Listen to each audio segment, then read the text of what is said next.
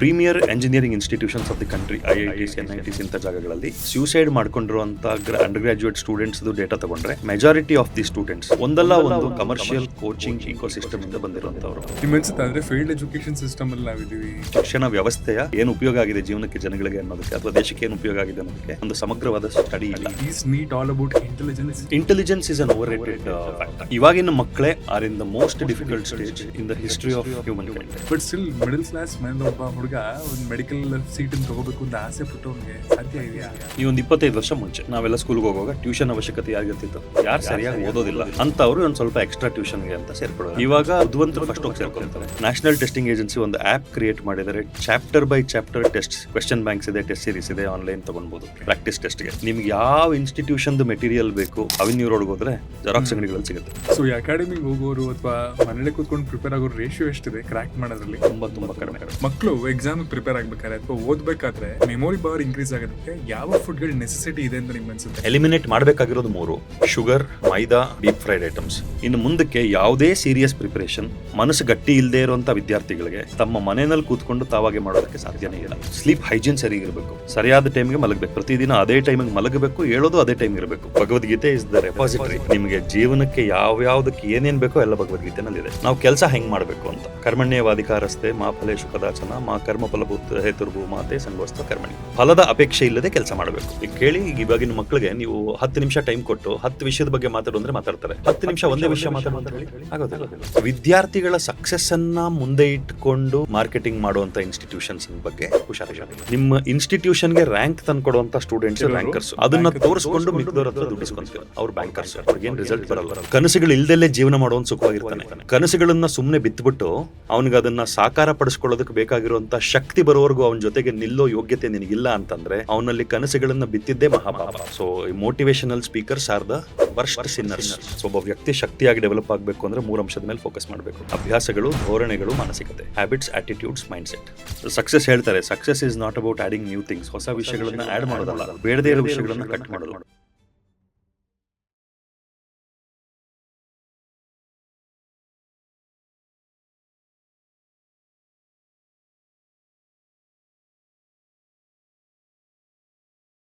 Hi doctor. Hello, welcome to Kadak talks. Thank you. ಹೇಗಿದ್ದೀರಾ? Good. ನೀವು ಆರಾಮಿದ್ದೀರಾ? ನಾನು ಸೂಪರ್ ಆಗಿದ್ದೀನಿ. ಸೊ ಮೆಡಿಕಲ್ ಫೀಲ್ಡ್ ಅನ್ನೋದು ಸಿಕ್ಕಾಪಟ್ಟೆ ವಾಸ್ಟ್ ಆಗಿದೆ, ಸಿಕ್ಕಾಪಟ್ಟೆ ಡೆಪ್ತ್ ಕೂಡ. ನನಗೊಂದು ಕ್ಯೂರಿಯಾಸಿಟಿ ಅಂದರೆ, ಈ ಡಾಕ್ಟರ್ ಪೇಷಂಟ್ ರೇಷಿಯೋ ಅಂತ ಇದೆಯಲ್ಲ, ಇಂಡಿಯಾದಲ್ಲಿ ಅದ್ರ ನೆಸೆಸಿಟಿ ಎಷ್ಟಿದೆ ಆ್ಯಂಡ್ ಅಟ್ ಪ್ರೆಸೆಂಟ್ ಎಷ್ಟು ಜನ ಡಾಕ್ಟರ್ಸ್ ಇದ್ದಾರೆ, ಎಷ್ಟು ಜನ ಪೇಷಂಟ್ಗೆ? ಡಾಕ್ಟರ್ ಪೇಷಂಟ್ ರೇಷಿಯೋ ಒಂದು ಕಡೆ ಇರಲಿ, ಒಬ್ಬ ಡಾಕ್ಟರ್ ಇಂಡಿಯಾದಲ್ಲಿ ಒಂದು ಗೌರ್ಮೆಂಟ್ ಹಾಸ್ಪಿಟಲ್ ಎಷ್ಟು ಪೇಷಂಟ್ಸ್ನ ನೋಡ್ಬೋದು? ಒಂದು ದಿನಕ್ಕೆ ಒಂದು OPD 100 to 150 ಪೇಷಂಟ್ಸ್ ನೋಡ್ತಾರೆ OPD. ವೆಸ್ಟರ್ನ್ ಕಂಟ್ರೀಸ್ ಒಂದು ದಿನಕ್ಕೆ ಆ doctor will see about 10 to 15 patients. Imagine the kind of work load that doctors have in our country. So doctor patient ratio ತುಂಬ ಕಡಿಮೆ ಇದೆ. We need lots of more doctors in the country. But ತುಂಬ ಜನ doctors ಇದ್ದಾರೆ ಅಂತ ಅನ್ಸೋದು ಯಾಕೆ ಅಂತಂದ್ರೆ ಎಲ್ಲ ಸಿಟಿಲಿ ಕೂತಿರ್ತಾರೆ. ಅಷ್ಟೇ ಪಾಪ್ಯುಲೇಷನ್ ಇದೆಯಲ್ಲ, ಪಾಪ್ಯುಲೇಷನ್ ಇದೆ. ಅದಕ್ಕೆ ನಾ ಥ್ಯಾಂಕ್ಲೆಸ್ ಜಾಬ್ ಅಂತ ಕರೆಯೋದು ಡಾಕ್ಟರ್ಸ್ನ. ಒಂಥರ service oriented. It use to be a very thankful job. ಮುಂಚೆ ಎಲ್ಲ ನೀವು ಗಮನಿಸಿದ್ರೆ ಫ್ಯಾಮಿಲಿ ಡಾಕ್ಟರ್ಸ್ ಇರ್ತಿದ್ರು ಎಲ್ಲಾನು. ಒಂಥರ doctors were regarded very much. But ಇವಾಗ everything is getting commercialised. So medicine also it's commoditise ಆಗಿಬಿಟ್ಟಿದೆ. ಪ್ರತಿ ವರ್ಷ 22 ಲಕ್ಷ ಜನ ಹುಡುಗರು ಎಕ್ಸಾಮ್ ಬರೀತಾರೆ, ನೀಟ್ ಎಕ್ಸಾಮ್ಸ್ನ. ಆ್ಯಂಡ್ ಅದರಲ್ಲಿ ಪಾಸ್ ಒಂದು 55% ಆದರೆ ಸೀಟ್ ಸಿಗೋದು 5% ಜನಕ್ಕೆ. 5% ಜನಕ್ಕೆ ಸೀಟ್ ಸಿಗ್ತದೆ ಅಂತಂದರೆ, is neat all about intelligence? ಅಥವಾ ಅದನ್ನು ಕ್ರ್ಯಾಕ್ ಮಾಡೋದಕ್ಕೆ ವಿಶೇಷವಾಗಿ ನೀವು ಕಂಡಿಡ್ಕೊಂಡಿರುವಂತಹ ವಿಷಯ ಏನು? ಯಾಕೆ ಆ 5% ಪೀಪಲ್ ಮಾತ್ರ ಸಕ್ಸಸ್ ಆಗೋದಕ್ಕೆ ಸಾಧ್ಯ ಆಗ್ತದೆ? ರೇಷಿಯೋ ಇರೋದಷ್ಟೇ. 22-23 ಲಕ್ಷ ಜನ ಎಕ್ಸಾಮ್ ಬರೀತಾರೆ, ಇರೋದು 1.25 lakh medical seats. So the ratio it self is around 5 to 5.5%. And eventually ಆ 22 ಲಕ್ಷ ಜಾಸ್ತಿ ಆಗ್ತಾ ಬಂದಿದೆಯಾ ಅಲ್ಲ ಕಮ್ಮಿ ಆಗ್ತಾ ಬಂದಿದೆಯಾ? ಮುಂಚೆ ಜಾಸ್ತಿ ಆಗ್ತಾ ಇದೆ. The number of people applying for NEET, registering for NEET year on year is increasing. Okay. So it will continue to increase. ಇವಾಗೆಲ್ಲ ವಿತ್ AI ಮತ್ತೆ ಮೆಡಿಸಿನ್ ಬಗ್ಗೆ ಇಂಟ್ರೆಸ್ಟ್ ಜಾಸ್ತಿ ಆಗೋಗಿದೆ. ಯಾವುದೇ AI ಬಂದ್ರೂ ಡಾಕ್ಟರ್ಸ್ಗೆ ಡಿಮ್ಯಾಂಡ್ ಕಡಿಮೆ ಆಗೋದಿಲ್ಲ ಅನ್ನೋದೊಂದು ಆಗ್ತದೆ. ಹ್ಯೂಮನ್ ಇಂಟರ್ವೆನ್ಷನ್ ಇಲ್ಲದೆ ಇರುವಂಥ ಪ್ರೊಫೆಷನ್ ಆಗೋದಕ್ಕೆ ಸಾಧ್ಯ ಇಲ್ಲ ಮೆಡಿಕಲ್ ಪ್ರೊಫೆಷನ್. ಸೊ ಮೆಡಿಕಲ್ ಪ್ರೊಫೆಷನ್ಗೆ ಅಷ್ಟೇ ಅಲ್ಲ, ಪ್ಯಾರಾಮೆಡಿಕಲ್, ಅಲೈಡ್ ಹೆಲ್ತ್ ಸೈನ್ಸಸ್ಗೂ ಕೂಡ ಇವಾಗ ಡಿಮ್ಯಾಂಡ್ ಜಾಸ್ತಿ ಆಗ್ತಾ ಇದೆ. So it is going to increase. So ನೀಟನ್ನ ನಿಜವಾಗ್ಲೂ ಕ್ರ್ಯಾಕ್ ಮಾಡೋದಕ್ಕೆ ಇಂಟೆಲಿಜೆನ್ಸ್ ಒಂದೇ ಸಾಕಾ? So what is very essential according to you? Intelligence is an overrated factor. ನೀಟ್ಗಷ್ಟೇ ಅಲ್ಲ, ಯಾವುದೇ ಪರೀಕ್ಷೆಗಾದ್ರೂ intelligence is an overrated factor. 99.9% is the similarity among human beings. 0.1% is the difference between you and me. So ಒಬ್ಬ apparently ದಡ್ಡ ಅನ್ಸೋನ್ಗೂ apparently ಬುದ್ಧಿವಂತ ಅನ್ಸೋನ್ಗೂ potential ಏನು difference ಇಲ್ಲ. Past preparation ವ್ಯತ್ಯಾಸ ಇರುತ್ತಷ್ಟೇ. ಅದಕ್ಕೆ ಅವನಿರೋ ಮಟ್ಟದಿಂದ ನೀಟ್ ಕ್ರ್ಯಾಕ್ ಮಾಡಿ ಡಾಕ್ಟರ್ ಆಗೋದಕ್ಕೆ ಬೇಕಾಗಿರೋ ಅಷ್ಟು ಟೈಮ್ ಎಷ್ಟಿದೆ ಅಷ್ಟು ಟೈಮ್ ಕೊಡೋಕೆ ರೆಡಿ ಇದ್ದರೆ anybody can become a doctor. Commitment ಇರಬೇಕು. It's not an easy profession. ನನಗೆ ಬೇಕು ಅಂತಿರಬೇಕು, ಅದಕ್ಕೆ ಬೇಕಾಗಿರೋಷ್ಟು ಕೆಲಸ ಮಾಡ್ತೀನಿ ಅಂತ ರೆಡಿ ಆದರೆ anybody's game NEET yes. Doctor intelligence ಏನಷ್ಟಿಲ್ಲ. ಡಾಕ್ಟರ್ ಆಗಿದ್ರಿ, ಅದರಿಂದ ಟ್ರಾನ್ಸ್ಫಾರ್ಮೇಷನ್ ತೊಗೊಂಡು ಅಕಾಡೆಮಿಕ್ ರಿಫಾರ್ಮರ್ ಆದ್ರಿ, ಆ್ಯಂಡ್ ಇನ್ಸ್ಟಿಟ್ಯೂಟ್ ಇದೆ, 20 years ಆಫ್ ಎಕ್ಸ್ಪೀರಿಯನ್ಸ್ ಇದೆ ಇನ್ ಮೆಡಿಕಲ್ ಫೀಲ್ಡ್. 1.5 ಲಕ್ಷ ಜನನ ಟ್ರೈನ್ ಮಾಡಿದ ಸ್ಟೂಡೆಂಟ್ಸನ್ನು, ಆ್ಯಂಡ್ 10,000 ಜನ teachers, all this things. 2013 NEET ಶುರುವಾದಾಗ ಇದ್ದಿದ್ದ ಎಕ್ಸಾಮ್ಗೂ 2026 ಇವತ್ತಿನ ದಿನ ಮಕ್ಕಳು ಬರೀತಿರುವಂತಹ ನೀಟ್ ಎಕ್ಸಾಮ್ಸ್ಗೂ ಎಷ್ಟು ವ್ಯತ್ಯಾಸ ಆಗಿದೆ? 2013 ಟ್ರಾನ್ಸಿಷನ್, ಅವಾಗ all India pre medical test AIPMT ಅಂತ ಇತ್ತು, ಅಲ್ಲಿಂದ ಟ್ರಾನ್ಸಿಷನ್ ಆಗಿ ನೀಟ್ ಆಯಿತು. ಬೇರೆ ಬೇರೆ ಸ್ಟೇಟ್ ಲೆವೆಲ್ ಎಕ್ಸಾಮ್ಸನ್ನೆಲ್ಲ ಮರ್ಜ್ ಮಾಡಿದ್ರು. So the difficulty level in 2013 was average to moderate. ಒಂದು ಮಾಡ್ರೇಟ್ ಲೆವೆಲ್ ಡಿಫಿಕಲ್ಟಿ ಇರ್ತಿತ್ತು. ಬರ್ತಾ ಬರ್ತಾ ಬರ್ತಾ ಕೋಚಿಂಗ್ನವರೆಲ್ಲ ಕ್ರ್ಯಾಕ್ ಮಾಡೋಕ್ಕೆ ಶುರು ಮಾಡಿದ್ರು. ಪ್ಯಾಟರ್ನ್ ಕ್ರ್ಯಾಕ್ ಮಾಡಿದ್ರೆ ನಿಮಗೆ ಶಾರ್ಟ್ಕಟ್ ಸಿಗುತ್ತೆ. ಪ್ಯಾಟರ್ನ್ ಕ್ರ್ಯಾಕ್ ಮಾಡೋದು, ಶಾರ್ಟ್ಕಟ್ಸ್ ತೊಗೊಳ್ಳೋದು, ಒಂದಷ್ಟು ಎಕ್ಸಾಮ್ ಮ್ಯಾನಿಪುಲೇಷನ್ಸ್ ಜಾಸ್ತಿ ಆಗ್ತಾ ಹೋಯ್ತು. ಎಕ್ಸಾಮ್ ಮ್ಯಾನಿಪುಲೇಷನ್ ಅಂತಂದರೆ not the malpractice in the exam, but ಎಕ್ಸಾಮ್ಸನ್ನು ಕ್ರ್ಯಾಕ್ ಮಾಡೋದಕ್ಕೆ ಸ್ಟ್ರಾಟಜೈಸ್ ಮಾಡೋಕ್ಕೆ ಶುರು ಮಾಡಿದ್ರು. ಪ್ರಿಪ್ರೇಷನ್ ಕಡಿಮೆ ಇದ್ದೂ ಸ್ಟ್ರಾಟಜೈಸ್ ಮಾಡಿಕೊಂಡು ಎಕ್ಸಾಮ್ ಕ್ಲಿಯರ್ ಮಾಡೋಕ್ಕೆ ಶುರು ಮಾಡಿದ್ರು. ಬರ್ತಾ ಬರ್ತಾ NEET is becoming more difficult. 3 ಭಾಗ ಇರುತ್ತೆ: physics, chemistry, biology. Physics and chemistry are becoming more numerical. Biology is becoming more lengthy. Okay, ನಿಮಗೆ ಲ್ಯಾಂಗ್ವೇಜ್ ಮಧ್ಯದಲ್ಲಿ ಡೇಟಾ ಇನ್ಫಾರ್ಮೇಷನನ್ನು ಇಟ್ಟು ಕಾಂಪ್ಲಿಕೇಟ್ ಮಾಡ್ಬೋದು. Language is being use to complicate the questions. So the difficulty level is increasing and I would say competition is decreasing in spite of number of people attempting the exam being more. ನಿಮಗೆ ಎಷ್ಟು ಜನ ಅನಿಸುತ್ತೆ ಅಂದರೆ natural ಆಗಿ ನಾನು medical ಫೀಲ್ಡ್ಗೆ ಹೋಗಬೇಕು ಅಂತ ಬರೋರು, and with all the external influences ಅಥವಾ ಇನ್ಯಾರ್ದೋ ಒಂದು ಪುಷ್ಷಿಂದ ಮೆಡಿಕಲ್ ಫೀಲ್ಡ್ಗೆ ಹೋಗಬೇಕು ಅಂತ ಬರೋರು ತುಂಬ ಜನಕ್ಕೆ ಯಾಕೆ ಮಾಡಬೇಕು ಅನ್ನೋದೇನು ಗೊತ್ತಿರೋದಿಲ್ಲ. ನನಗನ್ಸೋ ಮಟ್ಟಿಗೆ ನನಗಿದು ಬೇಡವೇ ಬೇಡ ಅಂತ ಅನ್ನೋರು ಬಿಟ್ಟು realising the challenges of the profession, ಇದು ಕಷ್ಟ ಇದೆ profession, not an easy profession ಅಂತ ಅರ್ಥ ಮಾಡಿಕೊಂಡು ಮಾಡ್ತೀನಿ ಅಂತ ಅಂದ್ಕೊಂಡು ಬಂದರೆ ದೇ ವಿಲ್ ಅಡ್ಯಾಪ್ಟ್. ಎಷ್ಟು ಜನಕ್ಕೆ ಕೆರಿಯರ್ ಚಾಯ್ಸ್ ಚೂಸ್ ಮಾಡೋದನ್ನು ಬಿಟ್ಟಾಕಿ ಲೈಫಲ್ಲಿ ಎಷ್ಟು ಜನಕ್ಕೆ ತಾವು ಏನು ಮಾಡ್ತಿದ್ದೀವಿ, ಅದಕ್ಕೆ ಯಾಕೆ ಮಾಡ್ತಿದ್ದೀವಿ ಅನ್ನೋದು ಗೊತ್ತಿರುತ್ತೆ. ಯಾರನ್ನೋ ಮದುವೆ ಆಗಬೇಕು, ಯಾಕೆ ಮದುವೆ ಆಗ್ತಿದ್ದೀವಿ ಅನ್ನೋದು ಕ್ಲಾರಿಟಿ ಏನಿರೋದಿಲ್ಲ. ಮದುವೆ ಆಗ್ಬಿಡ್ತಾರೆ, ಆಮೇಲೆ ಹೊಂದ್ಕೊಂಡು ಹೋಗ್ತಾರೆ. ಹಾಗೆ ಕೆರಿಯರ್ ಕೂಡ. ಈಗ ಒಬ್ಬ ಒಳ್ಳೆ ಸ್ಟೂಡೆಂಟು, ಬಟ್ ಸ್ಟಿಲ್ ಅವನು ಒಂದು ಸ್ಟೇಟ್ ಬೋರ್ಡ್ ಎಕ್ಸಾಮ್ಸನ್ನು ಕ್ರ್ಯಾಕ್ ಮಾಡಿದ್ದಾನೆ, ಸ್ಟೇಟ್ ಬೋರ್ಡಲ್ಲೇ ಓದ್ಕೊಂಡ್ಬಂದಿದ್ದಾನೆ, ದೊಡ್ಡ ಫ್ಯಾಮಿಲಿ, ಫಿನಾನ್ಷಿಯಲಿ ಸ್ಟ್ರಾಂಗ್ ಆಗಿಲ್ಲ, ಅವನು ಕೂಡ ನೀಟ್ ಎಕ್ಸಾಮ್ಸ್ನ ಕ್ಲಿಯರ್ ಮಾಡಬೇಕು ಅಂತಂದರೆ ವಿತೌಟ್ ಕೋಚಿಂಗ್ ಮಾಡ್ಬೋದು. ಅದು ಸಾಧ್ಯ ಇದೆಯಾ ಇವತ್ತು? ಬಿಕಾಸ್ ಆಲ್ ದಿಸ್ ಆ್ಯಡ್ಸ್ ಅಥವಾ ಇನ್ನು ಮತ್ತಷ್ಟು ವಿಷಯಗಳೇನೋ ನೀಟ್ ಅಂದರೆ ಒಂದು ಅಕಾಡೆಮಿಕ್ಸ್ ಜಾಯಿನ್ ಆಗಲೇಬೇಕು, ಅಲ್ಲಿಂದಲೇ ನೀವು ಬರೆಯೋಕ್ಕಾಗೋದು ಅನ್ನೋ ಥರ ಆಗಿಬಿಟ್ಟಿದೆ. ಬಟ್ ಸ್ಟಿಲ್ ಮಿಡಲ್ ಕ್ಲಾಸ್ ಮನೇಲಿ ಒಬ್ಬ ಹುಡುಗ ಒಂದು ಮೆಡಿಕಲ್ ಸೀಟನ್ನು ತೊಗೋಬೇಕು ಅಂತ ಆಸೆ ಪಟ್ಟವನಿಗೆ ಸಾಧ್ಯ ಇದೆಯಾ? ನೀವೊಂದು 25 ವರ್ಷ ಮುಂಚೆ ನಾವೆಲ್ಲ ಸ್ಕೂಲ್ಗೆ ಹೋಗುವಾಗ ಟ್ಯೂಷನ್ ಅವಶ್ಯಕತೆ ಯಾರಿಗಿರ್ತಿತ್ತು? ಯಾರು ಸರಿಯಾಗಿ ಓದೋದಿಲ್ಲ ಅಂಥವ್ರು ಒಂದು ಸ್ವಲ್ಪ ಎಕ್ಸ್ಟ್ರಾ ಟ್ಯೂಷನ್ಗೆ ಅಂತ ಸೇರ್ಕೊಳ್ಳೋರು, ಒಳ್ಳೆ ಟೀಚರ್ ಹತ್ರ ಸೇರ್ಕೊಳ್ಳೋರು, ಅವ್ರಿಗೆ ಯಾವ ಸಬ್ಜೆಕ್ಟ್ ಕಷ್ಟ ಆಗ್ತಿದೆ ಅದಕ್ಕೆ ಸೇರ್ಕೊಳ್ಳೋರು ಟ್ಯೂಷನ್ಗೆ. ಇಲ್ಲ ಫಿನಾನ್ಷಿಯಲಿ ಸ್ಟೇಬಲ್ ಆಗಿರೋ ಫ್ಯಾಮಿಲೀಸು ಕಳ್ಸೋಣ. ಇವಾಗ ಬುದ್ಧಿವಂತರು ಫಸ್ಟ್ ಹೋಗಿ ಸೇರ್ಕೊತಾರೆ, ಚೆನ್ನಾಗಿ ಸ್ಕೋರ್ ಮಾಡ್ತಿರೋರು ಫಸ್ಟ್ ಹೋಗಿ ಸೇರ್ಕೊತಾರೆ. ಸೊ ಇದೆಲ್ಲ ಮಾರ್ಕೆಟ್ ಡೈನಮಿಕ್ಸ್ ಅಷ್ಟೇ. ವ್ಯಾಪಾರಕ್ಕೋಸ್ಕರ ಎಲ್ಲ ಬದಲಾವಣೆಗಳಾಗ್ತಾ ಹೋಗಿದೆ. ಎಕ್ಸಾಮ್ ಕ್ರ್ಯಾಕ್ ಮಾಡೋದಕ್ಕೆ ನೀಟ್ ಅಷ್ಟೇ ಅಲ್ಲ, ಯಾವುದೇ ಪರೀಕ್ಷೆ ಆದ್ರೂ including UPSC civil service exams, ಇಡೀ ದೇಶದಲ್ಲಿ ಅತೀ ಕಷ್ಟಕರವಾದ ಪರೀಕ್ಷೆ ಅದು. IAS IPSಗಳಿಗೆ ಹೋಗುವಂಥ ಎಕ್ಸಾಮು. ಅದು ಕೂಡ ಒಬ್ಬ ಆ್ಯಾವ್ರೇಜ್ ವಿದ್ಯಾರ್ಥಿಗೋಸ್ಕರ ಡಿಸೈನ್ ಆಗಿರುವಂಥ ಪರೀಕ್ಷೆಗಳೇ. ಅಲ್ಲಿ ಪರೀಕ್ಷೆ ಆಗೋದೇನು? ಕನ್ಸಿಸ್ಟೆನ್ಸಿ. ಒಬ್ಬ average consistent hard working student ಇದ್ದರೆ ಆಯಿತು. ನೀಟ್ ಏನು ಹೊರತಲ್ಲ ಅದಕ್ಕೆ. ಆರಾಮಾಗಿ ಯಾರು ಬೇಕಾದರೂ ಮನೇಲಿದ್ದು ಪ್ರಿಪ್ರೇಷನ್ ಮಾಡ್ಬೋದು. ಏನು ಮಾಡಬೇಕು ಅಂತ ಒಂದು 2 ಗಂಟೆ ಕೂತ್ಕೊಂಡ್ರೆ ಹೇಳ್ಕೊಟ್ಬಿಡ್ತೀನಿ, ಅದನ್ನು ಫಾಲೋ ಮಾಡಿದ್ರೆ ಆಯ್ತು. ಮನೇಲಿ ಇದ್ಕೊಂಡು ಮಾಡ್ಬೋದು ಯಾರು ಬೇಕಾದ್ರೂ ಅಷ್ಟೇ. ಅದೊಂದು ಆಪ್ಷನ್ ಕೂಡ ಇದೆಯಾ? ಅಂದರೆ ಅಷ್ಟೊಂದು ಎಕನಾಮಿಕಲಿ ಸ್ಟ್ರಾಂಗ್ ಇಲ್ಲ ನಮ್ಮ ಫ್ಯಾಮಿಲಿ, ನಮ್ಮ ಮನೇಲಿ ಕೂತ್ಕೊಂಡೆ ಓದ್ಕೋತೀನಿ. ಖಂಡಿತ. ಬಟ್ ಇಲ್ಲಿ ಲಿಮಿಟಿಂಗ್ ಫ್ಯಾಕ್ಟರ್ ಏನಾಗುತ್ತೆ ಅಂತಂದ್ರೆ, ಏನು ತಡೆಯುತ್ತೆ ಅವ್ರಿಗೆ ಅಂತಂದರೆ ನಿರಂತರವಾಗಿ ಆ ದಾರಿನಲ್ಲಿ ಪ್ರಯತ್ನ ಮಾಡುವಂಥ ಶಕ್ತಿ ಅವ್ರಿಗಿರೋದಿಲ್ಲ. ಆ ಡಿಸ್ಟ್ರಾಕ್ಷನ್ಸನ್ನು ತಡೆದು ಕಾನ್ಸ್ಟೆಂಟಾಗಿ ನಾನು ಫೋಕಸ್ ಮಾಡ್ತೀನಿ ಅಂತಂದರೆ ಮನೇಲಿ ಕೂತ್ಕೊಂಡು ಪ್ರಿಪೇರ್ ಮಾಡ್ಬೋದು. ಸರ್, ಇವತ್ತಿಗೆ ನಿಮಗೆ ಕೋಚಿಂಗಲ್ಲಿ ಏನು ಸಿಗುತ್ತೆ? ಒಳ್ಳೆ ಟೀಚರ್ಸಾ? ಯಾವುದೇ ಕೋಚಿಂಗ್ ಆಗಲಿ ಏನು ಹೇಳ್ತಾರೆ, ಯಾವುದೇ ಕೋಚಿಂಗ್ ಇನ್ಸ್ಟಿಟ್ಯೂಟ್ ಏನು ಹೇಳ್ತಾರೆ, ನಮ್ಮ ಹತ್ರ ದೇವರನ್ನ ಬಿಟ್ಟರೆ ನೆಕ್ಸ್ಟು ನಾನೇ ಬ್ರಹ್ಮ ಅಂತ ಹೇಳ್ಕೊಳ್ಳೋವಂಥವ್ರು ಇದ್ದಾರೆ ಭೂಮಿ ಮೇಲೆ. ಓಕೆ, ದೇವರನ್ನ ಬಿಟ್ಟರೆ ನೆಕ್ಸ್ಟ್ ನಾವು ಹೇಳ್ಕೊಟ್ರೆ ಮಾತ್ರ ಚೆನ್ನಾಗಾಗುತ್ತೆ ಅಂತ ಒಳ್ಳೆ ಟೀಚರ್ಸು, ಒಳ್ಳೆ ಸ್ಟಡಿ ಮೆಟೀರಿಯಲ್ ಅಂತ ಹೇಳ್ತಾರೆ, ಟೆಸ್ಟ್ ಸೀರೀಸ್ ಅಂತ ಹೇಳ್ತಾರೆ. ಇದು 3 ಬಿಟ್ಟರೆ ಇನ್ನೇನು ಸಿಗುತ್ತೆ ಕೋಚಿಂಗ್ ಇನ್ಸ್ಟಿಟ್ಯೂಟಲ್ಲಿ? ನಿಮಗೆ ಟೀಚರ್ಸು, ಅದ್ಭುತವಾದ ಟೀಚರ್ಸು ಆನ್ಲೈನಲ್ಲಿ ಸಿಲೆಬಸ್ ಮ್ಯಾಪ್ ಮಾಡಿಕೊಂಡು ಪಾಠ ಮಾಡುವಂಥದ್ದಿದೆ. ಟಾಪಿಕ್ ಬೈ ಟಾಪಿಕ್ ಯೂಟ್ಯೂಬಲ್ಲಿ ಸಿಗುತ್ತೆ. ಅದೇ ಆ್ಯಪ್ಗಳಿದೆ. ನಾನು ರಿಸೋರ್ಸಸ್ಗಳನ್ನು ಬೇಕಾದ್ರೆ ಹೇಳ್ತೀನಿ ವಿದ್ಯಾರ್ಥಿಗಳಿಗೆ ಯಾರಿಗಾದ್ರೂ ಬೇಕಂತಂದರೆ. ಟೆಸ್ಟ್ ಸೀರೀಸು ಎಕ್ಸಾಮ್ ಕಂಡಕ್ಟ್ ಮಾಡೋ ಏಜೆನ್ಸಿ ನ್ಯಾಷನಲ್ ಟೆಸ್ಟಿಂಗ್ ಏಜೆನ್ಸಿ.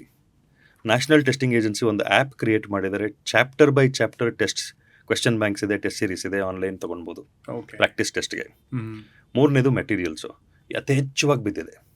ನಿಮ್ಗೆ ಯಾವ ಇನ್ಸ್ಟಿಟ್ಯೂಷನ್ದು ಮೆಟೀರಿಯಲ್ ಬೇಕು ಅವೆನ್ಯೂ ರೋಡ್ಗೆ ಹೋದರೆ ಜೆರಾಕ್ಸ್ ಅಂಗಡಿಗಳಲ್ಲಿ ಸಿಗುತ್ತೆ. ಇದು 3 ಬಿಟ್ಟು ಇನ್ನೇನು ಸಿಗ್ತಿದೆ ಕೋಚಿಂಗ್ ಇನ್ಸ್ಟಿಟ್ಯೂಷನಲ್ಲಿ? ಪ್ರಾಬ್ಲಿ ಮಾರ್ಕೆಟಿಂಗ್ ಆ್ಯಂಡ್ ಅಡ್ವರ್ಟೈಸಿಂಗ್ ಎಲ್ಲನೂ ಅಷ್ಟೇ.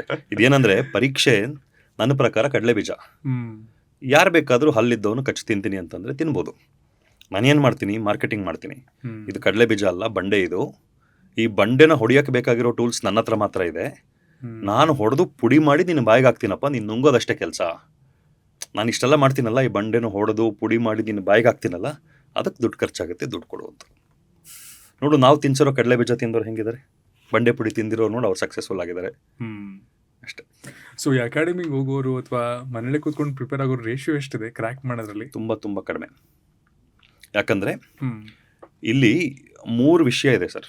ಒಂದು ಆಸ್ಪಿರೇಷನ್, ನಮ್ಮ ಆಸೆಗಳೇನಿದೆ ಅದು. ಆಂಗ್ಸೈಟಿ, ಭಯ, ಆತಂಕ. ಆಂಗ್ಸೈಟಿ, ಆತಂಕ ಮತ್ತು ಫಿಯರ್, ಭಯ. ಈ 3. ನನಗೇನೋ ಒಂದು ಬೇಕು, ಡಾಕ್ಟರ್ ಆಗಬೇಕು ಅನ್ನೋ ಆಸೆ ಇದೆ, ಆಸ್ಪಿರೇಷನ್ ಇದೆ. ಆಗ್ಬೋದೋ ಇಲ್ವೋ ಅನ್ನೋ ಆತಂಕ ಇದೆ. ಆಗಿಲ್ಲ ಅಂದರೆ ಏನು ಅನ್ನೋ ಭಯ ಇದೆ.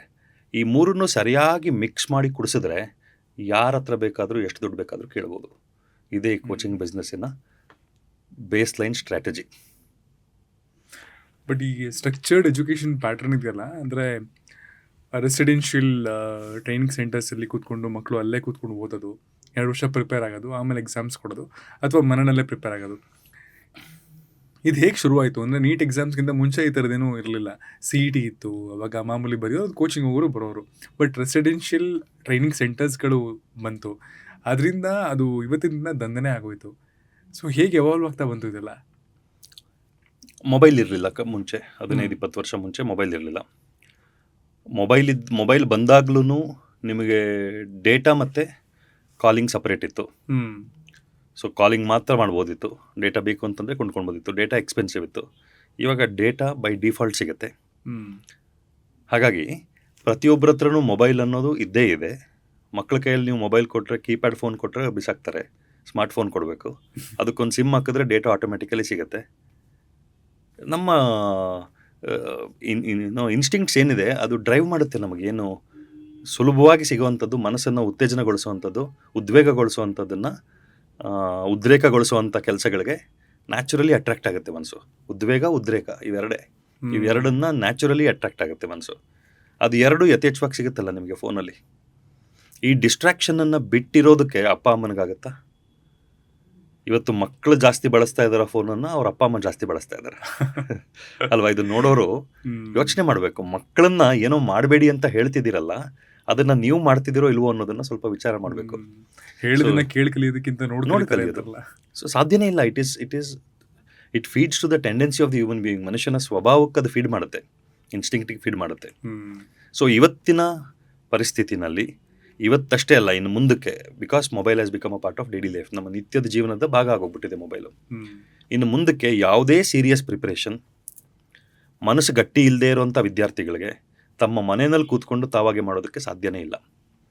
ಸೊ ಇವತ್ತು ರೆಸಿಡೆನ್ಷಿಯಲ್ ಇನ್ಸ್ಟಿಟ್ಯೂಷನ್ಸ್ ಒಂದು ಉದ್ಯಮವಾಗಿ ಬೆಳೆದು ನಿಂತಿದ್ರೂ ಅದು ಅನಿವಾರ್ಯ ಆಗಿದೆ. ರೆಸಿಡೆನ್ಷಿಯಲ್ ಇನ್ಸ್ಟಿಟ್ಯೂಷನ್ಸ್ ಅನಿವಾರ್ಯ. ನಾನು ಮನೆಯಿಂದ ಹೋಗ್ತೀನಿ, ಕಾಲೇಜ್ಗೆ ಹೋಗ್ತೀನಿ, ಟ್ಯೂಷನ್ಗೆ ಹೋಗ್ತೀನಿ, ಮನೆಗೆ ಬರ್ತೀನಿ, ಓದ್ಕೊಡ್ತೀನಿ, ರಿಪೀಟ್ ಸೈಕಲ್, 2 ವರ್ಷ ಇದನ್ನೇ ಮಾಡ್ತೀನಿ, ಎಕ್ಸಾಮ್ ಕ್ಲಿಯರ್ ಮಾಡ್ತೀನಿ. ಸಾಧ್ಯ ಅಲ್ಲ ಇನ್ನು ಮುಂದಕ್ಕೆ. ಯಾಕಂದರೆ ಈ ಗ್ಯಾಪಲ್ಲಿ ನಿಮ್ಮ ಜೊತೆಯಲ್ಲೇ ಬ್ರಹ್ಮ ರಾಕ್ಷಸ ಓಡಾಡ್ತಾ ಇರ್ತಾನೆ ಮೊಬೈಲು. ಅದನ್ನು ಬಳಸೋ ಶಕ್ತಿ ಇರೋರು ಅದನ್ನು ಬಳಸ್ಕೊತಾರೆ ಸರಿಯಾಗಿ. ಬಟ್ ಎಷ್ಟು ಜನಕ್ಕೆ ಆ ಶಕ್ತಿ ಇದೆ, ಅದನ್ನು ಸರಿಯಾಗಿ ಬಳಸಬೇಕು ಅಂತ ಹೇಳೋರು ಅದನ್ನು ಸರಿಯಾಗಿ ಬಳಸ್ತಾ ಇದ್ದಾರಾ ಅನ್ನೋದನ್ನು ಪ್ರಶ್ನೆ ಮಾಡಿಕೊಂಡ್ರೆ ಮಕ್ಕಳು ಆಗುತ್ತಾ ಇಲ್ವಾ ಅನ್ನೋದು ಯೋಚನೆ ಮಾಡ್ಬೋದು. ಸೊ ರೆಸಿಡೆನ್ಷಿಯಲ್ ಇನ್ಸ್ಟಿಟ್ಯೂಷನ್ಸ್ ಇವತ್ತಿಗೆ ಅನಿವಾರ್ಯ. ಸೊ ರೆಸಿಡೆನ್ಷಿಯಲ್ ಇನ್ಸ್ಟಿಟ್ಯೂಟ್ಸ್ನ ಬಿಟ್ಟು ಹಾಗೆ ಪ್ರಿಪೇರ್ ಆಗ್ತಿರೋರು 1% ಕೂಡ ಕ್ಲಿಯರ್ ಮಾಡ್ತಿಲ್ವಾ? ಮಾಡ್ತಿದ್ದಾರೆ. ಬಿಕಾಸ್ ಆ ಟೈಮಲ್ಲಿ ಪ್ರಿಪ್ರೇಷನ್ ಟೈಮಲ್ಲಿ ಕೂರ್ತಾರೆ ಅವ್ರು ಗಟ್ಟಿ ಮನಸ್ಸು ಮಾಡ್ಕೊಂಡು ಮಕ್ಕಳು. ಸುತ್ತಮುತ್ತ ಸಪೋರ್ಟ್ ಸಿಸ್ಟಮು ಇರುತ್ತೆ, ಒಂದು ಪಾಸಿಟಿವ್ ಪ್ರೆಷರ್ ಇರುತ್ತೆ, ಪಿಯರ್ ಪ್ರೆಷರ್ ಇರುತ್ತೆ, ಅವ್ರದ್ದು ಆಸ್ಪಿರೇಷನ್ಸ್ ಇದೆಯಲ್ಲ, ಹೌದು ಮಾಡ್ತಾರೆ. ಯಾವುದು ಜನರಲೈಸ್ಡ್ ಅಲ್ಲ. ಬಟ್ ಸಕ್ಸಸ್ ಹೇಳ್ತಾರೆ, success is not about adding new things. ಹೊಸ ವಿಷಯಗಳನ್ನು ಆ್ಯಡ್ ಮಾಡೋದಲ್ಲ, ಬೇಡದೇ ಇರೋ ವಿಷಯಗಳನ್ನು ಕಟ್ ಮಾಡೋದು. ಅದು ಸಕ್ಸಸ್ಗೆ ಮೂಲ. ಸೊ ಬೇಡದ್ದು ಯಾವುದು ಅಂತ ಅರ್ಥ ಮಾಡ್ಕೊಳ್ಬೇಕು, ಅದನ್ನು ಕತ್ತರಿಸಿ ಸಾಕಬೇಕು. ಸುಮಾರು ಆರ್ಟಿಕಲ್ಸ್ ನೋಡ್ತಾ ಇದ್ದೆ, ಅಲ್ಲಿ ಕೆಲವೊಬ್ರು ಹುಡುಗರದು ಹೇಳಿದ್ರು, 12 ಗಂಟೆ 14 ಗಂಟೆ ಹೋಗ್ತೀನಿ ನಾನು ದಿನಾಗ್ಲೂ, ಆದರೂ ನಂಗೆ ಕ್ಲಿಯರ್ ಮಾಡೋಕ್ಕಾಗಿಲ್ಲ. ಸುಮಾರು ಜನ 8 ಗಂಟೆ ಓದಿ ಕೂಡ ಕ್ಲಿಯರ್ ಮಾಡ್ತಿದ್ದಾರೆ. ಬಟ್ ನಾನಿನ್ನೂ ರಿಪೀಟೆಡ್ಲಿ ಎಕ್ಸಾಮ್ಸ್ ಬರೀತಿರೋ ನನಗೆ ಕ್ಲಿಯರ್ ಮಾಡೋಕ್ಕಾಗ್ತಿಲ್ಲ ಅಂತ ಹೇಳ್ತಾರೆ. ಆವ್ರೇಜ್ ಸ್ಟೂಡೆಂಟ್ ಅಂದರೆ ಒಬ್ಬ ಸ್ಟೂಡೆಂಟ್ ಕ್ಲಿಯರ್ ಮಾಡೋದಕ್ಕೆ ನೀವು ಎಷ್ಟೊತ್ತು ರೆಕಮೆಂಡ್ ಮಾಡಿದ್ದೀರಾ? And why is this pattern? ಒಬ್ಬೊಬ್ಬರಿಗೆ ಒಂದೊಂದು ಥರ, ಅಂದರೆ 12 ಅವರ್ ಓದ್ತಿದ್ರು ಒಬ್ಬ ಕ್ರ್ಯಾಕ್ ಮಾಡ್ತಾರೆ, ಇನ್ನೊಬ್ಬ 8 ಅವರ್ ಓದ್ತೀನಿ ಕ್ರ್ಯಾಕ್ ಮಾಡ್ತೇನೆ. ಹೆಂಗೆ ಆಗ್ತದೆ ಇದೆಲ್ಲ? ನೋಡಿ, ಮೂಲ ಬುದ್ಧಿವಂತಿಕೆ ವ್ಯತ್ಯಾಸ ಇದೆ, ಜೆನೆಟಿಕ್ಸ್. ಇಬ್ಬರು ಇವಾಗ ಒಂದೇ ವಿಚಾರ ನಾವೀಗ ಮಾತಾಡ್ತಾ ಇದ್ದೀವಿ, ನಾವೀಗ ಮಾತಾಡ್ತಿರೋದನ್ನ ಕೇಳಿಸ್ಕೊಳ್ಳೋರು ಇಬ್ಬರು ಪಕ್ಕ ಕೂತ್ಕೊಂಡು ಕೇಳಿಸ್ಕೊಂಡ್ರು ಇಬ್ಬರು ಬೇರೆ ಬೇರೆ ಥರ ಅರ್ಥ ಮಾಡ್ಕೊತಾರೆ. ಓಕೆ, ದೇರ್ ಇಸ್ ಅವರ ಮೆದುಳಿನಲ್ಲಿ ಇನ್ಫಾರ್ಮೇಷನನ್ನು ಪ್ರಾಸೆಸ್ ಮಾಡುವಂಥ ವೈರಿಂಗ್ ಬೇರೆ ಥರ ಇರುತ್ತೆ, ಸಾಮರ್ಥ್ಯ ಬೇರೆ ಬೇರೆ ಇರುತ್ತೆ. So same content, same information, different people process it differently. ಇದಾದ ಮೇಲೆ ಶರೀರ ರೆಸ್ಪಾಂಡ್ ಮಾಡಬೇಕಲ್ಲ. ಈಗ ನಾನೊಬ್ಬ ಡಾಕ್ಟರು, ನಾವು ಪೇಷಂಟಿಗೆ ಟ್ರೀಟ್ ಮಾಡುವಾಗ ಟ್ರೀಟ್ಮೆಂಟ್ ಮಾಡೋದು ಏನು? We are giving some chemicals into the body. ಶರೀರಕ್ಕೆ ಒಂದಷ್ಟು ಕೆಮಿಕಲ್ಸ್ ಕೊಡ್ತಾ ಇದ್ದೀವಿ. ಶರೀರ ಅದ್ರ ಜೊತೆಗೆ ಹೆಂಗೆ ಸ್ಪಂದಿಸುತ್ತೆ ಅನ್ನೋದ್ರ ಮೇಲೆ ಟ್ರೀಟ್ಮೆಂಟ್ ಸಕ್ಸಸ್ಫುಲ್ ಆಗುತ್ತಾ ಇಲ್ವಾ ಅನ್ನೋದು ನಿರ್ಧಾರ ಆಗುತ್ತೆ. ಸೊ ಓದೋದು ಕೂಡ ಮಲ್ಟಿಪಲ್ ಲೆವೆಲ್ಸಲ್ಲಿ ಸ್ಪಂದನೆ ಆಗಬೇಕು. ಸೊ ನನ್ನ ರೆಕಮೆಂಡೇಶನ್ ಯಾವಾಗಲೂ ನಮ್ಮ ದಿನಚರಿ ಸರಿಯಾಗಿರಬೇಕು. ಯಾವತ್ತಿಗೂ ಎಲ್ಲ ಬಿಟ್ಟುಬಿಡು, ಒಂದೇ ಮಾಡು, ನೀನು ಏನು ಮಾಡಬಾರ್ದು, ಬರೀ ಓದ್ಕೊಂಡು ಕೂತ್ಕೊಳ್ಬೇಕು ಅಂತ ಯಾರಾದರೂ ಅಡ್ವೈಸ್ ಮಾಡಿದ್ರೆ ಮೊದಲು ಚೆಕ್ ಮಾಡಬೇಕಾಗಿರೋದು ಅವ್ರು ಏನಾದರೂ ಜೀವನದಲ್ಲಿ 1 ವರ್ಷ 2 ವರ್ಷನಾದರೂ ಆ ಥರ ಮಾಡಿದಾರ ಅನ್ನೋದನ್ನು ನೋಡಬೇಕು. ಸಸ್ಟೈನಬಲ್ ಅಲ್ಲ ಅದು. ಆ ಥರ ಹೇಳೋರು ಇದ್ದಾರೆ, 16 ಗಂಟೆ ಓದಬೇಕು, ಓದಿ ಸತ್ತವ್ರು ಯಾರೂ ಇಲ್ಲ ಅಂತ ಹೇಳ್ತಾರೆ. ಆ ಥರ 16 ಗಂಟೆ ನೀನು ಎಷ್ಟು ಓದಿದೆಯಪ್ಪ? How many years have you done that? Sustainable ಅಲ್ಲ. ಸೊ ನನ್ನ ರೆಕಮೆಂಡೇಶನ್ ಏನು, 10 ರಿಂದ 12 ಗಂಟೆ, 40 to 50% ಆಫ್ ಯುವರ್ ಡೇ. ಇದು ವಿದ್ಯಾರ್ಥಿಗಳಿಗೆ ಅಷ್ಟೇ ಅಲ್ಲ, ನಮ್ಮದು ಸಕ್ಸಸ್ ಬ್ಲೂ ಪ್ರಿಂಟ್ ಅಂತ ಡಿಸೈನ್ ಮಾಡಿದ್ದೀನಿ. ಅದರಲ್ಲಿ ಇದು ಒಂದು ಭಾಗ, 16 ಪಾಯಿಂಟ್ಸ್, 16 ಅಂಶಗಳ success blue print. Priority focus ಅಂತ ಒಂದು ಅಂಶ ಬರುತ್ತೆ ಅದರಲ್ಲಿ. ಪ್ರಯಾರಿಟಿ ಫೋಕಸ್ ಅಂದರೆ ನಿಮ್ಮ ಪ್ರಯಾರಿಟಿ ಏನು, ಅದ್ರ ಮೇಲೆ ದಿನದ 40 ರಿಂದ 50% ಟೈಮ್ ಕೊಡಬೇಕು. ಅಂದರೆ 10 ರಿಂದ 12 ಗಂಟೆ. ಅದು ಸಸ್ಟೈನಬಲ್. ನೀವು 1 ವರ್ಷ ಅಲ್ಲ, 2 ವರ್ಷ ಅಲ್ಲ, 10 ವರ್ಷ ಮಾಡ್ಬೋದು, ಅದು ಕಂಟಿನ್ಯೂಸ್ ಆಗಿ ಮಾಡ್ತಾ ಇರ್ಬೋದು. ಅದನ್ನು ಮಾಡ್ತಾ ಕೆಲಸ ಮಾಡೋ ಸಾಮರ್ಥ್ಯ ಹೆಚ್ಚಾಗತ್ತೆ. ಆವಾಗ 12 ರಿಂದ 14 ಗಂಟೆ ಎಕ್ಸ್ಟ್ರೀಮ್ ಹಾರ್ಡ್ ವರ್ಕ್ ಝೋನ್ ಅದು. ಸೊ ಅದು ಹಾರ್ಡ್ ವರ್ಕ್ ಝೋನ್. 14 ಗಂಟೆ ಮೀರಿಬಿಟ್ರೆ ನಾ ಹೇಳೋದೇನೆಂದರೆ it goes into law of diminishing returns apply ಆಗೋಕ್ಕೆ ಶುರು ಆಗ್ಬಿಡುತ್ತೆ. ಡಿಮಿನಿಷಿಂಗ್ ರಿಟರ್ನ್ಸ್ ಅಂದರೆ ಅಲ್ಲಿಂದ ಮುಂದಕ್ಕೆ ನೀವು ಕೆಲಸ ಜಾಸ್ತಿ ಮಾಡೋದಷ್ಟು ರಿಸಲ್ಟ್ ಕಡಿಮೆ ಆಗುತ್ತೆ. ಸೊ ತುಂಬ ಪ್ರಿನ್ಸಿಪಲ್ಸ್ ಇದೆ. ಅಲ್ಟಿಮೇಟ್ಲಿ ನೀವು ಮೆದುಳು ಜೊತೆ ತಾನೇ ಇದು ಮಾಡ್ತಿರೋದು, ಡೀಲ್ ಮಾಡ್ತಿರೋದು. ಮೆದುಳು ಹೆಂಗೆ ಕೆಲಸ ಮಾಡುತ್ತೆ ಅನ್ನೋದನ್ನು ಅರ್ಥ ಮಾಡಿಕೊಂಡು ಅದನ್ನು ಸರಿಯಾಗಿ ಬಳಸ್ಕೊಂಡ್ರೆ ಉಪಯೋಗ ಆಗುತ್ತೆ. ಹುಚ್ಚುಚ್ಚಾಗಿ ಏನೇನೋ ಮಾಡಿದ್ರೆ ಮೆದುಳು ಹೆಂಗೆ ರೆಸ್ಪಾಂಡ್ ಮಾಡಬೇಕು ಹಾಗೆ ರೆಸ್ಪಾಂಡ್ ಮಾಡುತ್ತೆ. ಮಕ್ಕಳಿಗೆ ಸುಮ್ಮನೆ ಅಪ್ಪ ಅಮ್ಮಂದಿರೋ ಓದು ಓದು ಓದು ಪ್ರಯೋಜನ ಇಲ್ಲ. ಎಷ್ಟೊಂದು ಹಾರ್ಮೋನ್ಸ್ ಇದೆ ಸರ್, ಬೇಕಾದಷ್ಟು ಹಾರ್ಮೋನ್ಸ್ ಇದೆ. ಏನಿದೆ ಈ ಶರೀರ ಎಲ್ಲ ಇಡೀ ಶರೀರ ಕೆಮಿಕಲ್ ಬ್ಯಾಗ್ ಇದು. ಓಕೆ, ಹಾರ್ಮೋನ್ಗಳು ಸರಿಯಾದ ಬ್ಯಾಲೆನ್ಸಲ್ಲಿ ಇರಬೇಕು. ಬ್ಯಾಲೆನ್ಸಲ್ಲಿ ಅಂದರೆ ಇಲ್ಲ. ಈಗ ಸಿಂಪಲ್ ಒಬ್ಬ ಸಾಧಾರಣವಾಗಿ ಭಾಳ ಸೌಮ್ಯವಾಗಿರುವಂಥ ವ್ಯಕ್ತಿ ಒಂದು C2H5OH ಅನ್ನುವಂಥ ಒಂದು ದ್ರವ್ಯನ ಹಾಕಿದ್ರೆ, ಆಲ್ಕೋಹಾಲ್, ಈಥೈಲ್ ಆಲ್ಕೋಹಾಲ್ ಒಳಗೆ ಹೋಗ್ತಿದ್ದಂಗೆ ಏನಾಗ್ತಾನೆ? ಒಂದು ಸಣ್ಣ ಕೆಮಿಕಲ್ ವ್ಯತ್ಯಾಸ ತಾನೇ ಆಗಿದ್ದು. ಅವನು ಇಡೀ ನಡವಳಿಕೆನೇ ಬದಲಾಗೋಯ್ತಲ್ಲ. ಸೊ ಇಡೀ ಶರೀರ ಕೆಮಿಕಲ್ಗಳ ಬ್ಯಾಗ್ ಇದು. ಅದರಲ್ಲಿರುವಂಥ ಸಣ್ಣ ಕಂಟ್ರೋಲಿಂಗ್ ಕೆಮಿಕಲ್ಸ್, ಹಾರ್ಮೋನ್ಸ್ ಬ್ಯಾಲೆನ್ಸಲ್ಲಿ ಇರಬೇಕು. ಅದು ಬ್ಯಾಲೆನ್ಸ್ ಆಗಬೇಕು ಅಂತಂದರೆ ಏನೇನು ಮಾಡಬೇಕು ಎಲ್ಲ ಮಾಡಬೇಕು. ಆಟ ಇಲ್ಲ ಅಂತಂದರೆ ವಿದ್ಯಾಭ್ಯಾಸ ನಾಶ. ಆಡದೇ ಇರೋರು ವಿದ್ಯಾಭ್ಯಾಸದಲ್ಲಿ ಮುಂದುವರಿಯೋಕ್ಕಾಗೋದಿಲ್ಲ. ಫಿಸಿಕಲಿ ಆ್ಯಕ್ಟಿವ್ ಇರಬೇಕು, ಆಹಾರ ಸರಿಯಾಗಿರಬೇಕು. ಸೊ ವಿದ್ಯೆ ಮೇಲೆ ಫೋಕಸ್ ಮಾಡ್ತಿದ್ದಾರೆ. ಇನ್ನು 3 ಅಂಶ ಇದೆ. ಎಲ್ಲ ನಮ್ಮ ಭಾರತೀಯ ಪರಂಪರೆಯಲ್ಲಿ ಇವೆಲ್ಲ ಬೇಕಾದಷ್ಟು ಹೇಳ್ಬಿಟ್ಟಿದ್ದಾರೆ. ಬಟ್ ತುಂಬ ಲೀಸ್ಟ್ ಪ್ರಿಯಾರಿಟೈಸ್ ಅನಿಸಿದೆಯಾ ನಿಮಗೆ? ಯಾವುದು? ಅಂದರೆ ಈಗ ಬರೀ ಓದೋದನ್ನ ಪ್ರಿಯಾರಿಟೈಸ್ ಮಾಡಿಬಿಟ್ಟು ಮಿಕ್ಕಿದ್ದು ಯಾವುದು ಅಂದರೆ ಆಹಾರ 4: ಆಗಿರ್ಬೋದು. ಆಹಾರ, ವಿಹಾರ, ನಿದ್ರಾ, ವಿದ್ಯಾ. ಹ್ಮ್. ಆಹಾರ, ಊಟ. ವಿಹಾರ ಅಂತಂದರೆ ನಮ್ಮ ಆ್ಯಕ್ಟಿವಿಟೀಸ್, ಯೋಗ, ಆಟ. ನಿದ್ರೆ ಮೋಸ್ಟ್ ಕಾಂಪ್ರಮೈಸ್ಡ್. ನಿದ್ದೆ ಸರಿ ಮಾಡದಿರೋನು ಎಷ್ಟು ಮಾಡಿದ್ರು ಅಷ್ಟೇ, ಆಪರೇಷನ್ ಸಕ್ಸಸ್ಫುಲ್, ಪೇಷಂಟ್ ಡೆಡ್. ನಿದ್ದೆ ಕೆಟ್ಟೋದದು. ಓದೇ ರಾತ್ರಿ ಎಲ್ಲ ಕೂತು ಓದ್ದೆ, ಬಟ್ ಏನು ಉಪಯೋಗ ಆಗಲಿಲ್ಲ ಅಂತ. ಬಟ್ ಎಷ್ಟು ಜನ ತಂದೆ ತಾಯಿಗೆ ಈ ವಿಷಯಗಳು ಗೊತ್ತಿರುತ್ತೆ, ಅಥವಾ ಎಷ್ಟು ಜನ ಅದ್ರ ಬಗ್ಗೆ ಪ್ರಿಯಾರಿಟೈಸ್ ಮಾಡ್ತಾರೆ ಮಕ್ಕಳಿಗೆ, ನಿಂಗೆ ಇದು ಇಂಪಾರ್ಟೆಂಟು, ಆರಾಮಾಗಿರು ಅಂತ? ಹೌದು, ನಾನು ಹೇಳೋದು ಅದೇ ಮಕ್ಕಳಿಗೆ, ಯಾವುದೇ ಕಾರಣಕ್ಕೂ ನಿದ್ದೆ ಕೆಡಬಾರ್ದು. ಸ್ಲೀಪ್ ಹೈಜೀನ್ ಸರಿಗಿರಬೇಕು, ಸರಿಯಾದ ಟೈಮಿಗೆ ಮಲಗಬೇಕು, ಪ್ರತಿದಿನ ಅದೇ ಟೈಮಿಗೆ ಮಲಗಬೇಕು, ಹೇಳೋದು ಅದೇ ಟೈಮ್ ಇರಬೇಕು. ಎಕ್ಸಾಮ್ ಟೈಮ್ ಇರಲಿ, ಯಾವುದಾದ್ರೂ ಇರಲಿ, ಆವಾಗ ಶರೀರ ಒಂದು ಹದಕ್ಕೆ ಬರುತ್ತೆ. ಆಹಾರ ಕೂಡ ಅಷ್ಟೇ, ಇದೆಲ್ಲ ಇಂಪಾರ್ಟೆಂಟ್. ಇದು ಬೇಸಿಕಲಿ ಡಿಸಿಪ್ಲೈನ್ಡ್ ಆಗಿರಬೇಕು ವಿತ್ ಅವರ್ ಬಾಡಿ. ರೊಟೀನ್, ನೀವು ಬೆಳಗ್ಗೆಯಿಂದ ರಾತ್ರಿವರೆಗೂ ಏನು ಮಾಡ್ತೀರಿ, ಇನ್ಕ್ಲೂಡಿಂಗ್ ಮಲಗಿರುವಾಗ, ಅದನ್ನು ಸೆಟ್ ಮಾಡೋದು ಹೊರತು ಒಂದ್ರ ಮೇಲೆ ಫೋಕಸ್ ಮಾಡ್ತಾ ಕೂತ್ರೆ ಅದು ಮುಂದುವರಿಯೋದಲ್ಲ ಅಷ್ಟಾಗಿ. ಇವೆಲ್ಲ ಚಿಕ್ಕದು sir. 10th standard, PUC, NEET, JE ಇದೆಲ್ಲ ಸಣ್ಣ ಸಣ್ಣ ಚಾಲೆಂಜ್ಗಳ ಲೈಫಲ್ಲಿ. ಎಷ್ಟು ಜನ ಬೇಕು? ನಾನೊಂದು ಸ್ಟಡಿ ಮಾಡಿದ್ದೀನಿ, ಅನ್ಅಫಿಷಿಯಲ್ ಸ್ಟಡಿ. ನನಗೆ ಇದ್ರ ಡೇಟಾನ ನಾನು ಸೋರ್ಸಸ್ ಹೇಳೋಕ್ಕಾಗೋದಿಲ್ಲ, ಹಾಗಾಗಿ ಇದನ್ನು ಪಬ್ಲಿಷ್ ಮಾಡೋಕ್ಕಾಗಲ್ಲ. Okay. Premier engineering institutions of the country, IITs, NITs ಇಂಥ ಜಾಗಗಳಲ್ಲಿ ಸ್ಯೂಸೈಡ್ ಮಾಡ್ಕೊಂಡಿರುವಂಥ ಅಂಡರ್ ಗ್ರ್ಯಾಜುಯೇಟ್ ಸ್ಟೂಡೆಂಟ್ಸ್ದು ಡೇಟಾ ತೊಗೊಂಡ್ರೆ, ಮೆಜಾರಿಟಿ ಆಫ್ ದಿ ಸ್ಟೂಡೆಂಟ್ಸ್, ಇದರಲ್ಲಿ ಸೂಸೈಡ್ ಮಾಡ್ಕೊಂಡು ಸತ್ತಿರೋ ಮೆಜಾರಿಟಿ ಸ್ಟೂಡೆಂಟ್ಸ್ ಒಂದಲ್ಲ ಒಂದು ಕಮರ್ಷಿಯಲ್ ಕೋಚಿಂಗ್ ಇಕೋಸಿಸ್ಟಮಿಂದ ಬಂದಿರುವಂಥವ್ರು. ಮೆಜಾರಿಟಿ, ಎಲ್ಲರೂ ಅಂತ ಹೇಳೋದಿಲ್ಲ.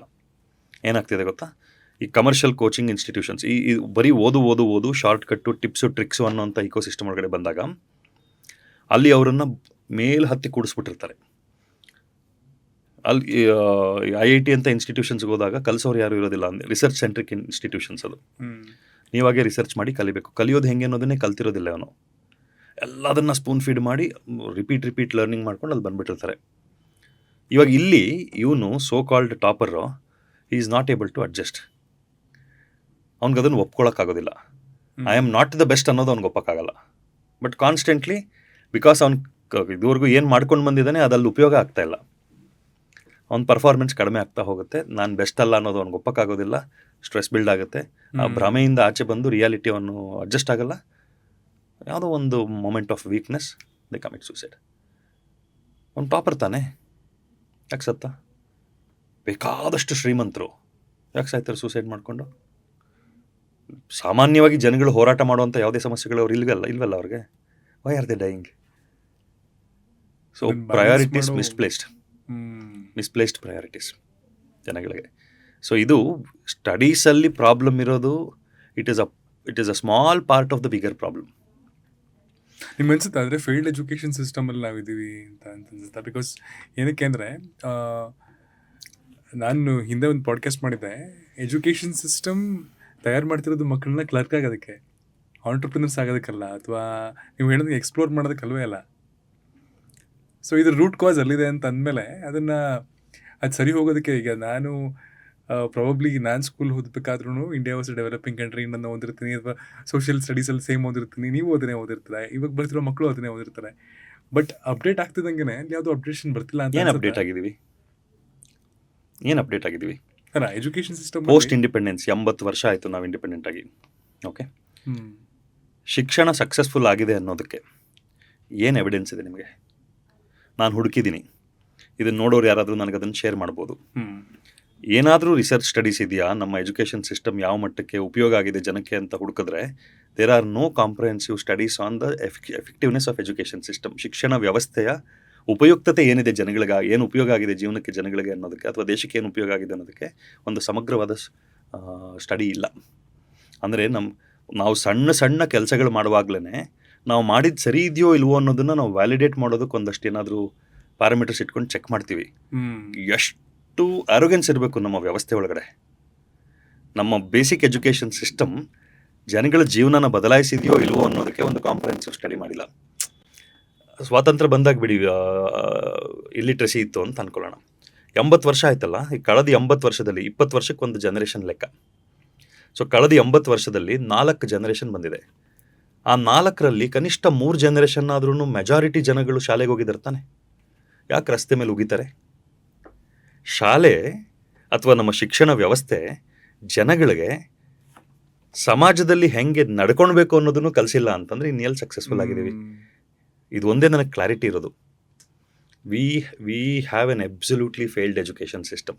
ಇದ್ರ ತಿಳುವಳಿಕೆ ಬಂದಾದ್ಮೇಲೆ ಅಂದರೆ ನಿಮ್ಮದು ಒಂದು ಇನ್ಸ್ಟಿಟ್ಯೂಟ್ ಮಾಡ್ತೀರಾ, ಡಾಕ್ಟರ್ ಆಗಿ ರಿಫಾರ್ಮರ್ ಆಗಿ ಅಂದರೆ ಟುವರ್ಡ್ಸ್ ಅಕಾಡೆಮಿಕ್ಸ್ ಮೂವ್ ಆದಾಗ ಇದೆಲ್ಲವನ್ನ ತಲೆಯಲ್ಲಿಟ್ಕೊಂಡು ಒಂದು ಹೊಸ ರೀತಿಯಲ್ಲಿ ಎಜುಕೇಷನ್ ಸಿಸ್ಟಮ್ನ ಪ್ರೆಸೆಂಟ್ ಮಾಡಬೇಕು ಅಂದಾಗ ಏನೆಲ್ಲ ಚಾಲೆಂಜಸ್ನ ಫೇಸ್ ಮಾಡಿದ್ರಿ? ಆ್ಯಂಡ್ ನೀಟನ್ನು ನೀವು ಅಫ್ಕೋರ್ಸ್ ಕ್ರ್ಯಾಕ್ ಮಾಡೋದಕ್ಕೆ ಸುಮಾರು ಜನಕ್ಕೆ ಮಾರ್ಗದರ್ಶನ ಕೊಡ್ತಾ ಇದ್ದೀರಾ, ಅಲ್ಲಿ ಯಾವುದೆಲ್ಲ ಇಂಪ್ಲಿಮೆಂಟ್ ಮಾಡೋದಕ್ಕೆ ಸಾಧ್ಯ ಆಯಿತು? ಸರ್, ಈಗ ಹೊಸ ವ್ಯವಸ್ಥೆ ಏನಿಲ್ಲ. ನಾವು ಭಾರತೀಯತೆಯನ್ನು ಕಳ್ಕೊಂಡಿರೋದೇ ಸಮಸ್ಯೆಗಳು. ಸೊ ನಮ್ಮ ಭಾರತೀಯ ಪದ್ಧತಿಗಳನ್ನು ನಮ್ಮ ಎಲ್ಲ ಆಯಾಮಗಳಲ್ಲೂ ತರಬೇಕು. We have to bring it back in all our dimensions. ವಿದ್ಯಾಭ್ಯಾಸ ಅದರ ಒಂದು ಡೈಮೆನ್ಷನ್ ಅಷ್ಟೇ. ಸೊ ಏನು ಮಾಡಬೇಕು? 5 ಆಯಾಮಗಳಲ್ಲಿ ನಾವಿದ್ದೀವಪ್ಪ. ನಮ್ಮ ಅಸ್ತಿತ್ವ 5 ಆಯಾಮಗಳಲ್ಲಿದೆ. ಶಾರೀರಿಕ, ಬೌದ್ಧಿಕ, ಭಾವನಾತ್ಮಕ, ಸಾಮಾಜಿಕ, ಆಧ್ಯಾತ್ಮಿಕ. Physical, intellectual, emotional, social, spiritual dimensions ಇದೆ. ಈ 5 ಆಯಾಮಗಳನ್ನು ನರ್ಚರ್ ಮಾಡಬೇಕು, ಪೋಷಣೆ ಮಾಡಬೇಕು ನಿತ್ಯದ ಜೀವನದಲ್ಲಿ. ಈ 5 ಆಯಾಮಗಳನ್ನು ನಾವು ನಿತ್ಯದ ಜೀವನದಲ್ಲಿ ನಮ್ಮ ಚಟುವಟಿಕೆಗಳಲ್ಲಿ ಪೋಷಣೆ ಮಾಡ್ತಾ ಬಂದಾಗ ನಮಗೆ ಬೇಕಾಗಿರುವಂಥದ್ದು ಒಂದು ಯಾವುದಿದೆ, ವಿದ್ಯಾಭ್ಯಾಸ ಅಂತ ಆಗ್ಬೋದು, ಅದ್ರ ಮೇಲೆ ಜಾಸ್ತಿ ಫೋಕಸ್ ಮಾಡ್ತೀವಿ, ಅದು ಬೂಸ್ಟ್ ಆಗುತ್ತೆ. ಸೊ ಹೇಗೆ ಮಾಡೋದದು? ನಮ್ಮ ದಿನಚರಿಯನ್ನು ನಾವು ಮೊದಲು ಫಿಕ್ಸ್ ಮಾಡಬೇಕು. ಕಲಿಯೋ ಪದ್ಧತಿಗಳನ್ನು ಫಿಕ್ಸ್ ಮಾಡಬೇಕು. ನಮ್ಮ ವ್ಯಕ್ತಿತ್ವ, ನಮ್ಮ ವ್ಯಕ್ತಿ ವಿಕಸನ ಏನಿದೆ ಅದನ್ನ ಮೇಲೆ ಫೋಕಸ್ ಮಾಡಬೇಕು.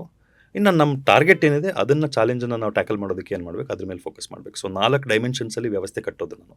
ಒಂದು, ರೊಟೀನ್ ಎಕ್ಸಲೆನ್ಸ್, ನಮ್ಮ ದಿನಚರಿಯನ್ನು ನಾವು ಎಕ್ಸೆಲ್ ಆಗಬೇಕು. ಎರಡನೇದು academic excellence are priority excellence. ನಮ್ಮ ಪ್ರಯಾರಿಟಿ ಏನಿದೆ ಆ ಪ್ರಯಾರಿಟಿನಲ್ಲಿ ಎಕ್ಸೆಲ್ ಆಗಬೇಕು ಅಂದರೆ ಏನು ಮಾಡಬೇಕು. ಮೂರನೇದು ಪರ್ಸನಲ್ ಎಕ್ಸಲೆನ್ಸ್, ವ್ಯಕ್ತಿಯಾಗಿ ನಾವು ಶಕ್ತಿಗಳಾಗಿ ಪರಿವರ್ತಿತವಾಗೋದು ಹೇಗೆ. ನಾಲ್ಕನೇದು ಪರ್ಫಾರ್ಮೆನ್ಸ್ ಎಕ್ಸಲೆನ್ಸ್, ನಾವೇನೋ ಒಂದು ಪರ್ಫಾರ್ಮ್ ಮಾಡಬೇಕು, ಎಕ್ಸಾಮಲ್ಲಿ ಚೆನ್ನಾಗಿ ಮಾಡಬೇಕು ಅಂತಂದರೆ ಅದಕ್ಕೆ ಏನು ಮಾಡಬೇಕು. ಈ 4 ಆಯಾಮಗಳಲ್ಲಿ 16 ಅಂಶಗಳ ಒಂದು ಸಂಪೂರ್ಣ ವ್ಯಕ್ತಿ ನಿರ್ಮಾಣದ ಬ್ಲೂ ಪ್ರಿಂಟನ್ನು ಪರೀಕ್ಷೆಗಾಗಲಿ, ವ್ಯಾಪಾರಕ್ಕಾಗಲಿ, ಉದ್ಯೋಗಕ್ಕಾಗಲಿ, ಸಂಬಂಧಗಳನ್ನು ವೃದ್ಧಿ ಮಾಡ್ಕೊಳ್ಳೋದಕ್ಕಾಗಲಿ ಯಾವುದಕ್ಕೆ ಬೇಕಾದ್ರೂ ಅಳವಡಿಸ್ಕೊಳ್ಬೋದಾಗಿರುವಂಥ ಒಂದು ಸಣ್ಣ ಒಂದು 16 ಅಂಶಗಳ ಬ್ಲೂ ಪ್ರಿಂಟ್ ಕೊಟ್ಟಿದ್ದೀನಿ. ಅದನ್ನು ಯಾವುದಕ್ಕೆ ಬೇಕಾದರೂ ಇಂಪ್ಲಿಮೆಂಟ್ ಮಾಡ್ಬೋದು. ರೊಟೀನಲ್ಲಿ ಸರ್, ಪ್ರತಿನಿತ್ಯ ಏಳೋ ಸಮಯ, ಮಲಗೋ ಸಮಯ ಸೇಮ್ ಇರಬೇಕು. ಆಹಾರ ಶುದ್ಧವಾಗಿರಬೇಕು. 3 ವಿಷಕಾರಿ ಪದಾರ್ಥಗಳನ್ನು ಆಹಾರದಿಂದ ಎಲಿಮಿನೇಟ್ ಮಾಡಬೇಕು. ಇದನ್ನು ವಿದ್ಯಾರ್ಥಿಗಳ ಪರ್ಸ್ಪೆಕ್ಟಿವಲ್ಲಿ ನಾವು ನೋಡಿದ್ರೆ ಎನಿಥಿಂಗ್ ವಿತ್ ಶುಗರ್, ಸಕ್ಕರೆ ಇರುವಂಥದ್ದು, ಮೈದಾ ಇರುವಂಥದ್ದು, ಎಣ್ಣೆ ಒಳಗೆ ಹೋಗಿ ಸ್ವಿಮ್ಮಿಂಗ್ ಮಾಡ್ಕೊಂಡು ಬಂದಿರೋದು, ಡೀಪ್ ಫ್ರೈಡ್ ಐಟಮ್ಸ್, ಈ 3 ಎಲಿಮಿನೇಟ್ ಮಾಡಬೇಕು. ಸೊ ಮೂರನೇದು, ಪ್ರತಿನಿತ್ಯ ದಿನ ಬೆಳಗ್ಗೆ ಎದ್ದಾಗ first thing you do should be yoga. ನೀವು ಮೊದಲು ಮಾಡುವಂಥದ್ದು ಯೋಗ, ಆಸನ, ಪ್ರಾಣಾಯಾಮ, ಧ್ಯಾನ, ಅದನ್ನು ಮಾಡಬೇಕು. ಎದ್ದಿದ ತಕ್ಷಣ ಮುಖ ತೊಳ್ಕೊಂಡು ಬ್ರಷ್ ಮಾಡ್ದಲ್ಲೇ ಓದಕ್ಕೆ ಕೂತ್ಕೊಳ್ಳೋದಲ್ಲ. ಪ್ರತಿದಿನ ಒಂದು ಅರ್ಧ ಗಂಟೆ, 1 ಗಂಟೆ ಆಟ ಆಡಬೇಕು. ಸೊ ಬೆಳಗ್ಗೆ ಸಾಯಂಕಾಲ ಫಿಸಿಕಲ್ ಆ್ಯಕ್ಟಿವಿಟಿ ಇರಬೇಕು. ಬೆಳಗ್ಗೆ ಯೋಗ ಮಾಡಬೇಕು, ಸಂಜೆ ಆಟ ಆಡಬೇಕು. ಆಟ ಆಡೋಕ್ಕೆ ಯಾರು ಇಲ್ವೋ ಅಟ್ಲೀಸ್ಟ್ ಒಂದು ಬ್ರಿಸ್ಕ್ ವಾಕ್ ಹೋಗಿ ಸುಮ್ಮನೆ ಒಂದು 4-5 ಕಿಲೋಮೀಟ್ರ್ ವಾಕ್ ಮಾಡ್ಕೊಂಬನ್ನಿ. ಮಾಡ್ಬೋದು, ಅಷ್ಟು ಮಿನಿಮಮ್ ಅಷ್ಟು ಮಾಡ್ಬೋದು. ಸೊ 4 ಅಂಶ ಆಯಿತು. ಗ್ಯಾಡ್ಜೆಟ್ ಮ್ಯಾನೇಜ್ಮೆಂಟ್ ಕಲಿಬೇಕು. ನಿಮ್ಮ ಕೈಯಲ್ಲಿರುವಂಥ ಮೊಬೈಲನ್ನು ನಿಭಾಯಿಸೋದನ್ನು ಕಲಿಬೇಕು. ಐಡಿಯಲ್ ಅದನ್ನು 0 ಮಾಡಬೇಕು ಯೂಸೇಜ್. ಅದು ನಮ್ಮನ್ನು ಆಡ್ತದೆ, ನಾವು ಅದನ್ನು ಆಡಬೇಕು. ಎಸ್. ಕಡೆದು 6ನೇದು ಪ್ರಯಾರಿಟಿ ಫೋಕಸ್. ಪ್ರಯಾರಿಟಿ ಫೋಕಸ್ ಅಂತಂದರೆ ನಮ್ದು ಏನು ಪ್ರಯಾರಿಟಿ ಇದೆಯೋ ಅದ್ರ ಮೇಲೆ 40-50% time, 10 to 12 hours A day focus ಮಾಡಬೇಕು. 6 ಅಂಶಗಳಾಯಿತು ರೊಟೀನ್. ಇದರಲ್ಲಿ ನಾನಿನ್ನೂ ಸ್ಟಡೀಸ್ದೇನು ಹೇಳೇ ಇಲ್ಲ. 12 ಅವರ್ಸ್ ಸ್ಟಡೀಸ್, 10-12 ಗಂಟೆ ಅಧ್ಯಯನದ ಮೇಲೆ ಕೊಡಬೇಕು ಅಂತ. ಅವರು ಕಾಲೇಜಲ್ಲಿ ಪಾಠ ಕೇಳೋದಾಗ್ಬೋದು, ಟ್ಯೂಷನ್ಗೆ ಹೋಗೋದಾಗ್ಬೋದು, ಮನೆಯಲ್ಲಿ ಸೆಲ್ಫ್ ಸ್ಟಡೀಸ್ ಮಾಡ್ಬೋದು, ಎಲ್ಲ ಇನ್ಕ್ಲೂಡ್ ಆಗುತ್ತೆ ಅದರಲ್ಲೇ. 6 ಪಾಯಿಂಟ್ಸ್ ಆಯಿತು. ರೊಟೀನ್ ಎಕ್ಸಲೆನ್ಸ್ ಇದು. ಅಕಾಡೆಮಿಕ್ ಎಕ್ಸಲೆನ್ಸ್, ಸ್ಟಡೀಸಲ್ಲಿ ಅವರು ಟಾಪ್ ಕ್ಲಾಸಾಗಿ ಬರಬೇಕು ಅಂತಂದರೆ ಕಲಿಯೋದು ಹೇಗೆ ಅನ್ನೋದನ್ನು ಕಲಿಬೇಕು. ಮೊದಲು ಕಲಿಯೋದು ಏನು ಅಂತ ನಮಗೆ ಗೊತ್ತಿದೆ, ಪುಸ್ತಕ ಇದೆ. ಕಲಿಯೋದು ಹೇಗೆ ಅಂತ ಕಲಿದೇ ಇರೋವನಿಗೆ ವಿದ್ಯಾಭ್ಯಾಸ ಮುಂದುವರಿಯೋದಿಲ್ಲ, ಎಷ್ಟೇ ಬುದ್ಧಿವಂತ ಇರಲಿ. ಸೊ ಇವಾಗ ನಮ್ಮ ಸ್ಕೂಲ್ಗಳಲ್ಲೆಲ್ಲ ನೀವು ನೋಡಿದ್ರೆ, ನಮ್ಮ ಎಜುಕೇಷನ್ ಸಿಸ್ಟಮಲ್ಲಿ ಕ್ವಶನ್ ಕೊಡ್ತಾರೆ, ಆನ್ಸರ್ ಕೊಡ್ತಾರೆ, ಟೀಚರೇ ಪಾಠ ಮಾಡ್ತಾರೆ, ಟೀಚರ್ ನೋಟ್ಸ್ ಡಿಕ್ಟೇಟ್ ಮಾಡ್ತಾರೆ. ಸೊ ತನ್ನದೇ ಆದಂಥ ರೀತಿಯಲ್ಲಿ ಕಲಿಯೋದಕ್ಕೆ ಅವಕಾಶವೇ ಇಲ್ಲ. ನನಗೇನು ಗೊತ್ತಿಲ್ಲದೆ ಇರೋ ಸ್ಟೇಜಲ್ಲಿ ಟೀಚರ್ ಪಾಠ ಮಾಡ್ತಾರೆ, ಟೀಚರ್ ಕಲಿಸೋದೇ ನನಗೆ ಫಸ್ಟ್ ಆಪರ್ಚುನಿಟಿ ಟು ಲರ್ನ್. ಹಾಗಾಗಬಾರ್ದು. ಕಲಿಯೋ ಪ್ರಯತ್ನ ಮಾಡೋದಕ್ಕೂ ಮುಂಚೆ ಕಲಿಸ್ಬಾರ್ದು. ಆವಾಗ ಕಲಿಸುವಾಗ ಯಾರು 0 ಲೆವೆಲಲ್ಲಿ ಇರೋದಿಲ್ಲ. ತಮ್ಮ ಪ್ರಯತ್ನದಲ್ಲಿ ಯಾವುದೋ ಒಂದು ಮಟ್ಟಕ್ಕೆ ಬಂದಿರ್ತಾರೆ. ಸರಿಯಾಗಿ ಅರ್ಥ ಮಾಡ್ಕೊಂಡಿರ್ಬೋದು, ಇಲ್ಲದೆ ಇರ್ಬೋದು. ಸೊ ಇದು ಮೊದಲನೇದು, ಕಲಿಯೋದು ಹೇಗೆ ಕಲಿಬೇಕು. ಎರಡನೇದು, ನೋಟ್ಸ್ ಮಾಡೋಕ್ಕೆ ಬರಬೇಕು. ಬಿಕಾಸ್ ನೀವು ನೋಟ್ಸ್ ಮಾಡ್ಕೊಂಡಿಲ್ಲ ಅಂತಂದರೆ ನಿಮಗೆ ರಿವೈಸ್ ಮಾಡೋಕ್ಕಾಗಲ್ಲ ಎಕ್ಸಾಮ್ಗೆ.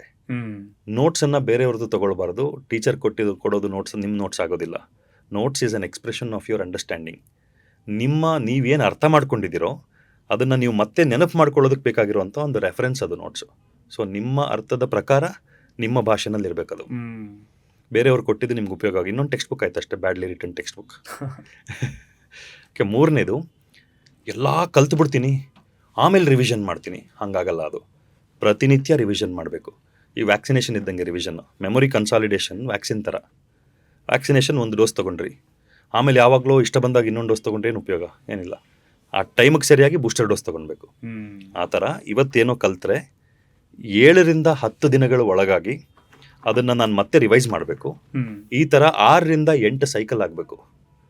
ಯಾವುದಾದ್ರೂ ವಿದ್ಯಾರ್ಥಿ ಕಲ್ತಿದ್ದನ್ನು 7 to 10 ಡೇಸ್ ಫ್ರೀಕ್ವೆನ್ಸಿನಲ್ಲಿ 6 to 8 ರಿವಿಷನ್ಸ್ ಮಾಡ್ತಾನೆ ಏನಾದರೂ ಚಾನ್ಸೇ ಇಲ್ಲ. ಇವಾಗಿರುವಂಥ ಸಿಸ್ಟಮಲ್ಲಿ ಇಂಪಾಸಿಬಲ್. ಈ ಚಾಪ್ಟರ್ ಬೈ ಚಾಪ್ಟರ್ ಕಲ್ಸ್ಕೊಂಡು ಹೋಗ್ತಾರಲ್ಲ, ಇದರಲ್ಲಿ ಸಾಧ್ಯ ಇಲ್ಲ.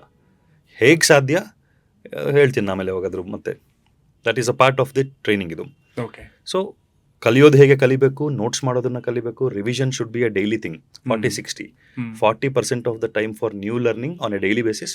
ಈಗ 10 ಗಂಟೆ ಅಂತಂದರೆ 4 ಅವರ್ಗಿಂತ ಹೆಚ್ಚು ಹೊಸದನ್ನು ಕಲಿಬಾರ್ದು. 6 ಗಂಟೆ ರಿವಿಷನ್ ಇರಬೇಕು. ರಿವಿಷನ್ ಜಾಸ್ತಿ ಇರಬೇಕು ಹೊಸದನ್ನು ಕಲಿಯೋದಕ್ಕಿಂತ. ಸೊ ಕಲ್ತಿದ್ದನ್ನು ಕನ್ಸಾಲಿಡೇಟ್ ಮಾಡ್ದಲ್ಲೇ ಹೊಸದನ್ನು ಸುಮ್ಮನೆ ತುಂಬಿಸ್ತಾ ಹೋದರೆ ಪುಸ್ತಕಗಳನ್ನು ತಂದು ರೂಮಲ್ಲಿ ಡಂಪ್ ಮಾಡ್ದಂಗೆ, ಅದು ಲೈಬ್ರರಿ ಆಗಲ್ಲ.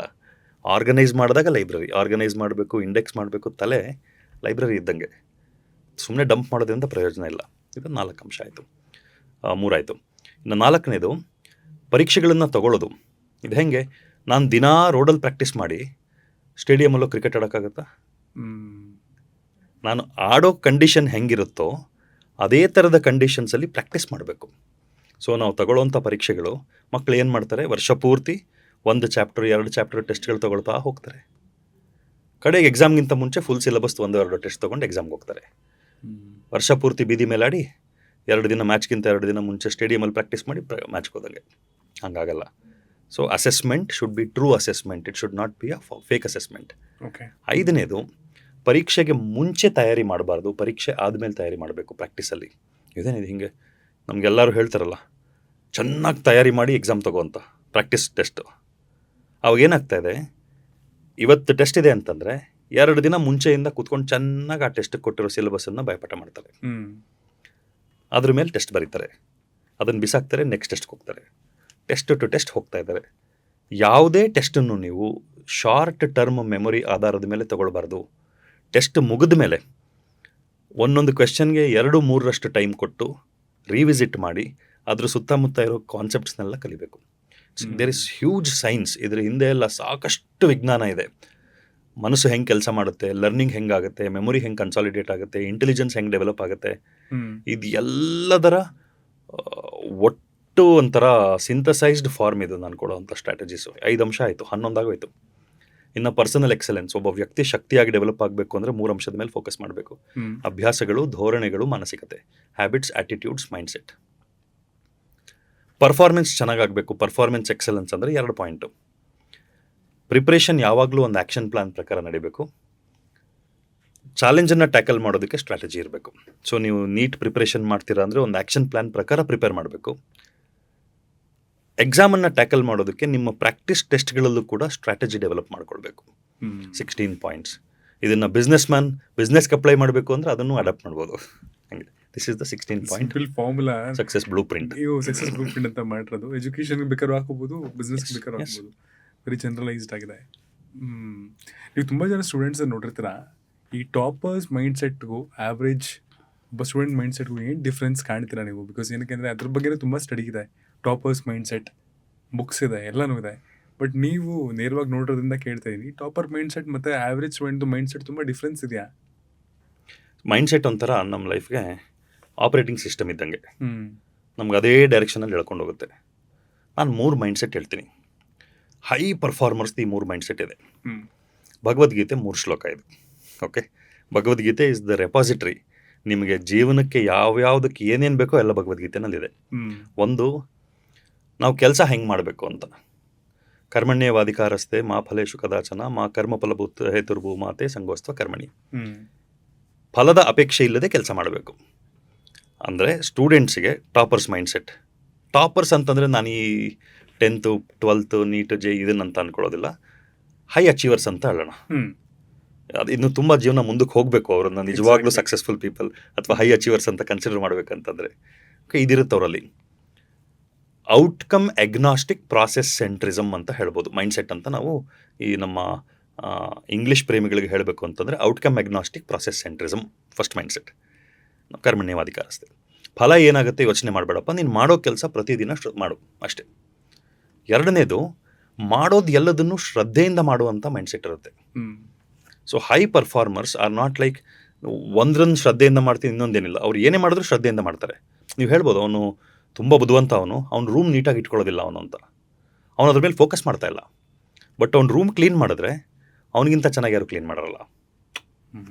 ನೀವು ಗಮನಿಸಿ, ತುಂಬ ಹ್ಯಾಪಜಾರ್ಡ್ ಆಗಿರ್ತಾರೆ, ತುಂಬ ಬುದ್ಧಿವಂತರಿರುವಂಥವ್ರು ಸ್ವಲ್ಪ ಎಕ್ಸೆಂಟ್ರಿಕ್ ಇರ್ತಾರೆ, ಅವ್ರ ಕೆಲಸದಲ್ಲಿ ಸೂಪರಾಗಿರ್ತಾರೆ. ಮಿಕ್ಕಿದ್ದೆಲ್ಲ ತುಂಬ ಎಲ್ಲಂದ್ರಲ್ಲಿ ಬಿದ್ದಿರುತ್ತೆ, ಪದಾರ್ಥಗಳೆಲ್ಲ ಇರುತ್ತೆ, ಅದ್ರ ಮೇಲೆ ಅವ್ರಿಗೆ ಇಂಟ್ರೆಸ್ಟ್ ಇಲ್ಲ. ಬಟ್ ಅವನದನ್ನು ರೂಮ್ ಕ್ಲೀನ್ ಮಾಡ್ತೀನಿ ಅಂತ ಕೂತ್ರೆ ಇಂಪೆಕಬಲ್, ಒಂದು ಚೂರು ಅದು ಇದು ಒಂದು ಚೂರು ಆ ಕಡೆ ಇಲ್ದಂಗೆ ಮಾಡ್ತಾನೋ, ಇದನ್ನ ಆ ಥರದವರು.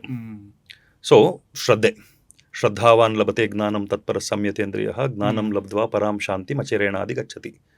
ಭಗವದ್ಗೀತೆ ಶ್ಲೋಕ. ಮತ್ತೆ ಶ್ರದ್ಧೆ ಇದ್ರೇ ಜ್ಞಾನ ಸಿಗೋದು, ಸರಿಯಾದ ಜ್ಞಾನದಿಂದ ಇಂದ್ರಿಯ ನಿಗ್ರಹ ಸಾಧ್ಯ ಆಗುತ್ತೆ. ಈ ರೀತಿಯಾದ ಇಂದ್ರಿಯ ನಿಗ್ರಹ ಮಾಡಿರೋ ಅಂಥವನಿಗೆ ನಿರಂತರವಾದ ಸುಖ ಸಿಗುತ್ತೆ. ಶ್ರದ್ಧೆ ಇಸ್ ದ ಸೆಕೆಂಡ್ ಮೈಂಡ್ಸೆಟ್. ಮೂರನೇದು, ನೀವು ಮೀಡಿಯಾಕರ್ ಜನ ಅಂದರೆ ಸಾಧಾರಣ ಜನಗಳದ್ದು ಏನಿರುತ್ತೆ, ನನಗಿದೆಲ್ಲ ಪರಿಸ್ಥಿತಿಗಳು ಸರಿ ಇಲ್ಲ, ಅದಕ್ಕೆ ನಾನು ಕೆಲಸ ಮಾಡೋಕ್ಕಾಗ್ತಿಲ್ಲ, ಇವೆಲ್ಲ ಸರಿ ಹೋಗ್ಬಿಟ್ರೆ ನಾನು ಏನು ಬೇಕಾದರೂ ಮಾಡ್ತೀನಿ, ಇದಿರುತ್ತೆ. ಹೈ ಅಚೀವರ್ಸ್ಗೆ ಹಂಗಲ್ಲ, ಎಲ್ಲ ಸರಿ ಇಲ್ಲ, ಇವತ್ತು ಏನಿದೆಯೋ ಪರಿಸ್ಥಿತಿ, ಇದರೊಳಗೆ ಏನೆಲ್ಲ ಸಾಧ್ಯ ಎಲ್ಲ ಮಾಡ್ತೀನಿ. ಪರಿಸ್ಥಿತಿ ಇಂಪ್ರೂವ್ ಆದರೆ ಇನ್ನೂ ಚೆನ್ನಾಗಿ ಮಾಡ್ತೀನಿ. ಬಟ್ ಪರಿಸ್ಥಿತಿ ಇಂಪ್ರೂವ್ ಆಗೋದಕ್ಕೆ ಕಾಯೋದಿಲ್ಲ.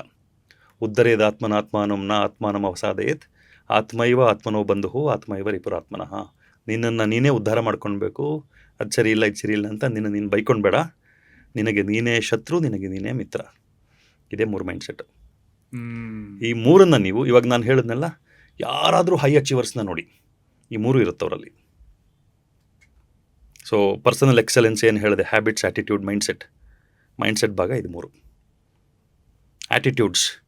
ಆ್ಯಟಿಟ್ಯೂಡ್ ಅನ್ನೋದು ಕೂಡ ತುಂಬ ಮಿಸ್ಅಂಡರ್ಸ್ಟುಡ್ ಜನಗಳಿಗೆ. ಅವನಿಗೆ ತುಂಬ attitude, they don't understand what attitude is. Attitude ಅಂತಂದರೆ ನಾವು ನಿರಂತರವಾಗಿ ಫೇಸ್ ಮಾಡುವಂಥ ಜನಗಳಾಗಲಿ, ವ್ಯಕ್ತಿಗಳಾಗಲಿ, ಪರಿಸ್ಥಿತಿಗಳಾಗಲಿ, ಜಾಗಗಳಾಗಲಿ, ಅದ್ರ ಬಗ್ಗೆ ನಮ್ಮ ಕನ್ಸಿಸ್ಟೆಂಟ್ ಧೋರಣೆ ಏನು ಅಂತ. ಈಗ ಯಾರೋ ಒಬ್ಬರು ನೋಡಿದ್ರೆ ಮುಖ ತಿರುಗಿಸ್ಕೊಂಡು ಹೋಗ್ತೀವಿ, ಅವ್ರ ಬಗ್ಗೆ ನಮ್ಮ ಆ್ಯಟಿಟ್ಯೂಡ್ ಅದು. ಇನ್ಯಾರನ್ನು ನೋಡಿದ್ರೆ ಹುಡುಕೊಂಡೋಗಿ ಅವ್ರನ್ನ ಗ್ರೀಟ್ ಮಾಡ್ತೀವಿ, ಅದು ಅವ್ರ ಬಗ್ಗೆ ನಮ್ಮ ಆ್ಯಟಿಟ್ಯೂಡು. ನಾವು ಎಷ್ಟು ವ್ಯಕ್ತಿಗಳನ್ನು ಸಂಪರ್ಕದಲ್ಲಿ ಇರ್ತೀವೋ ಅಷ್ಟು ಆ್ಯಟಿಟ್ಯೂಡ್ ಇರುತ್ತೆ ನಮಗೆ, ಅಷ್ಟು ಥರದ ಆ್ಯಟಿಟ್ಯೂಡ್ ಇರುತ್ತೆ. ಸೊ ಹೈ ಅಚೀವರ್ಸ್ಗೇನು ಇಷ್ಟ ಇಲ್ಲದಿರೋದನ್ನು ಮಾಡೋದಿಲ್ಲ ಅವರು. ಬಟ್ ಮಾಡಲೇಬೇಕಾಗಿರೋವಂಥ ಅನಿವಾರ್ಯತೆ ಯಾವುದಾದ್ರು ಇದ್ದರೆ ಅದನ್ನು ಇಷ್ಟಪಟ್ಟು ಮಾಡ್ತಾರೆ.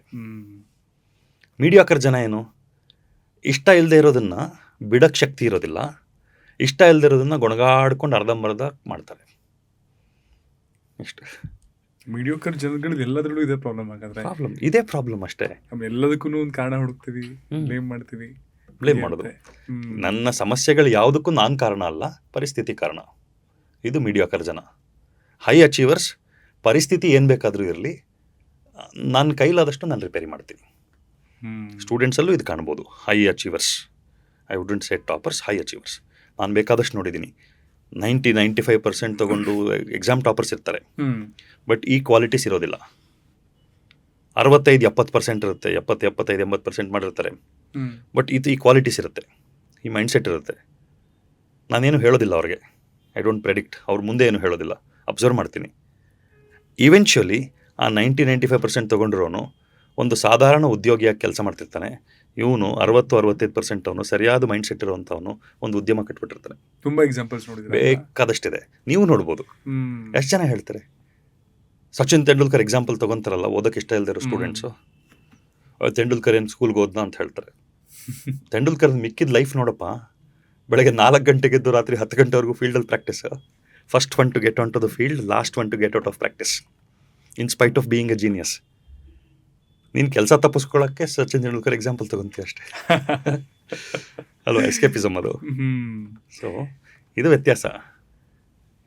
ಸೊ ನಾ ಹೇಳೋದೇನೆಂದರೆ ಇದ್ರ ಮೇಲೆ ಕೆಲಸ ಮಾಡಬೇಕು.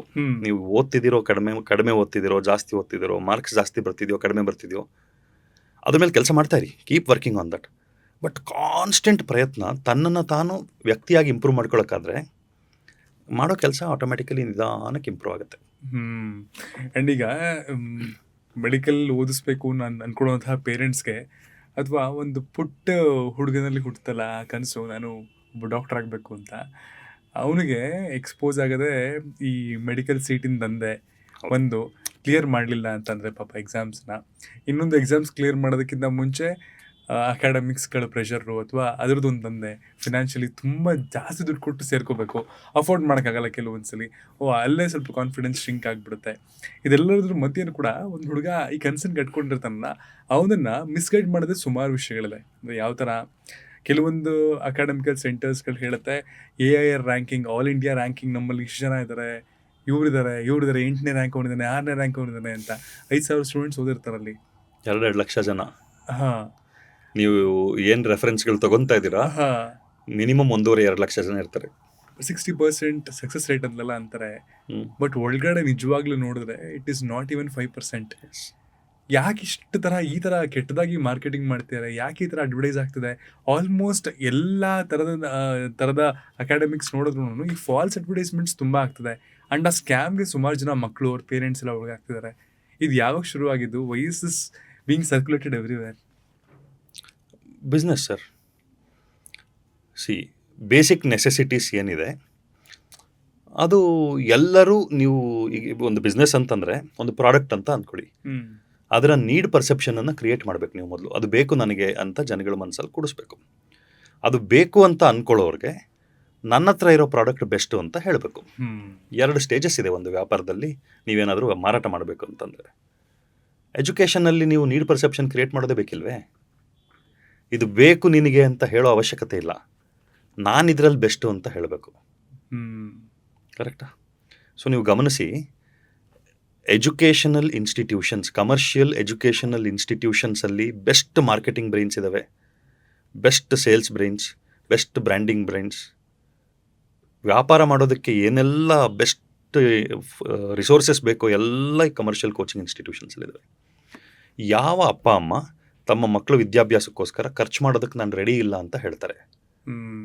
ಸೊ ಕಾಮನ್ ಮ್ಯಾನ್, ಒಬ್ಬ ಆಟೋ ಡ್ರೈವರಿಂದ ಹಿಡಿದು ದೊಡ್ಡ ಮಟ್ಟದಲ್ಲಿ ಸಂಪಾದನೆ ಮಾಡ್ತಾ ಇರೋರ್ವರೆಗೂ ನನ್ನ ಮಕ್ಕಳ ಎಜುಕೇಷನ್ಗೋಸ್ಕರ ಚೆನ್ನಾಗಿ ಖರ್ಚು ಮಾಡ್ತೀನಿ ನಾನು ಅಂತ ರೆಡಿ ಆಗಿಬಿಟ್ಟಿದ್ದಾರೆ. ಸುಮಾರು ವರ್ಷಗಳಿಂದ, 20-25 ವರ್ಷದಿಂದ ಇದನ್ನು ತಲೆಗೆ ತುಂಬಿಸಿ ಆಗಿದೆ. ಒಳ್ಳೆ ವಿದ್ಯಾಭ್ಯಾಸ ಬೇಕು ಅಂತಂದರೆ ಖರ್ಚಾಗುತ್ತೆ. Good education comes at a cost. Everybody have accepted this. ಇದನ್ನು ಒಪ್ಕೊಂಡ್ಬಿಟ್ಟಿದ್ದಾರೆ ಜನ. ಇವಾಗ ಇಲ್ಲಿಂದ ಮುಂದಕ್ಕೆ ನನ್ನ ಹತ್ರ ಎಷ್ಟು ಜಾಸ್ತಿ ಜನ ಬರಬೇಕು? ಬಿಸ್ನೆಸ್ ಟರ್ಮ್ಸಲ್ಲಿ ನೀವು ಕಸ್ಟಮರ್ ಅಕ್ವಿಸಿಷನ್ ಕಾಸ್ಟ್ ಅಂತ ಹೇಳ್ತೀರಾ. ಒಬ್ಬ ಕಸ್ಟಮರ್ನ ತೊಗೊಂಡು ಬರೋದಕ್ಕೆ ಎಷ್ಟು ಖರ್ಚು ಮಾಡ್ತಿದ್ದೀರಾ ಅಂತ.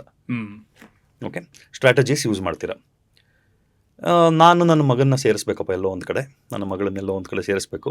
ಎಲ್ಲಿ ಸೇರಿಸೋದು ಅಂತ ಕನ್ಫ್ಯೂಷನಲ್ಲಿರುವಾಗ, ನನ್ನ ಮಗಳ ಕ್ಲಾಸಲ್ಲಿ ಟಾಪರ್ ಯಾರಿದ್ದಾಳೋ ಅವಳು ಎಲ್ಲಿಗೆ ಸೇರ್ತಾಳೆ, ಅಲ್ಲಿಗೆ ಸೇರಿಸಿದ್ರೆ ಒಳ್ಳೇದು, ಯಾಕಂದ್ರೆ ಅವಳು ಒಳ್ಳೇದನ್ನೇ ನೋಡಿರ್ತಾಳೆ ಅಂತ. ಸೊ ಈಗ ಬಿಸ್ನೆಸ್ ಆಗಿ ನೀವೇನು ಯೋಚನೆ ಮಾಡ್ತೀರಾ? ಆ ಟಾಪರ್ನ ನಿಮ್ಮ ಕಡೆ ಕರ್ಕೊಂಡೋದ್ರೆ ಅವಳು ಹಿಂದೆ 10 ಜನ ತಾವಾಗೆ ಬರ್ತಾರೆ. ಸುಮಾರು ಟಾಪರ್ಸ್ ಫ್ರೀ ಎಜುಕೇಶನ್ ಎಲ್ಲ ಕೊಡ್ತಾರೆ ಅಲ್ವಾ ಸರ್? ಕಸ್ಟಮರ್ ಅಕ್ವಿಸಿಷನ್ ಕಾಸ್ಟ್, ನೀವು 10 ಜನ ಒಂದು ಟಾಪರ್ ಹಿಂದೆ ಬಂದರು ಅಂತಂದರೆ, ಸೊ ಒಬ್ರಿಗೆ ಫ್ರೀ ಕೊಟ್ಟರೆ ನಿಮಗೆ 10 ಅಡ್ಮಿಷನ್ ಸಿಕ್ತು. Customer acquisition cost average is 10%, which is very good. Business ಟರ್ಮ್ಸಲ್ಲಿ 10% of the revenue as customer acquisition cost is very good ಅಲ್ವಾ? ಮತ್ತು ಇನ್ನೊಂದು, ನಿಮಗೆ ಆ single digit, double digit ranks ಎಲ್ಲ ಬರಬೇಕು ಅಂತಂದರೆ ಅದು ಸುಲಭ ಅಲ್ಲ. ಅದು ಅಲ್ಲಿ ಒಂದು ಹೈಯರ್ ಲೆವೆಲ್ ಇಂಟೆಲಿಜೆನ್ಸ್ ಇರಬೇಕು ಮಕ್ಕಳಲ್ಲಿ, ನ್ಯಾಚುರಲಿ ಮ್ಯಾಥಮೆಟಿಕಲ್ ಬ್ರೈನ್ ಇರಬೇಕು, ಪ್ಲಸ್ ಅವ್ರು ಸೆಲ್ಫ್ ಮೋಟಿವೇಟೆಡ್ ಇರಬೇಕು, ಪ್ರಿಪ್ರೇಷನ್ ಲಾಂಗ್ ಟರ್ಮ್ ಮಾಡಿರಬೇಕು, ಹಾರ್ಡ್ ವರ್ಕಿಂಗ್ ಇರಬೇಕು. ಇಂಥವ್ರನ್ನೇ ನೀವು ಹೆಚ್ಚು ಹೆಚ್ಚು ಹೆಚ್ಚು ಹುಡುಕಿ ಹುಡುಕಿ ಹುಡುಕಿ ಹುಡುಕಿ ನಿಮ್ಮ ಇನ್ಸ್ಟಿಟ್ಯೂಷನ್ಗೆ ಕರ್ಕೊಂಡು ಬಂದು ಅವ್ರುಗಳಿಗೊಂದು ಸ್ವಲ್ಪ ಒಂದು ಪಾಸಿಟಿವ್ ಪ್ರೆಷರ್ ಕ್ರಿಯೇಟ್ ಮಾಡಿ ಎನ್ವೈರ್ನ್ಮೆಂಟ್ ಕೊಟ್ಬಿಟ್ಟು ಚೆನ್ನಾಗಿ ಪುಷ್ ಮಾಡಿದ್ರೆ ನಿಮ್ಗೊಂದಷ್ಟು ರ್ಯಾಂಕ್ ಬರುತ್ತೆ. ಮಿಕ್ಕಿದ 95% ಆಫ್ ದಿ ಸ್ಟೂಡೆಂಟ್ಸನ್ನು ಕರ್ಕೊಂಡು ಬರೋದಕ್ಕೆ ನಿಮ್ಮ ಇನ್ಸ್ಟಿಟ್ಯೂಷನ್ಸ್ಗೆ ನೀವೇನು ಎಫರ್ಟ್ ಹಾಕೋದು ಬೇಕಿಲ್ಲ, ಇವ್ರ ಹಿಂದೆ ಬರ್ತಾರವರು. ಸೊ ಅದಕ್ಕೆ ಸಹಾಯನೇ ಬೇಕಿಲ್ಲದೆ ಇರುವಂಥ ವಿದ್ಯಾರ್ಥಿಗಳನ್ನು ಹೆಂಗಾದರೂ ಮಾಡಿ ಹೆಚ್ಚು ಹೆಚ್ಚು ಜನಗಳನ್ನು ಕರ್ಕೊಂಡು ಬನ್ನಿ, ಅವ್ರುಗಳನ್ನು ಪುಷ್ ಮಾಡಿ ಒಂದಷ್ಟು ಸಿಂಗಲ್ ಡಿಜಿಟ್ ಡಬಲ್ ಡಿಜಿಟ್ ರ್ಯಾಂಕ್ಗಳನ್ನು ತರಿಸಿ ನಿಮ್ಗೆ ಎಷ್ಟು ಜಾಸ್ತಿ ಬರುತ್ತೋ ಅದರಲ್ಲಿ ಅಷ್ಟು ಮುಂದಿನ ವರ್ಷದ ವೇಳೆ ಚೆನ್ನಾಗಿರುತ್ತೆ. ಈ ಟಾಪರ್ಸ್ ಹೈಜಾಕ್ ಅಂತ ಬೇರೆ ಮಾಡ್ತಾರಂತಲ್ಲ, ಅಂದರೆ ಅವ್ರು ಓದಾದ್ಮೇಲೆ ರ್ಯಾಂಕ್ ಬಂದಮೇಲೆ ಅವ್ರು ಇಲ್ಲಿ ಓದಿಲ್ಲದೆ ಹೋದ್ರು ನಮ್ಮಲ್ಲಿ ಓದಿದ್ರು ಅಂತ ಕರ್ಕೊಂಬಂದು ಬೇಕಾದಷ್ಟು ದಾರಿ ಇದೆಯಲ್ಲ ಸರ್, ಇದೊಂಥರ ಬಫೆ ಇದ್ದಂಗೆ. ಓಕೆ, ಒಂದು ಕಡೆ ಮೇನ್ ಕೋರ್ಸ್ ತಿಂದಿರ್ಬೋದು ಅವನು, ಫುಲ್ ಟೈಮ್ ಕೋಚಿಂಗ್ ಹೋಗಿರ್ಬೋದು, ಇನ್ನೊಂದು ಕಡೆ ಏನೋ ಒಂದು ಸ್ವೀಟ್ ತಿಂದಿರ್ಬೋದು, ಟೆಸ್ಟ್ ಸೀರೀಸ್ ತೊಗೊಂಡಿರ್ಬೋದು, ಇನ್ನೊಂದು ಕಡೆ ಹಪ್ಪಳ ಉಪ್ಪಿನಕಾಯಿ ತೊಗೊಂಡಿರ್ಬೋದು, ಒಂದು ಮೆಟೀರಿಯಲ್ ತೊಗೊಂಡಿರ್ಬೋದು, ಎಲ್ಲರ ಹತ್ರನೂ ಡೇಟಾ ಇರುತ್ತಲ್ಲ. ಸೊ ಈಗ ಒಂದು ಕಡೆ ಅವನು ಮೆಟೀರಿಯಲ್ ಮಾತ್ರ ತೊಗೊಂಡಿದ್ರು ಅವ್ರ ಸ್ಟೂಡೆಂಟೇ ಆದ್ನಲ್ಲ ಮತ್ತೆ ಅವನು. ಸೊ ಬಟ್ ಹಿಂಗಾರು ಮಾಡಿ ಹಿಡ್ದಾಕ್ತಾರೆ, ಅದೇ ಅವ್ರ ಮಾರ್ಕೆಟಿಂಗ್ ಸ್ಕಿಲ್ಸ್ ಆಗ್ಬಿಡಿದೆ ಇವತ್ತಿನ ದಿನ. ಸರ್ ಐಮ್ ಓಕೆ, ಸಿ ವ್ಯಾಪಾರದ ದೃಷ್ಟಿಯಿಂದ ನೀವು ಮಾಡ್ಕೊಳ್ಳಿ ಏನಾದರೂ, ಆದರೆ ವಿದ್ಯಾಭ್ಯಾಸದ ವಿಚಾರದಲ್ಲಿ ಇದೆಲ್ಲ ಮಾಡೋದ್ರಿಂದ ದೇಶ ನಾಶ ಆಗ್ತಾ ಇದೆ. ಬಿಕಾಸ್ ನಾನು ಇನ್ನೊಂದು ಹೇಳ್ತೀನಿ ನಿಮಗೆ, ಗಮನಿಸಿ, ನೀವು ಅಬ್ಸರ್ವ್ ಮಾಡಿ, ನಿಮ್ಮ ಸುತ್ತಮುತ್ತ ಬೇಕಾದಷ್ಟು ಮಕ್ಕಳನ್ನ ನೋಡಿರ್ತೀರ, ನಿಮ್ಮ ಬಾಲ್ಯದ್ದು ನೆನಪು ಮಾಡ್ಕೊಳ್ಳಿ. 10th ಮುಗಿಯೋವರೆಗೂ, ಇವಾಗೆಲ್ಲ ಒಂದು ಸ್ವಲ್ಪ 10th ಅಟ್ಲೀಸ್ಟ್ ಜನಗಳು ಮಕ್ಕಳು ಬೆಸ್ಟ್ ಮಾಡಬೇಕು ನಾನು ಅನ್ನೋ ಮೈಂಡ್ಸೆಟ್ಟಲ್ಲಿ ಇರ್ತಾರೆ. ನಾನು ಏನು ಸಾಧ್ಯ ಬೆಸ್ಟ್ ಮಾಡಬೇಕು ಅಂತ ಇರ್ತಾರೆ. PUC ಬಂದಾಗ there is a lot of investment. ಏನು ಇನ್ವೆಸ್ಟ್ಮೆಂಟು? ಕನಸುಗಳು, ಹಣ, ಟೈಮ್, ಎನರ್ಜಿ, ಎಫರ್ಟು, ಎಕ್ಸ್ಪೆಕ್ಟೇಷನ್ಸ್ ಎಲ್ಲ ಇನ್ವೆಸ್ಟ್ ಆಗುತ್ತೆ. 95% ಜನಕ್ಕೆ ಅದರಿಂದ ಏನೂ ಲಾಭ ಆಗೋದಿಲ್ಲ. ಲೆಸ್ ದೆನ್ 5%, ಒಂದು 5% ಜನ ಒಂಚೂರು ಹೇಳ್ಕೊಳ್ಳೋ ಮಟ್ಟಕ್ಕೆ ಮುಂದಕ್ಕೆ ಹೋಗ್ತಾರೆ. ಮಿಕ್ಕಿದ 95% ಜನ ಏನಾಗ್ತಾರೆ ಗೊತ್ತಾ? ಇಷ್ಟೆಲ್ಲ ಆಗಿನೂ ನನಗೇನು ಆಗಿಲ್ಲ ಅಂತ, ನಾನೇನು ಮಾಡೋಕ್ಕಾಗಿಲ್ಲ ಅಂತಂದರೆ ನಾನು ಪ್ರಯೋಜನ ಇಲ್ಲದವನು. ಇದು ಸಬ್ಕಾನ್ಷಿಯಸ್ ಕನ್ವಿಕ್ಷನ್, ವಿಶ್ವಾಸ ಬಂದ್ಬಿಡುತ್ತೆ ಅವರಲ್ಲಿ. ಈ ಸೆಲ್ಫ್ ಟೋಟಲ್ಲಿ ತುಂಬ ಜನ ಇರ್ತಾರೆ. ಹೌದು, ಇಲ್ಲಿಂದ ಮುಂದಕ್ಕೆ ಏನಾಗ್ಬಿಡುತ್ತೆ, ಕಾಲೇಜಲ್ಲಿ ನೋಡಿ, ಪಾಸ್ ಆಗೋಕ್ಕೆ ಎಷ್ಟು ಬೇಕು ಅಷ್ಟೇ ಅಟೆಂಡೆನ್ಸ್, ಎಕ್ಸಾಮ್ ಬರೆಯೋಕ್ಕೆ ಬೇಕಾಗೋ ಅಷ್ಟು ಅಟೆಂಡೆನ್ಸು, 3 ಇಂಟರ್ನಲ್ಸಲ್ಲಿ 2 ಇಂಟರ್ನಲ್ಸು. ಓಕೆ, ಇನ್ನು ಸಿಕ್ಕಿದ ಕಂಪ್ನಿನಲ್ಲಿ ಸೇರ್ಕೊ, ಕೆಲಸದಿಂದ ತೆಗಿಬಾರ್ದು ಅಷ್ಟೇ ಕೆಲಸ ಮಾಡು, ಅವರು ಕೂಡ ಕೆಲಸದಿಂದ ಬಿಟ್ಟು ಹೋಗ್ಬಾರ್ದು ಅಷ್ಟೇ ಸಂಬಳ ಕೊಡ್ತಾರೆ. ಎಲ್ಲ ಕಂಫರ್ಟ್ ಝೋನ್ಗಳಲ್ಲಿ ಕೂತ್ಬಿಡೋದು, ಸರ್ವೈವಲ್ ಮೋಡಿಗೆ ಬಂದ್ಬಿಡ್ತಾರೆ. ಸರ್ವೈವಲ್ ಮೋಡ್, ಎಕ್ಸಲೆನ್ಸ್ ಮೋಡಿಂದ ಸರ್ವೈವಲ್ ಮೋಡಿಗೆ ಬರ್ತಾರೆ. ಆ ಟ್ರಾನ್ಸಿಷನ್ ಆಗೋದೇ +2ನಲ್ಲಿ. ಅಲ್ಲಿ ಪ್ರೊಟೆಕ್ಟ್ ಮಾಡಬೇಕು. ಈಗ ಆಬ್ವಿಯಸ್ಲಿ ನೀವು 22 ಲಕ್ಷ ಜನ, 23, 25 ಲಕ್ಷ ಜನ ಅಂತ ಅಂದ್ಕೊಳ್ಳಿ ನೀಟ್ ಬರೆಯೋರು, ಮೆಡಿಕಲ್ ಸೀಟ್ ಸಿಗೋದು 1.25 ಲಕ್ಷ ಜನಕ್ಕೇ. ಎಲ್ಲರೂ ಈಕ್ವಲಿ ಬುದ್ಧಿವಂತರಿದ್ರು, ಎಲ್ಲರೂ ಈಕ್ವಲಿ ಹಾರ್ಡ್ ವರ್ಕ್ ಮಾಡಿದ್ರು 1.25 ಲಕ್ಷ ಜನಕ್ಕೆ ಮೆಡಿಕಲ್ ಸೀಟ್ ಸಿಗೋದು. ಮಿಕ್ಕದವ್ರ ಮನಸ್ಸು ಹಾಳಾಗಬಾರ್ದು, ಅವ್ರಿಗೆ ತಮ್ಮ ಬಗ್ಗೆ ವಿಶ್ವಾಸ ನಾಶ ಆಗಬಾರ್ದು. ಅಷ್ಟನ್ನು ಎನ್ಶೋರ್ ಮಾಡಿದ್ರೆ ನೀವು ವ್ಯಾಪಾರ ಮಾಡ್ಕೊಳ್ಳಿ. ಯಾಕಂದರೆ ಕಾಸ್ಟ್ ಇದೆ, ಎಲ್ಲ ಇದೆ, you do it, no problem. But ಮಿಕ್ಕದವ್ರು ಬ್ರೇಕ್ ಡೌನ್ ಆಗದೆ ಇರೋ ಥರ ಕಾಪಾಡೋದು ನೆಸೆಸರಿ. ಆ್ಯಂಡ್ ಫೇಲ್ ಆದವರು ಮತ್ತೆ ರೀ ಎಕ್ಸಾಮ್ ಬರೆಯೋರ ಸಂಖ್ಯೆ ಎಷ್ಟಿದೆ? 30%. 30%. 25 ಲಕ್ಷ ಜನ ಅಂತಂದರೆ 7ರಿಂದ 8 ಲಕ್ಷ ಜನ ಎರಡನೇದು ಅಥವಾ ಅದಕ್ಕಿಂತ ಹೆಚ್ಚಿನ ಅಟೆಂಪ್ಟ್ ಕೊಡ್ತಾ ಇರುವಂಥವ್ರು ಇರ್ತಾರೆ. ಅದಕ್ಕೆ ಇವಾಗ ಅದೇ ಒಂದು ದೊಡ್ಡ ಮಾರ್ಕೆಟ್ ಅದು. ಸಪೋರ್ಟ್ ಸಿಸ್ಟಮ್ ಬೇಕೇ ಬೇಕು ಸರ್, ಸಪೋರ್ಟ್ ಬೇಕೇ ಬೇಕು. ಬಟ್ ಅದ್ರ ಸುತ್ತಮುತ್ತ ಒಂದು ಸ್ವಲ್ಪ ಎಥಿಕ್ಸ್ ಬರಬೇಕು. ಕೋಚಿಂಗ್ ಎಲ್ಲಾನು ಇನ್ನೆವಿಟಬಲ್ ಇವಾಗ ಆಗೋಗ್ಬಿಟ್ಟಿದೆ. ಎಥಿಕಲ್ ಆಗಿ ಮಾಡಬೇಕು, ಮಕ್ಕಳು ನಾಶ ಆಗಬಾರ್ದು. ಇತ್ತೀಚೆಗೆ ಅಂಡರ್ ಲಾ ಅಂದರೆ ಹೈಕೋರ್ಟಲ್ಲಿ ಒಂದು ವಿಷಯ ತುಂಬ ಚರ್ಚೆ ಆಗಿತ್ತು ರಿಗಾರ್ಡಿಂಗ್ ನೀಟ್. ಯಾವುದು ಅಂತಂದರೆ ಈ ಡಮ್ಮಿ ಸ್ಕೂಲ್ ಟ್ರ್ಯಾಪ್ ಅನ್ನೋದು. ಅಂದರೆ ಒಂದಷ್ಟು ಡಮ್ಮಿ ಸ್ಕೂಲ್ಗಳನ್ನ ಕ್ರಿಯೇಟ್ ಮಾಡೋದು ಅಥವಾ ಅಲ್ಲಿ ಸೇರಿಸೋದು, ಆ್ಯಂಡ್ 75% ಅಟೆಂಡೆನ್ಸ್ ತೊಗೊಳ್ಳೋದು, ಆ್ಯಂಡ್ ಎಕ್ಸಾಮ್ಗೆ ಹಾಜರಾಗೋದು, ನೀಟಿಗೆ ಮುಂಚೆನೇ 2 ವರ್ಷದಿಂದ ಪ್ರಿಪೇರ್ ಆಗ್ತಾ ಬರೋದು. ಈ ಡಮ್ಮಿ ಸ್ಕೂಲ್ ಟ್ರ್ಯಾಪು ತುಂಬ ರೆಸಿಡೆನ್ಷಿಯಲ್ ನೀಟ್ ಸೆಂಟರ್ಸ್ಗಳಲ್ಲೂ ಇದೆ. ನಾವೇ ಹೇಳ್ಕೊಡ್ತೀವಿ ಅಂತಂತಾರೆ, ಮತ್ತು ನೀಟ್ಗೆ ತುಂಬ ಪ್ರಿಪೇರ್ ಆಗೋದು ಅಂತ. ನಿಮ್ಗೇನು ಅನಿಸುತ್ತೆ ಅಂದರೆ ನೀಟನ್ನ ತುಂಬ ಕಾನ್ಸಂಟ್ರೇಟ್ ಮಾಡ್ತಿರೋದು PU ಅಕಾಡೆಮಿಕ್ಸ್ನ ತಲೆನೇ ಕೆಡ್ಸ್ಕೊಳ್ದೆ ಬಿಡ್ತಾ ಇರೋದು? Is it a right way ಅಥವಾ why it is happening in such a way? ಇದ್ರದ್ದು ಎವಲ್ಯೂಷನ್ ಯೋಚನೆ ಮಾಡಿ, ಹೆಂಗಿದೆ ಡೆವಲಪ್ ಆಯಿತು ಅಂತ. ಒಂದು 20 ವರ್ಷ 25 30 ವರ್ಷ ನಾವು ನೋಡಿದ್ರೆ, ಮೊದಲೆಲ್ಲ ಕಾಲೇಜಿಗೆ ಹೋಗೋರು ಒಳ್ಳೆ ಕಾಲೇಜಲ್ಲಿ ಸೇರಬೇಕು, ಸೇರಿಕೊಂಡು ಅದ್ರ ಸುತ್ತಮುತ್ತ ಯಾವುದಾದ್ರೂ ಒಂದು ಟ್ಯೂಷನ್ ಸೆಂಟ್ರಿಗೆ ಹೋಗೋರು. ಸೊ ಬೆಳಗ್ಗೆ ಹೋಗ್ತಾರೆ, ಕಾಲೇಜ್ ಮುಗಿಸ್ಕೊಂಡು ಟ್ಯೂಷನ್ ಮುಗಿಸ್ಕೊಂಡು ಮನೆಗೆ ಹೋಗಬೇಕು, ಟೈಮ್ ಆಗುತ್ತೆ, ಬೇರೆ ಬೇರೆ ಜಾಸ್ತಿ ಮೂಮೆಂಟ್ ಇದೆ ಅಂತ ಆಯಿತು. ಅದಾದಮೇಲೆ ಇಂಟಿಗ್ರೇಟೆಡ್ ಕಾಲೇಜ್ ಅಂತ ಕಾನ್ಸೆಪ್ಟ್ ಬಂತು. ಇಂಟಿಗ್ರೇಟೆಡ್ ಕಾಲೇಜ್ ಅಂದರೆ ಬೋರ್ಡ್ ಎಕ್ಸಾಮ್ಗೂ ಎಂಟ್ರೆನ್ಸ್ ಎಕ್ಸಾಮ್ಗೂ ಎರಡಕ್ಕೂ ನಾವೇ ಪ್ರಿಪೇರ್ ಮಾಡ್ತೀವಿ ಒಂದೇ ಜಾಗದಲ್ಲಿ, ಕಾಲೇಜು ಟ್ಯೂಷನ್ ಸಪರೇಟ್ ಅಲ್ಲ, ಎರಡೂ ಒಂದೇ ಅಂತ ಆಯಿತು. ಅದಾದಮೇಲೆ ಹೋಗ್ತಾ ಹೋಗ್ತಾ ಬೋರ್ಡ್ ಎಕ್ಸಾಮ್ ಇಂಪಾರ್ಟೆಂಟ್ ಅಲ್ಲ, ಎಂಟ್ರೆನ್ಸ್ ಎಕ್ಸಾಮೇ ಇಂಪಾರ್ಟೆಂಟ್ ಅನ್ನೋ ಅಂತ ಮೈಂಡ್ಸೆಟ್ ಕ್ರಿಯೇಟ್ ಆಯಿತು. ಯಾಕೆ ಎಂಟ್ರೆನ್ಸ್ ಎಕ್ಸಾಮ್ ಕಾಂಪಿಟೇಷನ್ ಜಾಸ್ತಿ, ಬೋರ್ಡ್ ಎಕ್ಸಾಮ್ ಎಷ್ಟು ಬೇಕಷ್ಟು ಮಾಡ್ಕೊಂಬಿಟ್ರೆ ಸಾಕು ಅಂತ. ಹಾಗೆ ಬಂದಂಗೆ ಏನಾಯಿತು, ಬೋರ್ಡ್ ಎಕ್ಸಾಮ್ಗೆ ಎಷ್ಟು ಬೇಕೋ ಅಷ್ಟು ಮಾಡ್ಕೊಂಡ್ರೆ ಸಾಕು, ಫುಲ್ ಟೈಮ್ ಪ್ರಿಪ್ರೇಷನ್ ಎಂಟ್ರೆನ್ಸ್ ಎಕ್ಸಾಮ್ಗೆ ಮಾಡೋಣ ಅಂತ ಅಂದ್ಕೊಂಡು ಶುರು ಮಾಡಿದ್ರು. ನೀವು ಇದು ಯಾವುದ್ರಲ್ಲೂ ರಿಸಲ್ಟ್ ಏನು ವ್ಯತ್ಯಾಸ ಆಗಿಲ್ಲ. Strategy of conducting the courses has changed. ಸ್ಟ್ರಾಟಜಿಗಳು ಬದಲಾಗಿದೆ ಹೊರತು ರಿಸಲ್ಟಲ್ಲಿ ಬದಲಾವಣೆ ಏನಂತ ಕಾಣೋದಿಲ್ಲ. ಸೊ ಈ 2 ಎಕ್ಸಾಮ್ ಇದೆಯಲ್ಲ, ಬೋರ್ಡ್ ಎಕ್ಸಾಮ್ ಮತ್ತು ಎಂಟ್ರೆನ್ಸ್ ಎಕ್ಸಾಮ್. ಬೋರ್ಡ್ ಎಕ್ಸಾಮ್ ಒಂದು ರೀಕಾಲ್ ಟೆಸ್ಟ್, ಕಲ್ತಿರೋ ವಿಷಯಗಳನ್ನು ಸೀಕ್ವೆನ್ಸಲ್ಲಿ ನೀವು ರೀಕಾಲ್ ಮಾಡಬೇಕು. ಎಂಟ್ರೆನ್ಸ್ ಎಕ್ಸಾಮ್ ರೆಕಗ್ನಿಷನ್ ಟೆಸ್ಟ್, ಅದು ಮಲ್ಟಿಪಲ್ ಚಾಯ್ಸ್ ಕ್ವೆಶನ್ಸ್. ಪ್ರಶ್ನೆಗೆ ಉತ್ತರ ಸರಿಯಾದದ್ದು ಯಾವುದು ಅಂತ ಐಡೆಂಟಿಫೈ ಮಾಡಿದ್ರೆ ಸಾಕು. ಅದಕ್ಕೆ ಹೆಂಗೆ ರೀಚ್ ಆದ್ರಿ ಅನ್ನೋದೇನು ಮ್ಯಾಟ್ರ್ ಆಗೋದಿಲ್ಲ. ಬಟ್ ಮಿಕ್ಕಿದ 3 ಆಪ್ಷನ್ನು ಸರಿಯಾದ ಥರನೇ ಕಾಣಿಸ್ತಾ ಇರುತ್ತೆ. ಸೊ ಡಿಸ್ಕ್ರಿಷನನ್ನು ಚೆಕ್ ಮಾಡುತ್ತೆ. ಈ ಥರ ಎಂಟ್ರೆನ್ಸ್ ಎಕ್ಸಾಮ್ಗಳನ್ನು ಬಿಟ್ಟು ಲೈಫಲ್ಲಿ ಎಲ್ಲ ಎಕ್ಸಾಮ್ಗಳನ್ನು, including let's a civil service exam ಆಗಲಿ, ಯೂನಿವರ್ಸಿಟಿ ಎಕ್ಸಾಮ್ಸ್ ಆಗಲಿ, ಎಲ್ಲ ಡಿಸ್ಕ್ರಿಪ್ಟಿವ್ ಎಕ್ಸಾಮ್ಸೇ. ಸೊ ನಮ್ಮ ಥಾಟ್ಸನ್ನು ಒಟ್ಟುಗೂಡಿಸಿ ಪ್ರಾಪರಾಗಿ ಕನ್ವೆ ಮಾಡೋಕ್ಕೆ ಬರಬೇಕು ನಮಗೆ, ಸೀಕ್ವೆನ್ಷಿಯಲಿ ಇನ್ನೊಬ್ರಿಗೆ ಅರ್ಥ ಆಗೋ ಥರ. ಕೇಳಿದ ಪ್ರಶ್ನೆಗೆ ಸೂಕ್ತವಾಗಿ ಉತ್ತರ ಕೊಡೋದು ಬರಬೇಕು. That is very important. It's a communication skill. ಒಂದು ಕಮ್ಯುನಿಕೇಷನ್ ಸ್ಕಿಲ್ ಅಲ್ವಾ ಅದು. ಲೈಫಲ್ಲಿ ಆಗಲಿ, ನಮ್ಮ ರಿಲೇಷನ್ಶಿಪ್ಸಲ್ಲಾಗಲಿ, ಪ್ರೊಫೆಷನಲ್ ಲೈಫಲ್ಲಿ, ಸೋಷಿಯಲ್ ಲೈಫಲ್ಲಿ ಎಲ್ಲ ಕಡೆನೂ ನಮ್ಮ ವಿಚಾರಗಳನ್ನು ಒಟ್ಟುಗೂಡಿಸಿ ಸಂದರ್ಭಕ್ಕೆ ತಕ್ಕಂಗೆ ಡಿಸ್ಕ್ರಿಪ್ಟಿವ್ ಆಗಿ ಅರ್ಥ ಆಗೋ ಥರ ಹೇಳೋದನ್ನು ಕಲಿಬೇಕು. ಆ ಸ್ಕಿಲ್ಲನ್ನೇ ಇಂಪಾರ್ಟೆಂಟ್ ಅಲ್ಲ ಅಂತ ಹೇಳಿಬಿಟ್ರೆ ಸೊ ಹೇಗಾಗುತ್ತೆ? So it's a very wrong practice. CET ಇರಬೇಕಾದ್ರೆ PU scores and CET scores ಎರಡೂ ಅದ್ರದ್ದು 50%, ಇದ್ರದ್ದು 50% ಅಂತ ಆಗ್ತಿತ್ತು. ಇವಾಗ ಹಂಗೇನಿಲ್ಲ, ಕ್ವಾಲಿಫೈಯಿಂಗ್ ಅಷ್ಟೇ. Board exam marks qualifying minimum ಇಷ್ಟು ದಾಟಿದ್ರೆ ಸಾಕು. ಎಂಟ್ರೆನ್ಸ್ ಎಕ್ಸಾಮ್ ಮಾರ್ಕ್ಸ್ನೇ ಫುಲ್ ತಗೊಳ್ಳೋದು. ನೀಟಲ್ಲಂತೂ ಆ ಕ್ವಾಲಿಫೈಯಿಂಗ್ ಮಾರ್ಕ್ಸ್ ಬಿಟ್ಟರೆ ಸಾಕು, ಮಿಕ್ಕಿದ್ದೆಲ್ಲ ಎಂಟ್ರೆನ್ಸ್ ಎಕ್ಸಾಮ್ ಮಾರ್ಕ್ಸ್ ಮೇಲೆ ಡಿಪೆಂಡ್ ಆಗುತ್ತೆ. ನಿಮ್ಗೆ ಅನಿಸುತ್ತೆ ಸರಿ ಅನ್ಸುತ್ತಾ ಅದು? ಎಕ್ಸಾಮಿನೇಷನ್ ಪ್ಯಾಟರ್ನ್ಗಳನ್ನೇ ಸ್ವಲ್ಪ ಬದಲಾವಣೆ ಮಾಡಬೇಕು ನಾವು. We have to. ಈಗ ನೋಡಿ, NEET is a medical entrance exam. Human ಫಿಸಿಯಾಲಜಿಗೆ ಸಂಬಂಧಪಟ್ಟಿರುವಂಥ ಕೆಲವು ಚಾಪ್ಟರ್ಸನ್ನು ತೆಗೆದುಬಿಟ್ಟಿದ್ದಾರೆ. ಓಕೆ ಟ್ಯಾಕ್ಸಾನಮಿ ರಿಲೇಟೆಡ್ ಟಾಪಿಕ್ಸನ್ನು ಇಟ್ಟಿದ್ದಾರೆ. ಟ್ಯಾಕ್ಸಾನಮಿ ಅಂತಂದ್ರೆ ಯಾವ್ಯಾವ ಕಿಂಗ್ಡಮಲ್ಲಿ ಅನಿಮಲ್ಸ್, ಜೀವಿಗಳನ್ನು ಡಿವೈಡ್ ಮಾಡ್ತೀವಿ ಅದೆಲ್ಲಾನು. ಸೊ ಟ್ಯಾಕ್ಸಾನಮಿ ಬಗ್ಗೆ ತಿಳುವಳಿಕೆ ಇರೋದು ಒಬ್ಬ ಮೆಡಿಕಲ್ ಆಸ್ಪಿರೆಂಟ್ಗೆ ಏನು ಉಪಯೋಗ ಆಗೋದಿಲ್ಲ. ಹ್ಯೂಮನ್ ಫಿಸಿಯಾಲಜಿ, ಡೈಜೆಸ್ಟಿವ್ ಸಿಸ್ಟಮ್ ತೆಗೆದಾಕ್ಬಿಟ್ಟಿದ್ದಾರೆ, ಅದರಿಂದ ಏನು ಉಪಯೋಗ ಆಯಿತು? ಸೊ ಏನೆಲ್ಲ ನೀವು ಕಾನ್ಸೆಪ್ಟ್ಸನ್ನು ಚೆಕ್ ಮಾಡ್ತಿದ್ದೀರಾ, ಏನೆಲ್ಲ ಟಾಪಿಕ್ಸ್ ಚೆಕ್ ಮಾಡ್ತಿದ್ದೀರಾ, ಅದು ಕೂಡ ರಿಫಾರ್ಮ್ ಆಗಬೇಕು.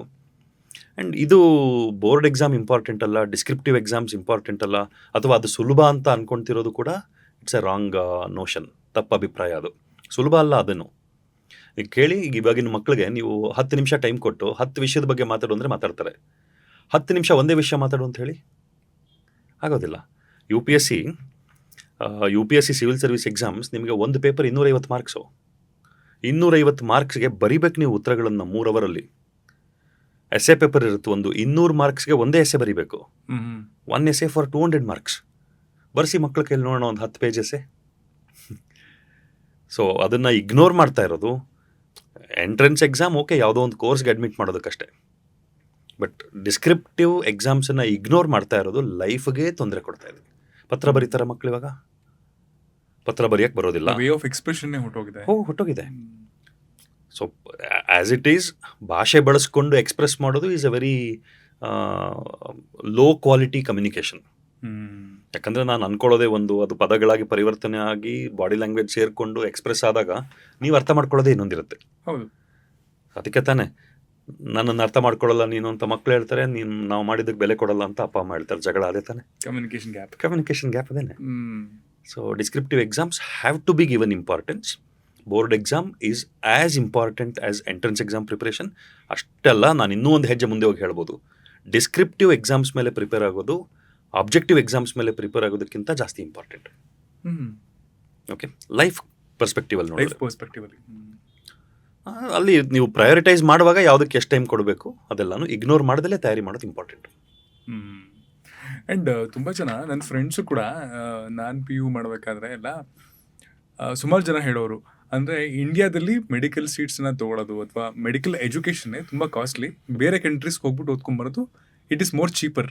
ಆ್ಯಂಡ್ ಇನ್ನೂ ಅಲ್ಲಿ ಸರ್ವಿಸಸ್ ಚೆನ್ನಾಗಿದೆ, ಎಜುಕೇಷನ್ ಕ್ವಾಲಿಟಿ ಚೆನ್ನಾಗಿದೆ, ಹೈಯರ್ ಸ್ಟಡೀಸ್ ಮಾಡೋದಕ್ಕೂ MS MD ಎಲ್ಲ ಮಾಡೋದಕ್ಕೂ ಬೇರೆ ಕಂಟ್ರೀಸ್ ಚೆನ್ನಾಗಿದೆ ಅಂತ. ಇದನ್ನು ನೀವು ಒಪ್ತೀರಾ? ಒಂದು. ಆಮೇಲೆ ಒಬ್ಬ ಆವ್ರೇಜ್ ಸ್ಟೂಡೆಂಟ್ ಇಂಡಿಯಾದಲ್ಲಿ ಮೆಡಿಕಲನ್ನು ಓದಬೇಕು ಅಂತಂದರೆ ಎಷ್ಟು ಖರ್ಚಾಗುತ್ತೆ? ಈಗ 2 ಭಾಗ. ಒಂದು, ಕ್ವಾಲಿಟಿ ಆಫ್ ಮೆಡಿಕಲ್ ಎಜುಕೇಷನ್. ಒಬ್ಬ ಡಾಕ್ಟರಿನ ಯೋಗ್ಯತೆ ಏನು, ಟ್ರೀಟ್ ಮಾಡೋ ಕೆಪಾಸಿಟಿ. ನೀವು ಜಾಸ್ತಿ ಪೇಷಂಟ್ಸನ್ನು ಟ್ರೀಟ್ ಮಾಡಿ ಅಭ್ಯಾಸ ಆದರೆ ಬೆಟರ್ ಡಾಕ್ಟರ್ ಆಗ್ತಿರೋ, ಅಥವಾ ಕಡಿಮೆ ಪೇಷಂಟ್ಸನ್ನು ಟ್ರೀಟ್ ಮಾಡಿದ್ರೆ ಬೆಟರ್ ಡಾಕ್ಟರ್ ಆಗ್ತೀರೋ? ಅಫ್ಕೋರ್ಸ್ ಜಾಸ್ತಿ ಪೇಷಂಟನ್ನು. ನಮ್ಮ ದೇಶಕ್ಕಿಂತ ಜಾಸ್ತಿ ಪೇಷಂಟ್ಸ್ ನಿಮಗೆ ಟ್ರೀಟ್ ಮಾಡೋದಕ್ಕೆ ಸಿಗ್ತಾರಾ? ಮತ್ತೆ ನಿಮ್ಮ ಕೈಯಲ್ಲಿ ಟ್ರೀಟ್ ಮಾಡಿಸ್ಕೊಳ್ಳೋದಕ್ಕೆ ತಯಾರಿರ್ತಾರೆ ಯುರೋಪಿಯನ್ ಕಂಟ್ರಿಗಳಲ್ಲಿ. ಸೊ ಇಲ್ಲಿ ಹೊರಗಡೆ ಹೋಗುವಂಥವರೆಲ್ಲ ರಷ್ಯಾ, ಯುಕ್ರೇನು ಮತ್ತು ಸ್ಕ್ಯಾಂಡಿನೇವಿಯನ್ ಕಂಟ್ರೀಸು ಇಂಥ ಕಡೆಗೆ ಹೊಟ್ಟೋಗ್ತಾರೆ.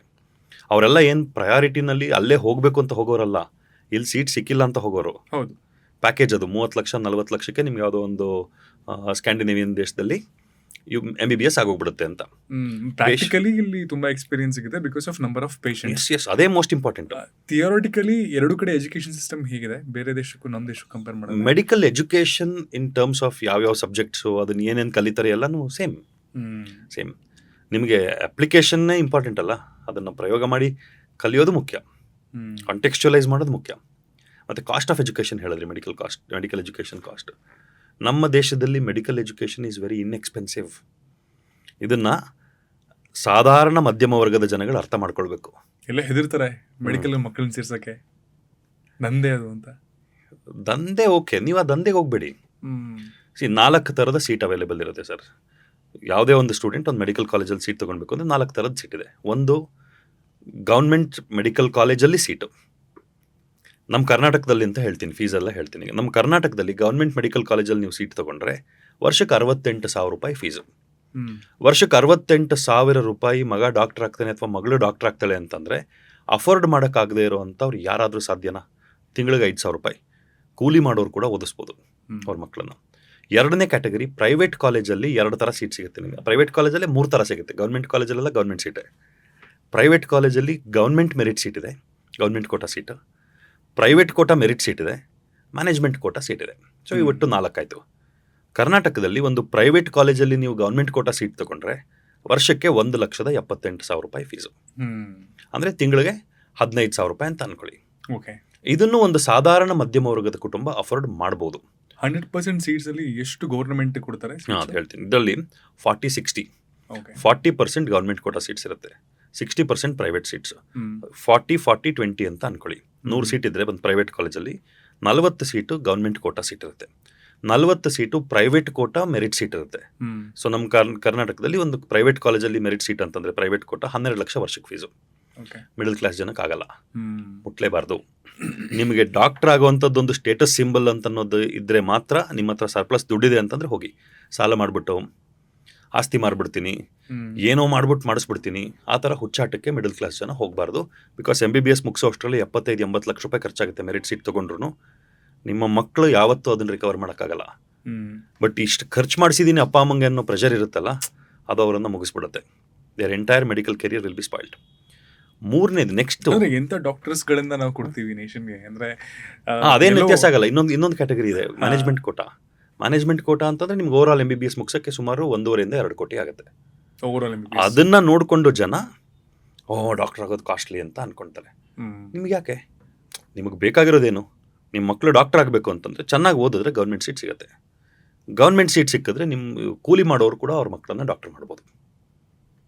ಮತ್ತು ನೀವು ಹೇಳಿದ್ರಲ್ಲ ಎಂಥ ಡಾಕ್ಟರ್ನ ತಯಾರು ಮಾಡ್ತೀವಿ. ಮೆಡಿಕಲ್ ಎಜುಕೇಷನ್ ದೇವ್ರ ದಯೆಯಿಂದ ಇನ್ನು ಸದ್ಯಕ್ಕೆ ನಮ್ಮ ದೇಶದಲ್ಲಿ ಅದನ್ನು ಪಾಸಾಗಿ ಆಚೆ ಬರೋರು ಸರಿಯಾದ ಮಟ್ಟಿಗೆ ಟ್ರೈನ್ ಆಗಿರ್ತಾರೆ. ಅವ್ರ ಎಂಟ್ರಿ ಹೆಂಗಾದರೂ ಆಗಿರ್ಬೋದು. ಓಕೆ, ಎಲ್ಲರಿಗೂ ಎಂಟ್ರೆನ್ಸ್ ಎಕ್ಸಾಮ್ ಸೆಟ್ ಆಗಲ್ಲ. ಎಂಟ್ರೆನ್ಸ್ ಎಕ್ಸಾಮಲ್ಲಿ ಚೆನ್ನಾಗಿ ಆಗದೇ ಇರ್ಬೋದು.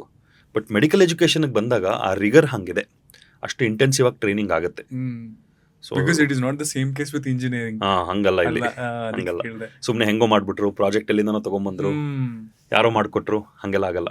ನೀವು ಪಾಸ್ ಆಗಬೇಕು ಅಂತಂದರೆ ಸರಿಯಾಗಿ ಮಾಡಿದ್ರೇ ಆಗೋದು. ಸೊ ಅವ್ರು 2 ಕೋಟಿ ಕೊಟ್ಟು ಮ್ಯಾನೇಜ್ಮೆಂಟ್ ಕೋಟಾ ಸೀಟ್ ತೊಗೊಂಡು ಬಂದಿದ್ದಾರೆ, ಅದಕ್ಕೆ ಅವ್ರನ್ನ ಹೆಂಗೋ ಮಾಡಿ ಪಾಸ್ ಮಾಡ್ತಾರೆ ಹಂಗೇನಿಲ್ಲ. 5-6 ಅಟೆಂಪ್ಟ್ ಆಗಿ ಮುಗಿಸ್ಕೊತಾರೆ. ಹೆಂಗೋ ಒಂದು ಮುಗಿಸಿದ್ರು ಅಂತಂದರೆ ಸರಿಯಾಗಿದ್ದಾರೆ ಅಂತಲೇ. ಸೊ 1,22,000 ಸೀಟು ಇಲ್ಲ 1.25 ಲಕ್ಷ ಸೀಟು ಒಂದು ವರ್ಷಕ್ಕೆ ಸಿಗುತ್ತೆ ಮಕ್ಕಳಿಗೆ ಬರೆಯೋರಲ್ಲಿ. ಸೊ ಅದರಲ್ಲಿ ಗೌರ್ಮೆಂಟ್ ಅಫೋರ್ಡಬಲ್ ಸೀಟ್ ಅಂದರೆ 1.25 ಲಕ್ಷದ ಒಳಗಡೆಗೆ 2 ಥರ ಸೀಟ್ ಹೇಳಿದ್ರಲ್ಲ, ಅದು ಎಷ್ಟು ಸಾವಿರ ಸೀಟ್ ಹೇಳಿದೆ ಅದಕ್ಕೋಸ್ಕರ? ಸುಮಾರು 45-50 ಸಾವಿರ ಸೀಟ್ಸ್ ಇದೆ. ಪರವಾಗಿಲ್ಲ. ಎಸ್, ಅದ್ರಲ್ಲಿ ಕರ್ನಾಟಕಕ್ಕೆ ಅಂತ ಆಲ್ ಇಂಡಿಯಾ, ಅದು ಆಲ್ ಇಂಡಿಯಾ ನಿಮಗೆ 2 ಥರ ಸೀಟ್ ಸಿಗುತ್ತೆ ಗೌರ್ಮೆಂಟ್ ಕಾಲೇಜು. ದೇಶದ ಪ್ರತಿಯೊಂದು ಗೌರ್ಮೆಂಟ್ ಕಾಲೇಜಲ್ಲೂ 15% ಸೀಟು ಆಲ್ ಇಂಡಿಯಾ ಕೋಟಾಗೆ ಹೋಗುತ್ತೆ. ಅಂದರೆ ಆಲ್ ಇಂಡಿಯಾ ಕೋಟಾದಲ್ಲಿ ದೇಶದ ಯಾವುದೇ ವಿದ್ಯಾರ್ಥಿ ಬೇಕಾದರೂ ಯಾವುದೇ ಗೌರ್ಮೆಂಟ್ ಮೆಡಿಕಲ್ ಕಾಲೇಜಲ್ಲಿ ಸೀಟ್ ತೊಗೊಬೋದು ಆಲ್ ಇಂಡಿಯಾ ಕೋಟಾದಲ್ಲಿ. 85% ಸೀಟ್ಸ್, 85% ಸೀಟು ಆ ರಾಜ್ಯದ ವಿದ್ಯಾರ್ಥಿಗಳಿಗೆ ಮಾತ್ರ ಇರುತ್ತೆ. ಈಗ ಕರ್ನಾಟಕದ ಗೌರ್ಮೆಂಟ್ ಮೆಡಿಕಲ್ ಕಾಲೇಜ್ಗಳ 85% ಸೀಟು ಕರ್ನಾಟಕದ ವಿದ್ಯಾರ್ಥಿಗಳಿಗೆ ಮಾತ್ರ. ಸೊ ಅದು ಆಯಿತು. ಪ್ರೈವೇಟ್ ಕಾಲೇಜಲ್ಲಿ ಮೋರ್ ಅವೈಲಬಿಲಿಟಿ, ಬೇರೆ ಬೇರೆಯವ್ರು ತೊಗೊಳ್ಬೋದು. ಸೊ ಈ ಒಂದು ಕ್ರೈಟೀರಿಯಾ ಬಗ್ಗೆ ಅಥವಾ ಇಷ್ಟು ಸೀಟ್ಸ್ ಇದೆ ಅನ್ನೋದ್ರ ಬಗ್ಗೆ ತುಂಬಾ ಜನ ಗೊತ್ತೇ ಇಲ್ಲ ಪಾಪ. ಅಂದ್ರೆ ಭಯ ಪಡಬಾರ್ದು, ಹೊರಗಿಂದ ನೋಡ್ಕೊಂಡೇ Yes, yes, ಮಾತಾಡ್ತೀವಿ. ಹೌದು. ಎಲ್ಲಿ ಕೇಳ್ತಾರೆ? ಅವ್ರ ಸುತ್ತಮುತ್ತ ಇರೋದೇ ಇನ್ಫಾರ್ಮೇಷನ್ ಅಲ್ವಾ ಜನಗಳಿಗೆ. ಯಾವಾಗ್ಲೂ ನಮ್ಮ ಸುತ್ತ ಯಾರು ಇರ್ತಾರೆ ಅವರೇ ನಮಗೆ ಸೋರ್ಸ್ ಆಫ್ ಕ್ರೆಡಿಬಲ್ ಇನ್ಫಾರ್ಮೇಷನ್ ಅಂತ. ಮಾಡ್ಬೋದು. ಕೂಲಿ ಮಾಡೋರು ಕೂಡ ಅವ್ರ ಮಕ್ಕಳನ್ನ ಡಾಕ್ಟರ್ ಮಾಡ್ಬೋದು. ಆ ಭಯ ಇರಬಾರ್ದು. ಓದೋವಂಥವ್ರು ಆಗಬೇಕು. 50%, 30% ತೊಗೊಳ್ತಾ ಇದ್ದಾನೆ ಡಾಕ್ಟರ್ ಮಾಡ್ತೀನಿ ಅಂತ ಅಂದ್ಬಿಟ್ಟು ಹುಚ್ಚಾಟ ಮಾಡಬಾರ್ದು. ರಿಯಲಿಸ್ಟಿಕ್ ಆಗಿ ಯೋಚನೆ ಮಾಡಬೇಕು. ಅವ್ರಿಗೆ ಅಷ್ಟು ಕೆಲಸ ಮಾಡೋಕ್ಕೆ ಶ್ರದ್ಧೆ ಇದೆಯಾ ಅಂತ ನೋಡಬೇಕು. ಶ್ರದ್ಧೆ ಇದ್ದರೆ ಆಗುತ್ತೆ ಯಾರಿಗೆ ಬೇಕಾದ್ರು. ಆ್ಯಂಡ್ ತುಂಬ ಜನ ಎಡಬೋದು ನಾನು ಕೇಳಿರೋ ಮಟ್ಟಿಗೆ ಚೂಸಿಂಗ್ ದ ರೈಟ್ ಅಕಾಡೆಮಿಲಿ. ಅಂದರೆ ಯಾವ ಅಕಾಡೆಮಿಗೆ ಜಾಯ್ನ್ ಆಗಬೇಕು ಅನ್ನೋದು ಕರೆಕ್ಟಾಗಿ ಗೊತ್ತಿಲ್ಲದೆ ಈ ಮಾರ್ಕೆಟಿಂಗ್ ಟ್ರ್ಯಾಪ್ಗೋ ಅಥವಾ ಇನ್ಯಾವುದೋ ಒಂದು ಇದರಿಂದ ಒಂದು ಹಳ್ಳಕ್ಕೆ ಬಿದ್ದುಬಿಡ್ತಾರೆ. ಬಿದ್ದಾದ್ಮೇಲೆ 2 ವರ್ಷಕ್ಕೆ ಒಂದು ಫೀಸ್ ಕಟ್ಬಿಡ್ತಾರೆ. ಫೀಸ್ ಕಟ್ಟಾದ್ಮೇಲೆ ಮೆಂಟಲ್ ಸ್ಟ್ರೆಸ್ಗೋ ಪ್ರೆಷರ್ಗೋ ಅಪ್ಪ ಅಮ್ಮ ದುಡ್ಡು ಕಟ್ಬಿಟ್ಟಿದ್ದಾರೆ, ಅವ್ರಿಗೆ ಅನ್ಯಾಯ ಆಗಬಾರ್ದು, ಬೇಜಾರಾಗಬಾರ್ದು ಅನ್ನೋದಕ್ಕೂ ಅಲ್ಲೇ ಓದಬೇಕಾಗುತ್ತೆ. ಕೆಲವರು ರೆಬಲಿಯನ್ಸ್ ಆಗ್ಬಿಟ್ಟಿಲ್ಲ, ನಂಗೆ ಆಗಲ್ಲ, ಗಿವ್ ಅಪ್ ಮಾಡ್ತೀನಿ ಅಂತಲೂ ಅಂತಾರೆ. ಈ ನೋ ರಿಟರ್ನ್ ಪಾಲಿಸಿ ಆಲ್ಮೋಸ್ಟ್ ಎಲ್ಲ ಅಕಾಡೆಮಿಕಲ್ ಇದರಲ್ಲೂ ಟ್ರೈನಿಂಗ್ ಸೆಂಟರ್ಸ್ಗಳಲ್ಲೂ ಇದೆ ಈಗ. ಸೊ ಇದು ಒಂಥರ ಟ್ರ್ಯಾಪ್. ಇದರಿಂದ ಹೊರಗೆ ಬರೋಕ್ಕೂ ಆಗ್ತಿಲ್ಲ. ಬಿಕಾಸ್ ಈ ಅಕಾಡೆಮಿನ ನಾನು ಟ್ರಸ್ಟ್ ಮಾಡಿ ಹೋಗ್ಬೋದಾ, ಇದು ಜೆನ್ಯೂನಾ ಅಂತ ಅನ್ಸೋದಕ್ಕೆ ಮಕ್ಕಳಿಗೆ ಒಂದು ಸಿಂಪಲ್ ಟಿಪ್ ಏನು? ಆಯಿತು, ನಾನೊಬ್ಬ ಡಾಕ್ಟರ್ ಅಲ್ಲ, ಆಹಾರದ ಬಗ್ಗೆ ನಿಮಗೆ ಕೇಳ್ತೀನಿ. ಓಕೆ, ಇದನ್ನು ನಾನು ತಿನ್ಬೋದಾ ಇಲ್ವಾ ಅನ್ನೋದನ್ನು ಯಾವ ಥರ ಯೋಚನೆ ಮಾಡ್ತೀರಾ? ಒಂದು ಸಿಂಪಲ್ ಟಿಪ್ ಹೇಳ. ನಿಮಗೆ ಯಾವ ಆಹಾರ ಪ್ಯಾಕೇಜಲ್ಲಿ ಬರುತ್ತೋ ಮತ್ತು ಅದರದ್ದು ಅಡ್ವರ್ಟೈಸ್ಮೆಂಟ್ ಇದೆಯೋ ಅದನ್ನು ತಿನ್ನಬಾರ್ದು. ಅಡ್ವರ್ಟೈಸ್ಡ್ ಫುಡ್ ತಿನ್ನಬಾರ್ದು ಅಷ್ಟೇ. ಸಿಂಪಲ್ ಆಗಿ. ಸೊ ಆರೋಗ್ಯಕ್ಕೆ ಅಷ್ಟೇ. ನಿಮಗೆ ಯಾವುದೋ ಒಂದು ಅಡ್ವರ್ಟೈಸ್ ಬರ್ತಾ ಇದೆ, ಹಾರ್ಲಿಕ್ಸ್ ಅಡ್ವರ್ಟೈಸ್ಮೆಂಟ್ ಬಂತು, ತೊಗೊಂಬಾರ್ದು. ಅದು ದಟ್ ಈಸ್ ನಾಟ್ ಗುಡ್. ಹಾಗಂತ ಅಡ್ವರ್ಟೈಸ್ ಮಾಡುವಂತಹ ಎಲ್ಲ ಅಕಾಡೆಮಿಕ್ ಸೆಂಟರ್ಸ್ ತಪ್ಪು ಅಂತ ಈಗ ಹೇಳ್ತೀನಿ, ನೆಕ್ಸ್ಟ್ ಅದು ಹೇಳ್ತೀನಿ. ಸೊ ಅಡ್ವರ್ಟೈಸ್ಮೆಂಟ್ ಕೊಡುವಂಥ ಆಹಾರ ಪದಾರ್ಥಗಳನ್ನು ತಿನ್ನಬಾರ್ದು ಅಂತಂದರೆ ಅದು ಫ್ಯಾಕ್ಟ್ರಿ ಪ್ರೊಡ್ಯೂಸ್ಡ್, ಮಾಸ್ ಪ್ರೊಡಕ್ಷನ್ ಆಗ್ತಾ ಇದೆ ಅಂತ. ಅದು it is not natural. So ಅದು ಅಲ್ಲಿ ಹುಷಾರಾಗಿರ್ಬೇಕು ನೀವು. ಅದೇ ಥರ ಎಜುಕೇಷನಲ್ ಇನ್ಸ್ಟಿಟ್ಯೂಷನ್ಸಲ್ಲಿ ವಿದ್ಯಾರ್ಥಿಗಳ ಸಕ್ಸಸ್ಸನ್ನು ಮುಂದೆ ಇಟ್ಕೊಂಡು ಮಾರ್ಕೆಟಿಂಗ್ ಮಾಡುವಂಥ ಇನ್ಸ್ಟಿಟ್ಯೂಷನ್ಸ್ ಬಗ್ಗೆ ಹುಷಾರಾಗಿರಬೇಕು. ಇವ್ರಿಗೆ ಸಕ್ಸಸ್ ಸಿಕ್ಕಿದೆ, ಅದಕ್ಕೆ ನಿಮಗೆ ಸಕ್ಸಸ್ ಸಿಗುತ್ತೆ ಅಂತ ಹೇಳಿದ್ರೆ ಅದು ಟ್ರ್ಯಾಪು. ಓಕೆ, ಯಾಕಂದರೆ ನಿಮಗೆ ತೋರಿಸ್ತಾ ಇರೋದು ಒಂದು 10 ಜನನ, ಎಷ್ಟು ಜನಕ್ಕೆ ಆಗಿಲ್ಲ ಅನ್ನೋದನ್ನು ಹೇಳ್ತಾರ. ಈಗ ನಮ್ಮಲ್ಲಿ 100 ಜನ ಇದ್ದರು, ಅದರಲ್ಲಿ ಇಷ್ಟು ಜನಕ್ಕೆ ಇದಾಗಿದೆ ಅಂತ ಹೇಳ್ತಾರೋ, ಅಥವಾ ನಮ್ಮಲ್ಲಿ ಇಷ್ಟು ರ್ಯಾಂಕ್ ಬಂತು ಅಂತ ಬರೀ ರ್ಯಾಂಕ್ ತೋರಿಸ್ತಾರೋ? ರ್ಯಾಂಕ್ ತೋರಿಸೋದು ಜಾಸ್ತಿ. ಸಕ್ಸಸ್ ರೇಷಿಯೋ ತೋರಿಸಲ್ವಲ್ಲ, ಎಷ್ಟು ಪರ್ಸೆಂಟ್ ಜನ. ಆ್ಯಂಡ್ ಬಿಫೋರ್ ಆಫ್ಟರ್ ಸ್ಟಡೀಸ್ ಎಷ್ಟು ಜನ ಪಬ್ಲಿಷ್ ಮಾಡ್ತಾರೆ. ನಮ್ಮಲ್ಲಿ ಬರೋಕ್ಕೂ ಮುಂಚೆ ಹಿಂಗಿದ್ರು, ನಮ್ಮಲ್ಲಿ ಬಂದ ಮೇಲೆ ಒಬ್ಬೊಬ್ರಿಗೂ ಇದ್ದಿದ್ದಾಯಿತು ಅಲ್ವಾ. ಯಾವ ಸಂಸ್ಥೆ, ಯಾವ ಇನ್ಸ್ಟಿಟ್ಯೂಷನ್ ತಾವು ಏನು ಮಾಡ್ತಾರೆ ಅನ್ನೋದನ್ನು ಬಿಟ್ಟು ರಿಸಲ್ಟ್ಸನ್ನು ತೋರಿಸ್ಬಿಟ್ಟು ಪ್ರಚಾರ ಮಾಡ್ತಾರೋ ಅದ್ರ ಬಗ್ಗೆ ಹುಷಾರಾಗಿರಬೇಕು. ಯಾವ ಇನ್ಸ್ಟಿಟ್ಯೂಷನ್ ನಿಮಗೆ ನಾವಿದನ್ನು ಮಾಡ್ತೀವಿ, ಇದನ್ನು ಮಾಡೋದ್ರಿಂದ ಇದಾಗುತ್ತೆ ಅನ್ನೋದನ್ನು ಹೇಳ್ಬೋದು, ಅದ್ರ ಬಗ್ಗೆ ಯೋಚನೆ ಮಾಡ್ಬೋದು. ರೈಟ್ ಅಜೆಂಡಾಸ್ ಇಂದ ಹೋಗೋದು ಒಳ್ಳೆಯದು. Correct. You should understand the process ಅಲ್ಲ. ಇದನ್ನು ಮಾಡಿದ್ರೆ ನನ್ನ ಮಗುಗೆ ಒಳ್ಳೇದಾಗುತ್ತಾ ಅಂತ ನಾನು ಯೋಚನೆ ಮಾಡಬೇಕು. ಪಕ್ಕದ ಮನೆಯವ್ರ ಮಗುಗೆ ಸಕ್ಸಸ್ ಆಗಿದೆ, ಅದಕ್ಕೆ ನನ್ನ ಮಗು ನಿಲ್ಸರಿಸ್ತೀನಿ ಅಂತ ಯೋಚನೆ ಮಾಡಬೇಕು ಅಲ್ವಾ. Process is what brings about results. But right success ratio ಈ ಅಕಾಡೆಮಿದು ಇಷ್ಟು ಅಂತ ಹೇಗೆ ಗೊತ್ತಾಗುತ್ತೆ? ಅಂದರೆ ಅವ್ರು ಗೊತ್ತಾಗಲ್ಲ, ಹೇಳೋದೇ ಇಲ್ವಲ್ಲ. ವಿಷಯ ಚೆನ್ನಾಗಿದೆ ಅಂತ ಅರ್ಥ ಮಾಡ್ಕೊಳಕ್ಕಾದ್ರೂ. ಸೊ ಯಾವುದೇ ಪೇರೆಂಟ್ಸ್ ಎಲ್ಲೇ ಹೋಗಿ ವಿಚಾರ ಮಾಡಿದ್ರು ನೀವೇನು ಮಾಡ್ತೀರಾ ಅಂತ ಕೇಳಬೇಕು. ನಿಮ್ಮ ಸಿಸ್ಟಮ್ ಏನು ಅಂತ ಕೇಳಬೇಕು, ನಿಮ್ಮ ಪ್ರಾಸೆಸ್ ಏನು ಅಂತ ಕೇಳಬೇಕು. ಆಮೇಲೆ ಅವ್ರು ಯೋಚನೆ ಮಾಡಬೇಕು, ನನ್ನ ಮಗ ಅಥವಾ ಮಗಳು ಇದನ್ನು ದಿನ ದಿನ ದಿನ ದಿನ ಇದನ್ನೇ ಮಾಡಿದ್ರೆ 2 ವರ್ಷ ಈ ಥರ ಮಾಡೋಕ್ಕೆ ಸಾಧ್ಯ ಇದೆಯಾ? ಸೊ ಯಾರೋ ಒಬ್ರು ಹೇಳ್ಬೋದು ನಿಮಗೆ, ದಿನ 16 ಗಂಟೆ ಓದಿಸ್ತೀವಿ ನಿಮ್ಮ ಮಕ್ಕಳನ್ನು ಅಂತ, 16 hours a day ಓದಿಸ್ತೀವಿ. ನೀವು ಪ್ರಾಕ್ಟಿಕಲಾಗಿ ಯೋಚನೆ ಮಾಡಬೇಕು. ನಿಮಗೆ ಮಕ್ಕಳು ಮಷೀನ್ಗಳಲ್ಲ. 24 ಗಂಟೆಯಲ್ಲಿ 16 ಗಂಟೆ ಓದ್ಬಿಟ್ರೆ, ದಿನ ಓದ್ಬಿಟ್ರೆ ಸಖತ್ತಾಗಿ ಆಗ್ಬಿಡುತ್ತೆ. ಅದು ಸಸ್ಟೈನಬಲ್ಲ? ನೀವು ವಾಪಸ್ ಹೋಗಿ ಮನೆಗೆ ಹೋಗ್ಬಿಟ್ಟು 1 ವಾರ ನೀವು ಅಪ್ಪ ಅಮ್ಮ ತಾನೆ, ಮಕ್ಕಳಿಗಿಂತ ತಿಳಿದಿರೋರು ತಾನೆ, ಮಕ್ಕಳಿಗಿಂತ ವಿಲ್ ಪವರ್ ಜಾಸ್ತಿ ಇದೆ ತಾನೆ. 1 ವಾರ ದಿನ 16 ಗಂಟೆ ನೀವು ಏನು ಕೆಲಸ ಮಾಡ್ತಿದ್ದೀರ ಅದನ್ನು ಮಾಡಿ ನೋಡೋಣ. ಹೌ ಡು ಯು ಎಕ್ಸ್ಪೆಕ್ಟ್ ನಿಮ್ಮ ಮಕ್ಕಳನ್ನು 16 ಗಂಟೆ ಓದಿಸ್ಬಿಡ್ತಾರೆ ಅಂತ ಹೇಳ್ತಾರೆ, ನಾವು ಓದಿಸ್ಬಿಡ್ತೀವಿ, ಹಂಗಾಗ್ಬಿಟ್ರೆ ಆಗ್ಬಿಡುತ್ತೆ ಅಂತ ಪುಷ್ ಮಾಡೋದು. ಸೊ ಏನು ಮಾಡ್ತಾರೆ ಅನ್ನೋದನ್ನು ತಿಳ್ಕೊಳ್ಬೇಕು. ಅದನ್ನು ನಮ್ಮ ಮಕ್ಕಳು 2 ವರ್ಷ ಮಾಡ್ಬೋದಾ, ದಿನ ದಿನ ಅದನ್ನೇ ಮಾಡ್ಬೋದಾ ಅಂತ ಯೋಚನೆ ಮಾಡಬೇಕು. ದಿನ ದಿನ ಅದನ್ನೇ ಮಾಡಿದ್ರೆ ನಮ್ಮ ಮಕ್ಕಳು ಬ್ರೇಕ್ ಡೌನ್ ಆಗ್ತಾರಾ, ಬ್ರೇಕ್ ಡೌನ್ ಆಗಲ್ವಾ ಯೋಚನೆ ಮಾಡಬೇಕು. ಮಕ್ಕಳು ಬದುಕಿದ್ರೆ ತಾನೇ ಸರ್ ಸಕ್ಸಸ್ಸು. ಹೌದು. ಅಲ್ವಾ? ನೀವು ಏನೋ ಒಂದು ಮಾಡಿಸ್ಬಿಟ್ಟು ಮಕ್ಕಳನ್ನ ನೀವು ಶಾರೀರಿಕವಾಗಿ ಮಾನಸಿಕವಾಗಿ ಕುಗ್ಗಿಸ್ಬಿಟ್ರೆ, ಮುರಿದುಬಿಟ್ರೆ, ಎಮೋಷನಲಿ ಬ್ರೇಕ್ ಡೌನ್ ಮಾಡಿಬಿಟ್ರೆ ಏನು ಉಪಯೋಗ ಆಯಿತು? ಡಾಕ್ಟರ್ ಆಗಿಲ್ಲದೆ ಇದ್ದರೆ ಜೀವನ ಮಾಡೋಕ್ಕಾಗಲ್ವಾ? ಅಥವಾ PUC ಮುಗಿಸಿ ವಿದ್ಯಾಭ್ಯಾಸ ನಿಂತೋಗ್ಬಿಟ್ಟ ಮೇಲೆ ಜೀವನ ಮಾಡೋಕ್ಕಾಗಲ್ವಾ? ಎಷ್ಟು ಜನ ಇದ್ದಾರೆ ಜೀವನ ಮಾಡೋದನ್ನು ಕಲ್ತವನು ಹೆಂಗಿದ್ರು ಜೀವನ ಮಾಡ್ತಾನೆ. ಜೀವನದಲ್ಲಿ ನಿರಾಸೆ ಆಗ್ಬಿಟ್ಟವನು ಅವನಿಗೆ ಎಂಥ ಅವಕಾಶಗಳು ಸಿಕ್ಕಿದ್ರು ಅವನಿಗೆ ಅವಕಾಶ ಗುರುತಿಸೋಕ್ಕೂ ಶಕ್ತಿ ಇರೋದಿಲ್ಲ, ಸಿಕ್ಕ ಅವಕಾಶನ ಬಳಸ್ಕೊಂಡು ಬೆಳೆಯೋಕ್ಕೂ ಶಕ್ತಿ ಇರೋದಿಲ್ಲ. ಸೊ ಪ್ರಯಾರಿಟಿ ಸರಿ ಮಾಡ್ಕೊಬೇಕು ಪೇರೆಂಟ್ಸ್. ನೀವೊಂದು ಕೇಳಿರ್ತೀರಾ ಅಂದರೆ, ಈ ದೇಶದಲ್ಲಿ ಕರಪ್ಷನ್ ಎಲ್ಲ ಹೇಗಾಗುತ್ತೆ ಅಂತಂದರೆ, ಒಂದು ಕೆಲಸಕ್ಕೆ ಒಂದು ಈ ಪೋಸ್ಟ್ ತೊಗೊಳೋದಕ್ಕೆ ಅಂದರೆ ಇಷ್ಟು ಲಕ್ಷನೋ ಇಷ್ಟು ಕೋಟಿನೋ ದುಡ್ಡು ಕೊಟ್ಬಿಟ್ಟಲ್ಲಿ ಹೋಗಿರೋವಂತಹ ವ್ಯಕ್ತಿ, ಅದರಲ್ಲಿ ನಾನು ದುಡಿತಾ ಇರ್ಬೇಕಾದ್ರೆ ಇಷ್ಟು ಕರಪ್ಟ್ ಮಾಡಿಬಿಟ್ಟು ಇಷ್ಟು ದುಡ್ಡನ್ನ ಸಂಪಾದನೆ ಮಾಡ್ಬೋದು ಅನ್ನೋ ಒಂದು ಆಲೋಚನೆಯಿಂದ ಹೋಗಿರ್ತಾನೆ. ಈಗ ಮೆಡಿಕಲ್ಲು ಯಾವ ಥರ ಆಗಿಬಿಟ್ಟಿದೆ ಅಂತಂದರೆ, ಪ್ರಾಬಬ್ಲಿ ಮನೇಲಿ ಒಂದಷ್ಟು ದುಡ್ಡು ಕೊಟ್ಟು ಸೇರಿಸಿರ್ತಾರೆ, ಇಲ್ಲ ಮ್ಯಾನೇಜ್ಮೆಂಟ್ ಸೀಟ್ ನೀವು ಹೇಳ್ದಂಗೆ ತೊಗೊಂಡಿರ್ತಾರೆ, ಇಲ್ಲ ತುಂಬ ಲಂಸಮ್ ಆಗಿ ಒಂದು ಅಕಾಡೆಮಿಕಲ್ ಕೆರಿಯರ್ ಎಲ್ಲ ಹೋಗಿರ್ತಾರೆ. ಇಷ್ಟು ನಿನ್ನ ಮೇಲೆ ಇನ್ವೆಸ್ಟ್ ಮಾಡಿದ್ದೀವಿ ಅನ್ನೋ ಹೊರೆ ಮೆಂಟಲಿ ಆ ಹುಡುಗಂಗೆ ಗೊತ್ತಿರುತ್ತೆ. ಅವನು ತಯಾರಾಗಿ ಹೊರಗಡೆ ಬರಬೇಕಾದ್ರೆ ಅವನು ನಿಜವಾಗ್ಲೂ ಚೆನ್ನಾಗಿ ಟ್ರೀಟ್ ಮಾಡಬೇಕು ಅನ್ನೋ ಐಡಿಯಾಲಜಿಲಿ ಬರ್ತಾನೆ, ಇಲ್ಲ ಅಂದರೆ ನಾನು ಇಷ್ಟು ದುಡ್ಡು ಮಾಡಬೇಕು ಅನ್ನೋ ಐಡಿಯಾಲಜಿಲಿ ಬರ್ತಾನೆ. ನೀವು ನೋಡ್ತಿರೋದು ಈ ಬೆಳವಣಿಗೆನಲ್ಲಿ ಯಾವ ಥರ ಬದಲಾಗ್ತಿದೆ ಇದು. ಸರ್, ಇವಾಗ ದುಡ್ಡು ಮಾಡೋಕ್ಕಾಗಲ್ಲ ಹಂಗೆಲ್ಲ ಡಾಕ್ಟರ್ಸು. ಓಕೆ, ಮುಂಚೆ ನೀವೊಂದು 20 ವರ್ಷ ಮುಂಚೆ ನೋಡಿದರೆ ನಿಮಗೆ ಕ್ಲಿನಿಕ್ಗಳು ಕಾಣಿಸೋದು. ಡಾಕ್ಟರ್ಸ್ ಅವ್ರದ್ದೇ ಒಂದು ಕ್ಲಿನಿಕ್ ಇಟ್ಕೊಂಡು ಪ್ರಾಕ್ಟೀಸ್ ಮಾಡೋರು. ಸಣ್ಣ ಸಣ್ಣ ನರ್ಸಿಂಗ್ ಹೋಮ್ಗಳು ಕಾಣಿಸೋದು. ಕ್ಲಿನಿಕ್ ಇಟ್ಕೊಂಡಿರೋಂಥ ಡಾಕ್ಟರ್ಸು ಪ್ರಾಕ್ಟೀಸ್ ಚೆನ್ನಾಗಿದ್ದರೆ ಅವ್ರು ಸ್ವಲ್ಪ ಸಂಪಾದನೆ ಮಾಡೋರು. ಸಣ್ಣ ಸಣ್ಣ ನರ್ಸಿಂಗ್ ಹೋಮ್ಗಳು ಬ್ಯುಸಿ ಇರ್ತಿತ್ತು, ಅವ್ರು ಸಂಪಾದನೆ ಮಾಡೋರು. ಇವಾಗ ನಿಮಗೆ ಸಾಮಾನ್ಯ ವರ್ಕಿಂಗ್ ಕ್ಲಾಸ್ ಪಾಪ್ಯುಲೇಷನ್ ಸಿಟಿಗಳಲ್ಲಿ ಅಂತ ಅಂದ್ಕೊಳ್ಳಿ, ಇನ್ಶೂರೆನ್ಸ್ ಮಾಡ್ಕೊಂಡಿದ್ದಾರೆ. ಮಕ್ಳಿಗೊಂದು ಅಥವಾ ಅವ್ರಿಗೆ ಏನೋ ಒಂದು ಸಣ್ಣ ಜ್ವರ ಬಂದ್ರೂ ಪಕ್ಕದ ರೋಡಲ್ಲಿರೋ ಕ್ಲಿನಿಕ್ಗೆ ಹೋಗ್ತಾರೋ, ಕಾರ್ಪೊರೇಟ್ ಹಾಸ್ಪಿಟ್ಲಿಗೆ ಹೋಗ್ತಾರೆ. ಒಂದು ಪ್ಯಾರಾಸಿಟಮಾಲ್ 3 ದಿನ ತೊಗೊಂಡ್ರೆ ಕಡಿಮೆ ಆಗುವಂಥ ಜ್ವರಕ್ಕೆ ಹಾಸ್ಪಿಟ್ಲಿಗೆ ಹೋದಾಗ ಹಾಸ್ಪಿಟ್ಲಲ್ಲಿ ಟ್ರೀಟ್ಮೆಂಟ್ ಕೊಡೋಕ್ಕೂ ಮುಂಚೆ ಪ್ರೋಟೋಕಾಲ್ ಹೆಸರಿನಲ್ಲಿ ಒಂದು ರಾಶಿ ಟೆಸ್ಟ್ಗಳು ಮಾಡಬೇಕು. ಆ ರಾಶಿ ಟೆಸ್ಟ್ಗಳಿಗೆ ಒಂದು 20,000 ಖರ್ಚು ಬರುತ್ತೆ. ಹೆಂಗೂ ಖರ್ಚು ಬರ್ತಾ ಇದೆ, ಇನ್ಶೂರೆನ್ಸ್ ಇದೆ, ಒಂದಿನ ಅಡ್ಮಿಟ್ ಮಾಡ್ಕೊಂಬಿಡಿ ಡಾಕ್ಟ್ರೆ, ಇನ್ಶೂರೆನ್ಸ್ ಕ್ಲೈಮ್ ಆಗುತ್ತೆ ಅಂತ ಒಂದಿನ ಅಲ್ಲಿ ಮಲಗಿದ್ದೆದ್ದು 3 ದಿನ ಪ್ಯಾರಾಸಿಟಮಾಲ್ ತೊಗೊಂಡು ಜ್ವರ ಕಡಿಮೆ ಆಗುತ್ತೆ. ಬಟ್ 40,000 ರೂಪಾಯಿ ಟ್ರಾನ್ಸಾಕ್ಷನ್ ಆಯಿತು. ಇನ್ಶೂರೆನ್ಸೇ ಕೊಟ್ಟಿರಲಿ, ಇನ್ಶೂರೆನ್ಸ್ ಕಂಪನಿ ಕೊಟ್ಟಿದ್ರು insurance is pooled money sir. ಜನಗಳೆಲ್ಲ ಒಟ್ಟು ಸೇರಾಗಿ ಮಾಡಿರೋಂಥ ದುಡ್ಡು. ಯಾವುದೋ ಒಂದು ಅನವಶ್ಯಕ ಇರುವಂಥ ಟ್ರೀಟ್ಮೆಂಟಿಗೆ ನೀವು 40,000 ರೂಪಾಯಿ ಕೊಟ್ಟರೆ, ಇನ್ಯಾರಿಗೋ ಕ್ಯಾನ್ಸರ್ ಟ್ರೀಟ್ಮೆಂಟ್ಗೆ 40 ಲಕ್ಷ ಆದಾಗ ಅಲ್ಲೊಂದು 10 ಲಕ್ಷ ಕಟ್ ಮಾಡಿರ್ಬೋದು ಅವರು. ಹಾಗೂ ಆಗುತ್ತೆ, ಯಾಕಂದರೆ ಇನ್ಶೂರೆನ್ಸ್ ಕಂಪನಿಗೆ ದುಡ್ಡಿದ್ರೆ ತಾನೇ ದುಡ್ಡು ಕೊಡ್ತಾರೆ. ಚಿಕ್ಕದು ಅವಶ್ಯಕತೆ ಇಲ್ಲದೆ ಇರೋದಕ್ಕೆಲ್ಲ ಕ್ಲೈಮ್ ಆಗ್ತಾ ಇರುವಾಗ ಇನ್ಶೂರೆನ್ಸ್ ಕಂಪನಿ ಟೆಂಡೆನ್ಸಿ ಏನು, ಎಷ್ಟು ಕಟ್ ಮಾಡ್ಬೋದು, ಎಲ್ಲಿ ಕಟ್ ಮಾಡ್ಬೋದು ಅನ್ನೋದೆಲ್ಲ ಪಾಸಿಬಿಲಿಟೀಸ್ ಹುಡುಕ್ತಾರೆ. ಸೊ ಅನ್ಎಥಿಕಲ್ ಸಿಸ್ಟಮ್ಸ್ ಇದೆಯಲ್ಲ, ಒಂದಕ್ಕೊಂದು ಜೋಡಿಸ್ಕೊಂಡು ಎಲ್ಲದನ್ನ ಕರಪ್ಟ್ ಮಾಡಿಬಿಡುತ್ತೆ. ಮತ್ತು ಡಾಕ್ಟರ್ ದುಡ್ಡು ಮಾಡ್ಬೋದು ಅಂತ ಅಂದ್ಕೊಳ್ತಾನೆ ಅಂತ ಹೇಳಿದ್ರಲ್ಲ, ಹೆಂಗೆ ಮಾಡ್ತಾನೆ? ಈಗ ಒಬ್ಬ ಡಾಕ್ಟ್ರು MBBS ಮುಗಿಸಿದ ಮೇಲೆ ಅಥವಾ MD ಮುಗಿಸಿ ಸೂಪರ್ ಸ್ಪೆಷಲೈಸೇಷನ್ ಮುಗಿಸ್ಕೊಂಡು ಅವ್ರು ಎಲ್ಲೋ ಒಂದು ಕಾರ್ಪೊರೇಟ್ ಹಾಸ್ಪಿಟಲ್ ಪ್ರಾಕ್ಟೀಸ್ ಮಾಡಬೇಕು. ಕಾರ್ಪೊರೇಟ್ ಹಾಸ್ಪಿಟಲ್ ಅವ್ರಿಗೆ ಸಿಗೋದು ಸಂಬಳ. ನೀವೊಂದು ಸರ್ಜರಿ ಮಾಡಿಸಿದ್ರೆ ಸರ್ಜನ್ ಫೀಸ್ ಅಂತ ಆ ಸರ್ಜರಿಗೆ ಒಂದು 60,000 1 ಲಕ್ಷನೋ 1.5 ಲಕ್ಷನೋ ಹಾಕಿರ್ತಾರೆ ಬಿಲ್ಲಲ್ಲಿ. ಸರ್ಜನ್ಗೆ ಹೋಗುತ್ತಾ ಅದು? ಆ ಹೆಡ್ಡಿಂಗಲ್ಲಿ ಹೋಗುತ್ತೆ ಅಷ್ಟೇ, ಅದು ಹಾಸ್ಪಿಟ್ಲಿಗೆ ಹೋಗುತ್ತೆ. ಸರ್ಜನ್ಗೆ ಸಿಗೋದು ಸಂಬಳ. So doctors R not making money, system is making money. Doctors are also not happy in the name of doctors. See, doctors are also not happy in the system. Okay. So corporatisation ಯಾವಾಗ ಆಗುತ್ತೋ, health care ಮತ್ತು education ಕಾರ್ಪೊರೇಟೈಸ್ ಆದಷ್ಟೂ, ಅದರಲ್ಲಿ professional investors ಬಂದಷ್ಟೂ, professional ಇನ್ವೆಸ್ಟರ್ಸ್ಗೆ ಉದ್ದೇಶ ಏನು? ನೀವೊಬ್ಬ investor ಅಂತಂದರೆ ನಿಮ್ಮ ಉದ್ದೇಶ ಏನು? ಸರ್ವಿಸ್ ಮಾಡೋದಾ, ದುಡ್ಡು ಮಾಡೋದೆ? 2 ವರ್ಷ 3 ವರ್ಷದಲ್ಲಿ 2x 3x ನಾನು ಮಲ್ಟಿಪ್ಲೈ ಮಾಡ್ಕೊಳ್ಬೇಕು, ಎಕ್ಸಿಟ್ ಆಗಬೇಕು. ನಾನು ಇಲ್ಲಿ ಹಾಕಿದ ದುಡ್ಡು 2-3 ಪಟ್ಟು 2 ವರ್ಷದಲ್ಲಿ 3 ವರ್ಷದಲ್ಲಿ ಮಾಡ್ಕೊಂಡು ಹೋದರೆ ಈ ಥರದ್ದು ಇನ್ನೂ 10ರಲ್ಲಿ ಇನ್ವೆಸ್ಟ್ ಮಾಡ್ತೀನಿ ನಾನು. ದುಡ್ಡನ್ನು ಮಲ್ಟಿಪ್ಲೈ ಮಾಡೋ ಬಿಸ್ನೆಸ್ಸು, ಇನ್ವೆಸ್ಟ್ಮೆಂಟ್ ಬಿಸ್ನೆಸ್ಸು. ಸೊ ಏನು ಮಾಡ್ತೀರಾ?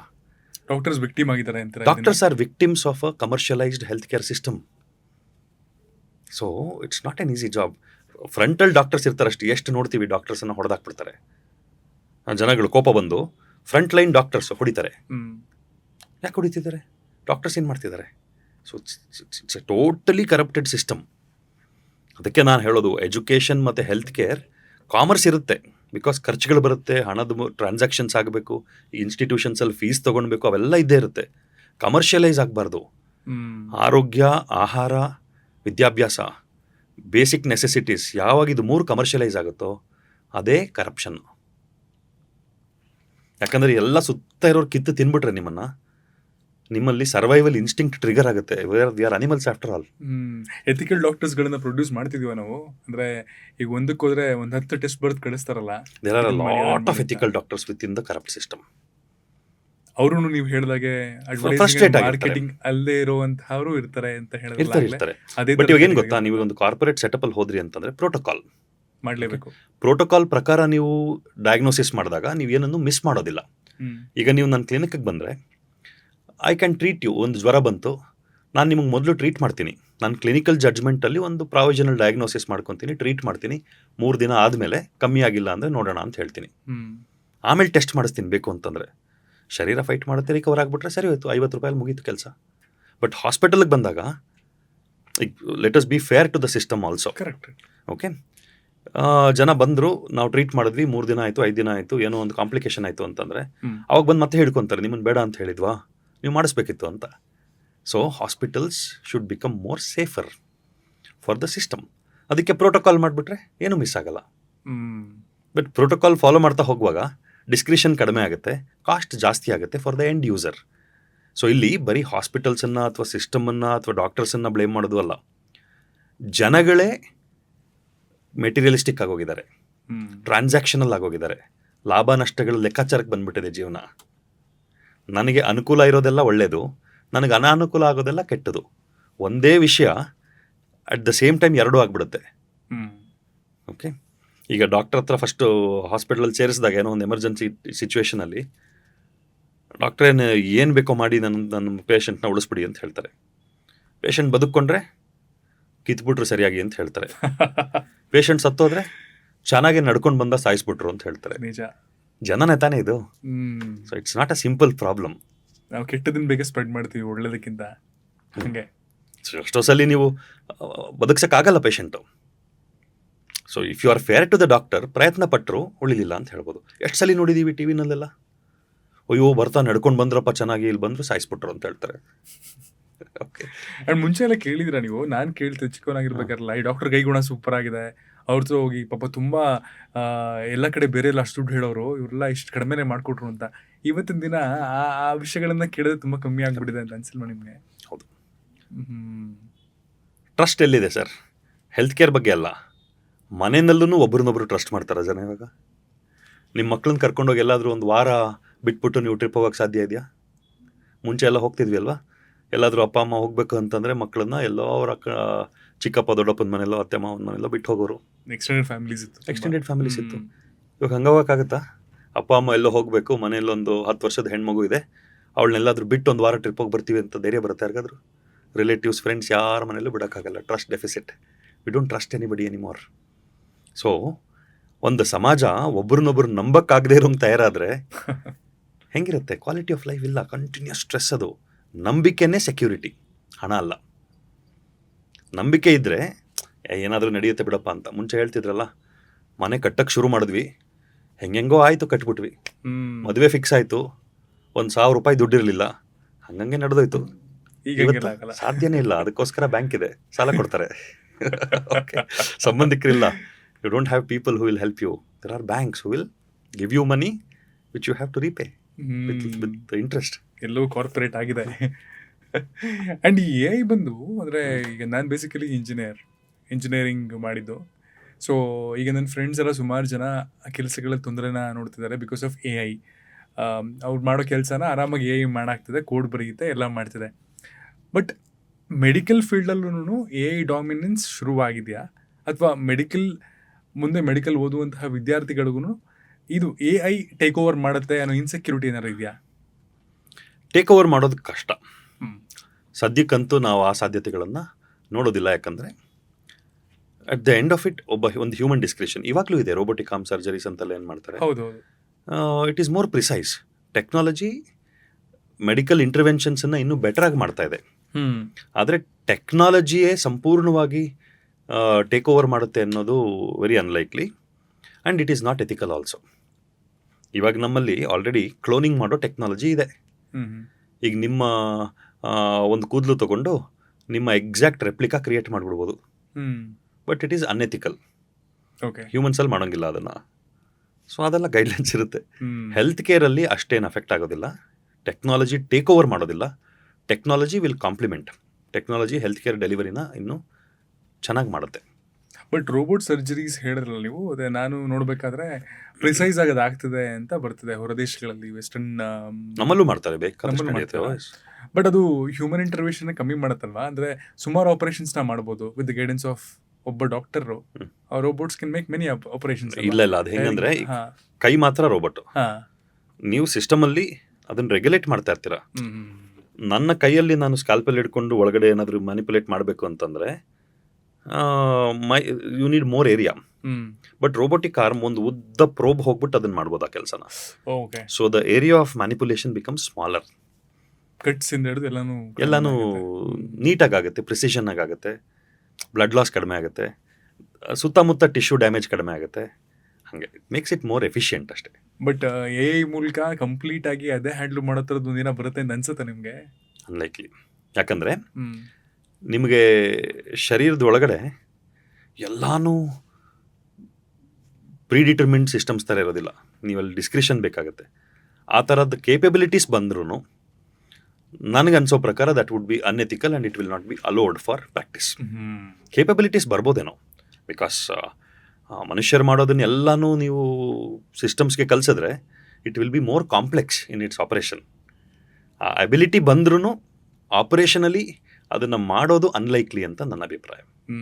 ಈಗ ಇಂಜಿನಿಯರ್ಸ್ನ ಟೇಕ್ ಓವರ್ ಮಾಡಿರೋದ್ರಿಂದ ಇಂಜಿನಿಯರಿಂಗ್ ಗ್ರ್ಯಾಜುಯೇಷನ್ಗೆ ಅಥವಾ ಇಂಜಿನಿಯರಿಂಗ್ ಮಾಡಬೇಕು ಅಂತ ಅಂದ್ಕೊಂಡಿರುವಂತಹ ವಿದ್ಯಾರ್ಥಿಗಳಿಗೆ ಇಂಜಿನಿಯರಿಂಗ್ ಮೇಲೆ ಆಸಕ್ತಿ ಕಡಿಮೆ ಆಗ್ತದೆ. ಬಟ್ ಇದು ಇಂಡೈರೆಕ್ಟ್ಲಿ ಮೆಡಿಕಲ್ಗೆ ಬರುವಂತಹ ತುಂಬಾ ಜಾಸ್ತಿ ಆಗುತ್ತೆ. 20 ಲಕ್ಷ ಆಯಿತು, 22 ಲಕ್ಷ ಆಗಿದೆ ಲಾಸ್ಟ್ ಇಯರು. ಈಗ ಮುಂದೆ ಹೋಗ್ತಾ 25 ಲಕ್ಷ, ಇನ್ನು 30-50 ಲಕ್ಷ ಆಗ್ತಾ ಹೋದ್ರೆ ಹೇಗೆ ಅಕಾಡೆಮಿಗಳು ಹೇಗೆ ಬ್ಯಾಲೆನ್ಸ್ ಮಾಡುತ್ತೆ, ಸಿಸ್ಟಮ್ ಹೇಗೆ ಬ್ಯಾಲೆನ್ಸ್ ಮಾಡುತ್ತೆ ಅದನ್ನ? ಆ್ಯಂಡ್ ನಂಬರ್ ಆಫ್ ಡಾಕ್ಟರ್ಸ್ನ ಜಾಸ್ತಿ ಮಾಡುವಂತಹ ಸಂಖ್ಯೆ ಅವಶ್ಯಕತೆ ಇದೆಯಾ? ಈಗ 1 ಲಕ್ಷ ಜನ ಪ್ರೊಡ್ಯೂಸ್ ಮಾಡ್ತಿದ್ರು ಡಾಕ್ಟರ್ಸ್ನ, ಅವಶ್ಯಕತೆ ಇದೆಯಾ ಇಂಡಿಯಾಗೆ ಇನ್ನೂ ಜಾಸ್ತಿ ಡಾಕ್ಟರ್ಸ್ ಆದ್ರೂ? ಇಲ್ಲ ಸಾಕಿದೆ. ಪ್ರಪೋರ್ಷನೇಟ್ಲಿ ಏನು ಬೇಕಿದೆ ಅದನ್ನು ಸಿಸ್ಟಮ್ ಮಾಡುತ್ತೆ. ಈಗ ಅದ್ರ ತಿಳುವಳಿಕೆ ಸರ್ಕಾರಕ್ಕೆ ಇರುತ್ತೆ, ಎಷ್ಟು ಜನ ಡಾಕ್ಟರ್ಸ್ ಬೇಕಾಗ್ತಾರೆ ಅನ್ನೋದ್ರದ್ದು ಅವ್ರ ಜಡ್ಜ್ಮೆಂಟ್ ಇರುತ್ತೆ. ಅದ್ರ ಪ್ರಕಾರ ಮೆಡಿಕಲ್ ಕಾಲೇಜಸ್ ಜಾಸ್ತಿ ಆಗುತ್ತೆ. ಏನೋ ಒಂದು ಪಾಸಿಬಿಲಿಟಿ ಇದೆ ಅಂತ ಅನ್ನುವಾಗ ಅದನ್ನು ಬೇಕು ಅಂತ ಅನ್ನೋರ ಸಂಖ್ಯೆನ ಕಂಟ್ರೋಲ್ ಮಾಡೋಕ್ಕಾಗಲ್ಲ. ಸೊ ಬೇಕು ಅಂತ ಅಂದ್ಕೊಳ್ಳೋರ ಸಂಖ್ಯೆ ಹೆಚ್ಚಾದಷ್ಟು ಕಾಂಪಿಟೇಷನ್ ಜಾಸ್ತಿ ಆಗುತ್ತೆ. ಅದ್ರ ಸುತ್ತಮುತ್ತ ಡಿಮ್ಯಾಂಡ್ ಸಪ್ಲೈ ಇಂಬ್ಯಾಲೆನ್ಸ್ ಆದಾಗ ಅದ್ರ ಸುತ್ತಮುತ್ತ ಸಪೋರ್ಟ್ ಸಿಸ್ಟಮ್ಸ್ ಡೆವಲಪ್ ಆಗುತ್ತೆ. ಬಟ್ ಅದನ್ನು ನಾನು ಹೇಳೋದೇನಂತಂದರೆ ಫೋಕಸ್ಸನ್ನು ಎಕ್ಸಾಮ್ ಅಂತ ಮಾತ್ರ ಮಾಡಬಾರ್ದು. ಈಗ ಒಂದು ಇನ್ಸ್ಟಿಟ್ಯೂಷನ್, ನೀವು ದೇಶದ ಯಾವುದೇ ಟಾಪ್ ಇನ್ಸ್ಟಿಟ್ಯೂಷನ್ ಅಂತ ತೊಗೊಂಡ್ರು ಒಂದು 8-10% ಸಕ್ಸಸ್ ರೇಟ್ ಇರ್ಬೋದು ಅವ್ರದ್ದು ಆ್ಯಾವ್ರೇಜ್. ಅದನ್ನು ಏನು ನಾವು ಹೇಳೋಕ್ಕಾಗಲ್ಲ. ಈಗ ನೀವು ಒಂದು ಟಾಪ್ 5-6 ಇನ್ಸ್ಟಿಟ್ಯೂಷನ್ ತೊಗೊಂಡ್ರೆ, ನೀಟಿಗೆ ಪ್ರಿಪೇರ್ ಮಾಡುವಂಥ ಇನ್ಸ್ಟಿಟ್ಯೂಷನ್ಸ್ ದೇಶದಲ್ಲಿ ಕಲೆಕ್ಟಿವ್ಲಿ ಆ 22-23 ಲಕ್ಷ ಜನದಲ್ಲಿ ಸುಮಾರು 8-10 ಲಕ್ಷ ಜನ ಎಕ್ಸಾಮ್ ಬರೆಯುವಂಥವ್ರು ಇವ್ರ ಕಡೆಯಿಂದ ಇರ್ತಾರೆ. ಟಾಪ್ 10 ಇನ್ಸ್ಟಿಟ್ಯೂಷನ್ಸ್ ಒಳಗಡೆ ಒಂದು 10 ಲಕ್ಷ ಜನ ಇರ್ತಾರೆ.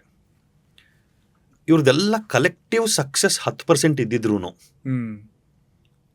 ಯೋಚನೆ ಮಾಡಿ, ಇವ್ರದ್ದೆಲ್ಲ ಕಲೆಕ್ಟಿವ್ ಸಕ್ಸಸ್ 10% ಇದ್ದಿದ್ರು ದೇಶದಲ್ಲಿ ಮೆಡಿಕಲ್ ಸೀಟ್ ತಗೊಳ್ತಾ ಇರೋಂಥ ಪ್ರತಿಯೊಬ್ಬ ಸ್ಟೂಡೆಂಟೂ ಈ 10ರಲ್ಲಿ 1ರಲ್ಲಿ ಇರಬೇಕಿತ್ತು. ಹೌದು, ಹಂಗಿಲ್ವಲ್ಲ? So the so called top institutions, ನಾವೇ ಬೆಸ್ಟ್ ಅಂತ ಹೇಳ್ಕೊಳ್ಳೋವಂಥವ್ರದ್ದು ಕೂಡ 10%ಗಿಂತ ಕಡಿಮೆ ಇದೆ ಸಕ್ಸಸ್ ರೇಟ್. ನೀಟ್ ಕ್ಲಿಯರ್ ಮಾಡೋದಕ್ಕೆ 720ಕ್ಕೆ 145 ಮಾರ್ಕ್ಸ್ ತೊಗೊಂಡ್ರೆ ಸಾಕು, ಅದನ್ನು ನೀಟ್ ಕ್ಲಿಯರ್ಡ್ ಅಂತ ಹೇಳ್ತಾರೆ. ರ್ಯಾಂಕ್ ಬಂತು ಅಂತ ಕ್ವಾಲಿಫೈ ಆಯಿತು, 50th ಪರ್ಸೆಂಟೈಲ್. ಅದನ್ನೇ ಹಾಕೋದು. ನೀವು ಹೇಳಿದ್ರಲ್ಲ 60% ಸಕ್ಸಸ್ಸು ಅದು ಇದು.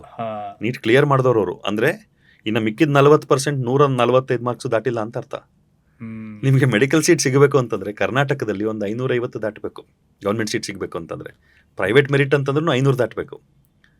ಸೊ ಅಸ್ಯೂಮಿಂಗ್ ಇವ್ರದ್ದೆಲ್ಲರದು ಕಲೆಕ್ಟಿವ್ 10% ಸಕ್ಸಸ್ ರೇಟ್ ಇದ್ದರೆ ದೇಶದಲ್ಲಿ ಎಲ್ಲೇ ಮೆಡಿಕಲ್ ಸೀಟ್ ಯಾರೇ ತೊಗೊಂಡಿದ್ರು ಈ 10 ಇನ್ಸ್ಟಿಟ್ಯೂಷನಲ್ಲೇ ಒಬ್ಬರದ್ದು ಇರಬೇಕಿತ್ತು.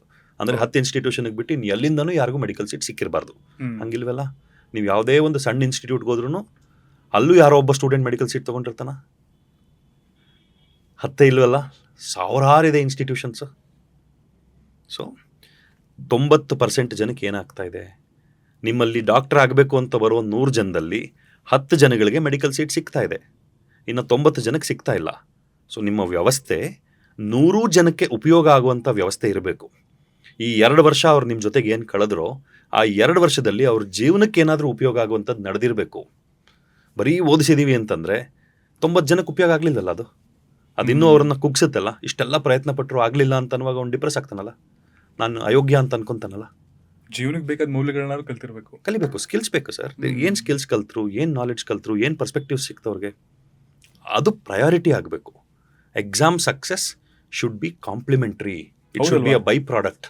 ನೋಡಿ, 100 ಜನದಲ್ಲಿ 90 ಜನಕ್ಕೆ ಸೀಟ್ ಸಿಗಲ್ಲ ಅಂದ್ರೆ 90 ಜನಕ್ಕೆ ಏನ್ ಸಿಗುತ್ತೆ ಅನ್ನೋದನ್ನ ಕಾನ್ಸಂಟ್ರೇಟ್ ಮಾಡೋದೇ ಮುಖ್ಯ ಅಲ್ವಾ? ಹೌದು, ಕೆರಿಯರ್ ಏನೋ ಒಂದಿರಲಿ ಸರ್.